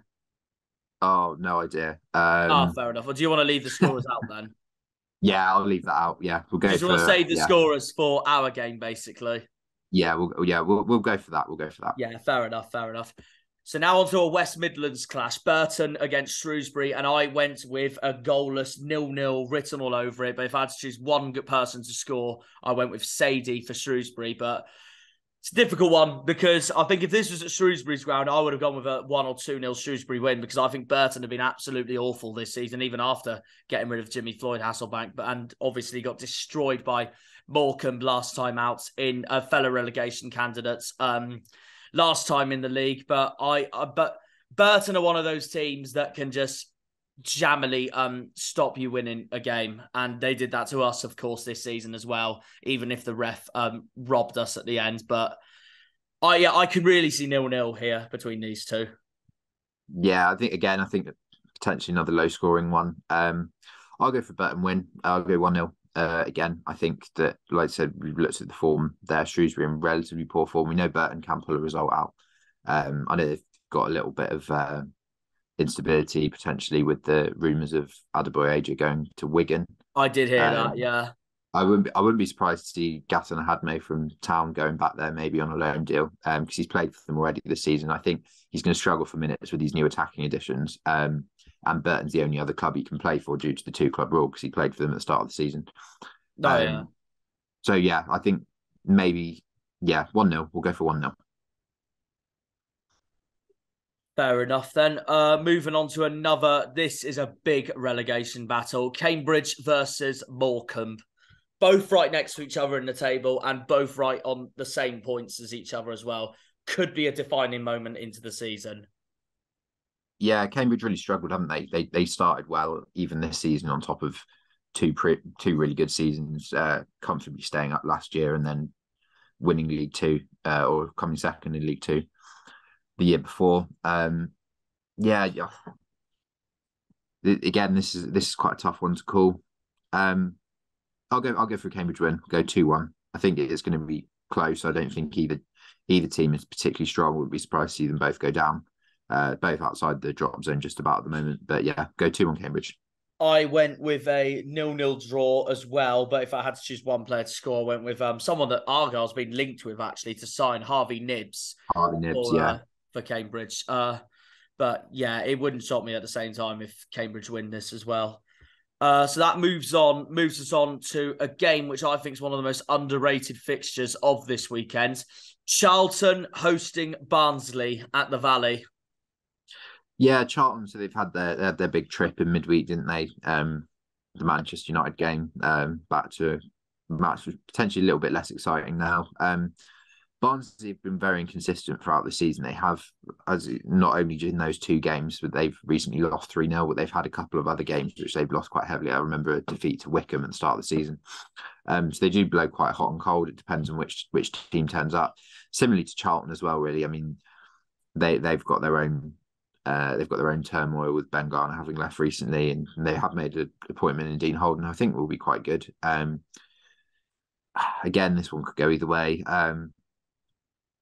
I'll go for a 2-1 to Charlton because it'll continue the sort of streaky form of Barnsley. That's similar to me because I went 3-1 Charlton, and plus Charlton are so much better at home than they are away, and I'll show you why as well. I've got Blackett Taylor to score for Charlton as well, but look at the we'll go on the home form, which of course we're top for, but Charlton are 9th for home form. They're actually not far behind Barnsley for home form. But then we go on their away form, and that Charlton are down in 18th. Yeah. They get a lot of points at the Valley, don't they? They do, yeah. I mean, they bloody destroyed us 5-1. So probably that or their 3-0 win over Portsmouth, their two greatest performances of this season, without a shadow of a doubt, in my opinion. And plus, obviously, they had that 4-4 draw with you guys as well. Yeah. But I got to go 3-1 Charlton. I could see Charlton winning that against Barnsley. I think Barnsley might start a stuttering form, to be honest, but be interesting. I still think Charlton sacking Ben Garner is the stupidest decision of a League One club so far this season. Yeah, I mean, it's a strange one. I think, like I said, I think Holden's a reasonable appointment. But in terms of what they asked Garner to do, didn't really give him a great deal in terms of budget. Let him sign a lot of players. They were slightly underperforming, but not so much to the extent that I think you'd rip up a project like that so early on. I think if they were in the position of someone like an MK Dons, who obviously got rid of Manning despite wanting a sort of trust the process, long-term approach, then I could have understood it. But it did seem a bit strange. But again, I think they've made a reasonable replacement if they give him time, which of course is a big if. I think Charlton, I think it's probably a bit late for them this season, but maybe next year, if they get their ownership issues sorted out, could be a team to watch next year. Because again, they should be really a championship side, or at least I agree. I completely agree. Moving on to Cheltenham against Derby, one of the most informed teams at the moment in League One. Derby are with, of course, Paul Warne now in charge. I'd love to see Cheltenham do something out of this game, but I just don't think it will be. I went with a 2-0 Derby win and Hourihane to score. Yeah, I'll agree with the 2-0. I think Derby, they had some sort of teething problems initially under Paul Warne, didn't they? I think he was quite wedded to that 3-5-2 that he played at Rotherham. Yeah. Even though Derby didn't have the wing-backs or even really that many full-backs to play it, and ended up with likes of Mendes Lang and Barkhausen, who were much better as wingers, sort of starting about 20 yards further back, which kind of blunted their attack a little bit. I remember when they came to Portman Road, they didn't really create many opportunities, but since switching to that more of a 4-4-2 formation now, they have looked like a much better team. So yeah, I'll go for 2-0. Yeah, no, fair enough. They've actually never played each other before, so this will be an interesting battle as well. No, that's interesting. So now we move on to the annoying lot facing the Vegans. Exeter City, of course, host Forest Green, and as much as I don't really want to predict this, I do think it will happen, and especially with how Forest Green's transfer window has gone so far, I think Exeter are going to absolutely annihilate Forest Green on Saturday, even if Exeter don't have the best run of form at the moment. But yeah, I've backed Exeter to win 3-0, no problem, on Saturday. Yeah, I'll go for 3-1. But yeah, generally I agree. I think that Forest Green are poor. They did lose a lot of. I mean, they lost players in the summer. They lost the managers as well. And I think while a club like that are usually quite good at sort of having a continual process, when you lose so many at one particular point, which is what happened with MK Dons, you are inevitably going to see a downturn. And again, they were doing it while adapting to a whole new league. So I don't see Forest Green staying up this season. So yeah, comfortable. No, neither do I. And they've just sold their talisman, Connor Wickham, as well this January transfer window, which I think hasn't helped them one bit as well. But yeah, I think Exeter are going to win this, no problem, 3-0, and Nombe to score. Yeah. And their last two games have been wins as well. Like the Oxford win, to be honest, I didn't expect at all, because they don't have a very good record against Oxford either. And then, of course, they had that mental 4-3 game against Bristol Rovers in that Bristol Rovers, yeah, goal-scoring West Country battle between those two. So that was I'm pretty sure that's going to be quite a comfortable one. Yeah, no, I can imagine. Fleetwood host Oxford in Lancashire, which I went with a bold prediction, 2-0 Oxford with Matt Taylor to score. Okay. But I think this game could go either way, because Fleetwood is not an easy place to go to at all. No, it's not. I mean, they got their good win, didn't they, against QPR at the weekend in the Cup. I'll go for a 1-1 draw. I mean, we know, like I said, looking at that last 5 games have been no draws for Fleetwood, but at the start of the season they were drawing a lot of games. I think they're potentially opening themselves up a little bit more now. So it's high risk, high reward. But for them, 14th, I think, at a general level it's probably a bit higher than where they'd expect to be, because they were terrible the second half of last season. And they just stayed up on goal. Yeah, and again, Oxford, to the expense. Yeah, and again, Oxford are kind of the opposite. While they were punching above their weight, yeah, in terms Oxford of were very those similar to us finishes. last season. They just missed out. Yeah, in terms of they were punching above their weight in terms of the 2 top 6 finishes that they had, and then the near miss last season. But I think 15th is kind of going the other way. Really, they should really be doing better than that. I agree. Based on their last couple of seasons' form. But yeah, I'll go for a draw here, 1-1. I mean, I thought they were worse earlier in the season when we spoke to the Young Fan podcast and he was explaining how the season was going so far. So I think they've improved slightly, but obviously not quite where they want to be, 15th place. But I still think it'll be an interesting one. Fleetwood, for me, basically as typical League One as you can get. They'll stop you from going up, and at the same time, they'll make you get relegated. Yeah. Shrewsbury are exactly the same. Mm. Yeah, potentially, definitely potential for drop points. I mean, definition of League One. Yeah, we conceded, I think, 95th minute goal to Fleetwood after, I think we were ahead in the second minute, so we were about ahead for about as physically long as it's possible to be, without winning the game, which was frustrating. But again, that shows they can grind a point out. So yeah, I'll go for a 1-0. Funny enough, I had Fleetwood 2 knock out QPR in the FA Cup in my predictions, and they somehow did. So fair play to them. Obviously, we'll go to us last because it's the best fixture there. So on to MK Dons hosting Lincoln.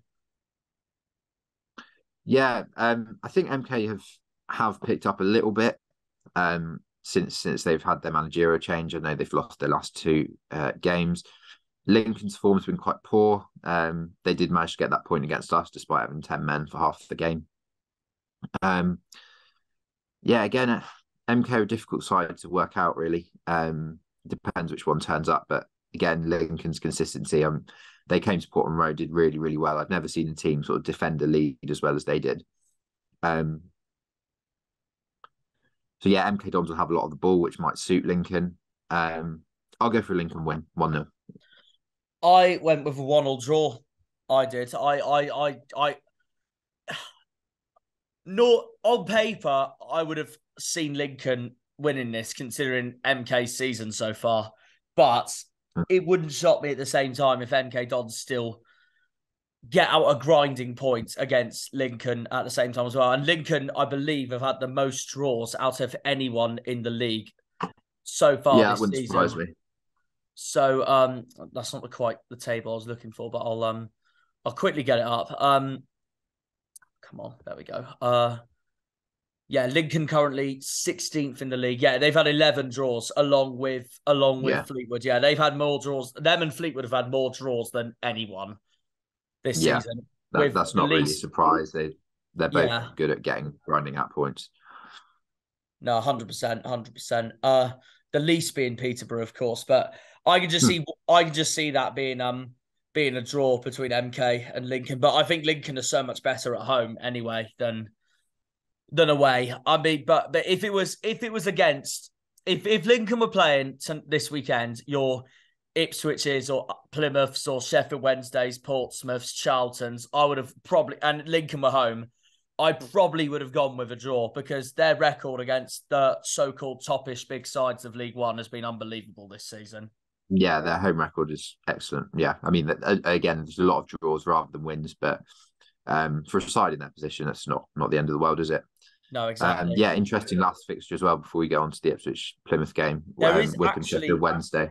There is actually one more fixture before Ipswich and Plymouth. It's just on another page for some reason. It's on Monday night. Port Vale hosts Peterborough, but it's on Sky as well. But this is the fixture where all of our fan bases of our 2 clubs are going to be chanting and cheering on Wycombe's name for this weekend.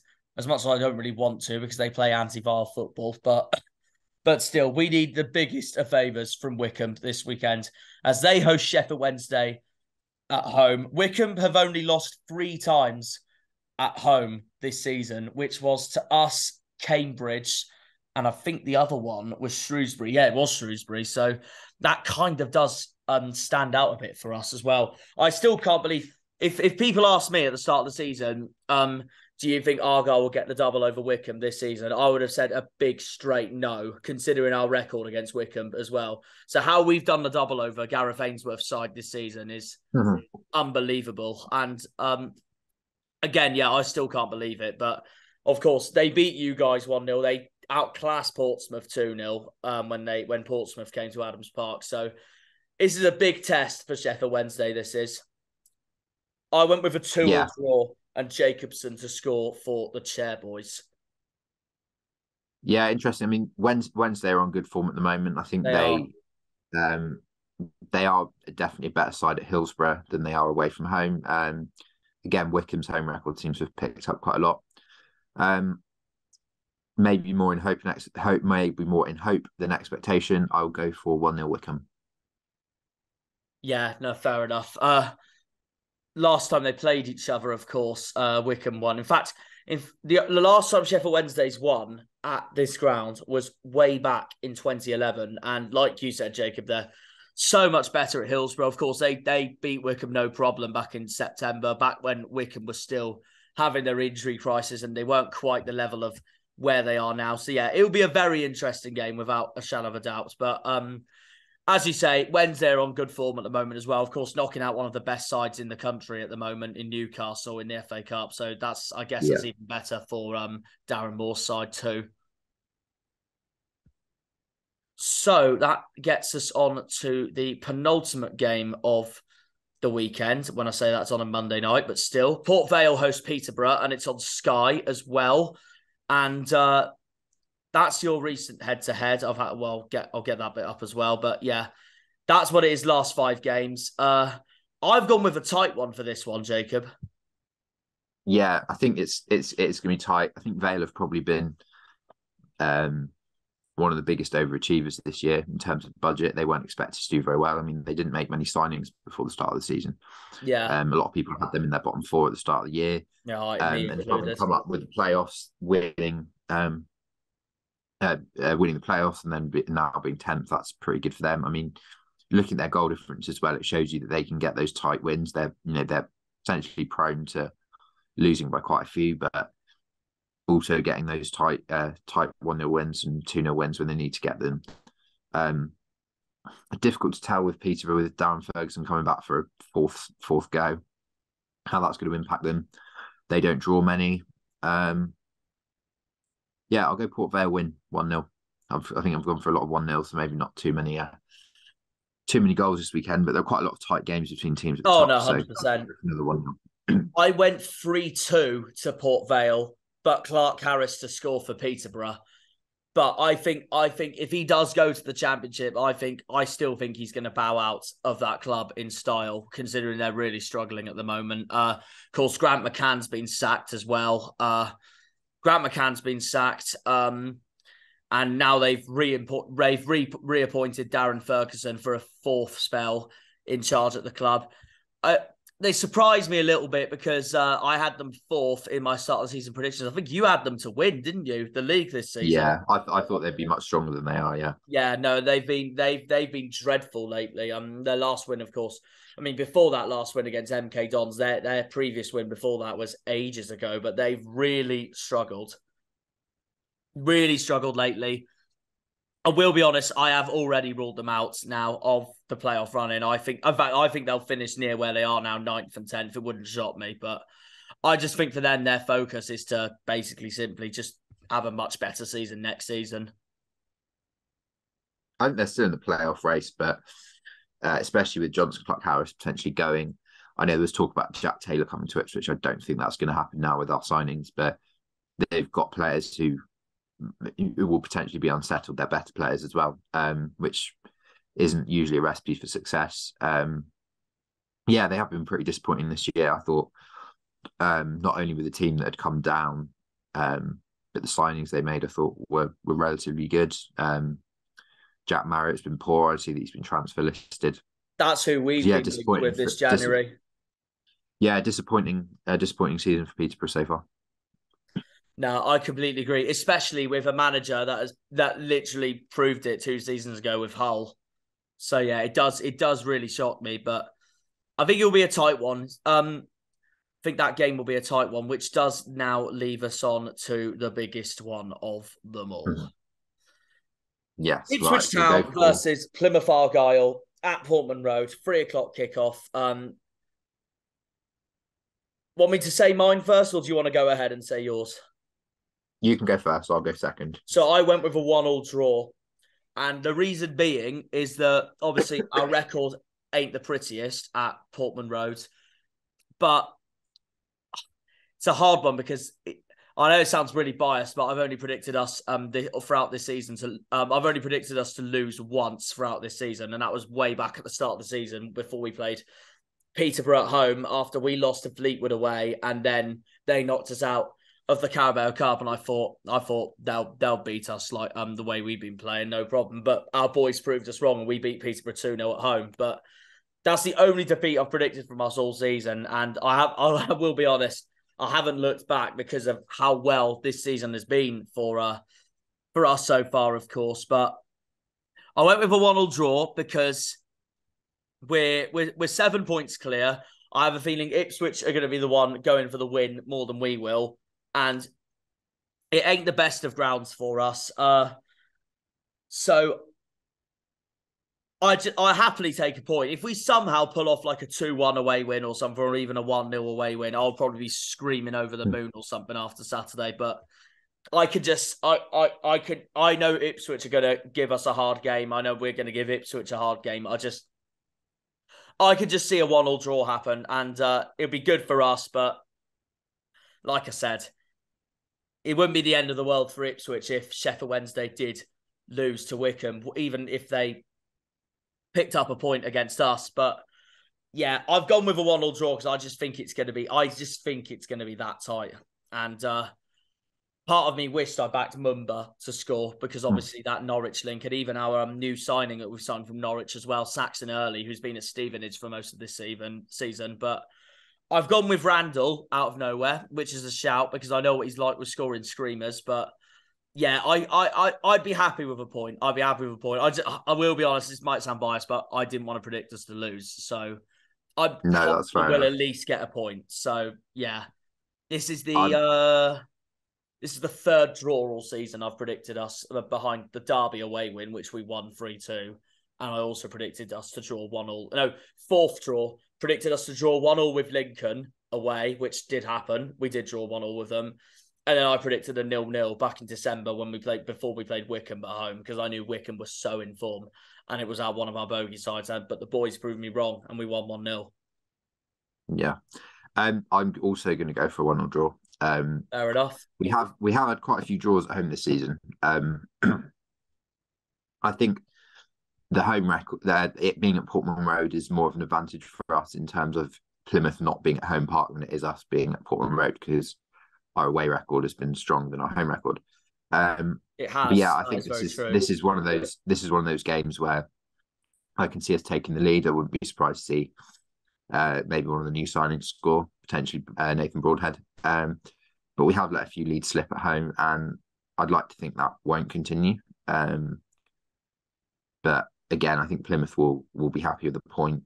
I wouldn't go as far as saying we'd be disappointed with it, but it's definitely suits Plymouth more than it does us.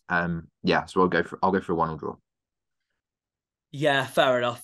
Yeah, no, that I completely understand. And yeah, it's still, even if I've gone with a 1-1 draw, it wouldn't shock me if the game went either way, to be honest, as well. Alex has gone with a 2-1 Ipswich.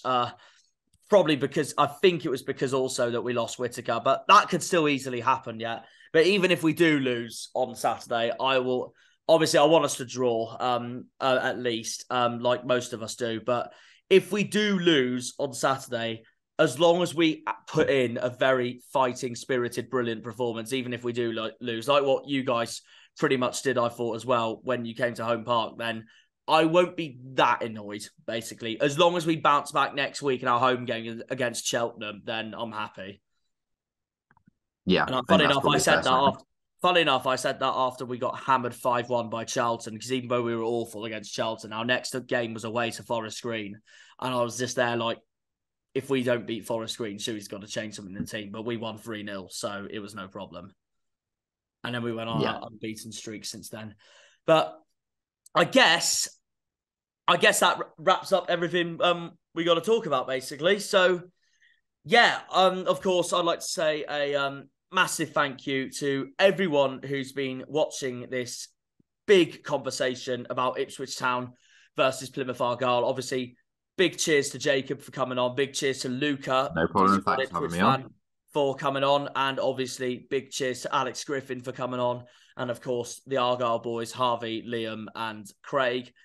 Not going to bother thanking myself because I'll just look stupid. Anyway, but yeah, no, honestly, I guess that brings up the end of this very long preview and a massive build-up going into Saturday. So yeah, I guess all I can say to that, guys, is thank you very much for listening and watching. If you did plan to watch, up to you. But yeah, no. Cheers again, guys, and we will see you on this channel after the game for our review. So yeah, up the Pilgrims, up the Janners, up the Greens, up the Argyle, up the Plymouth.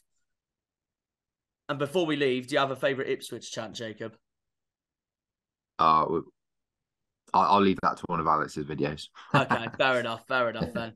All right then. Well, take care, guys. Cheers. When they pull on the green, they're all Janners.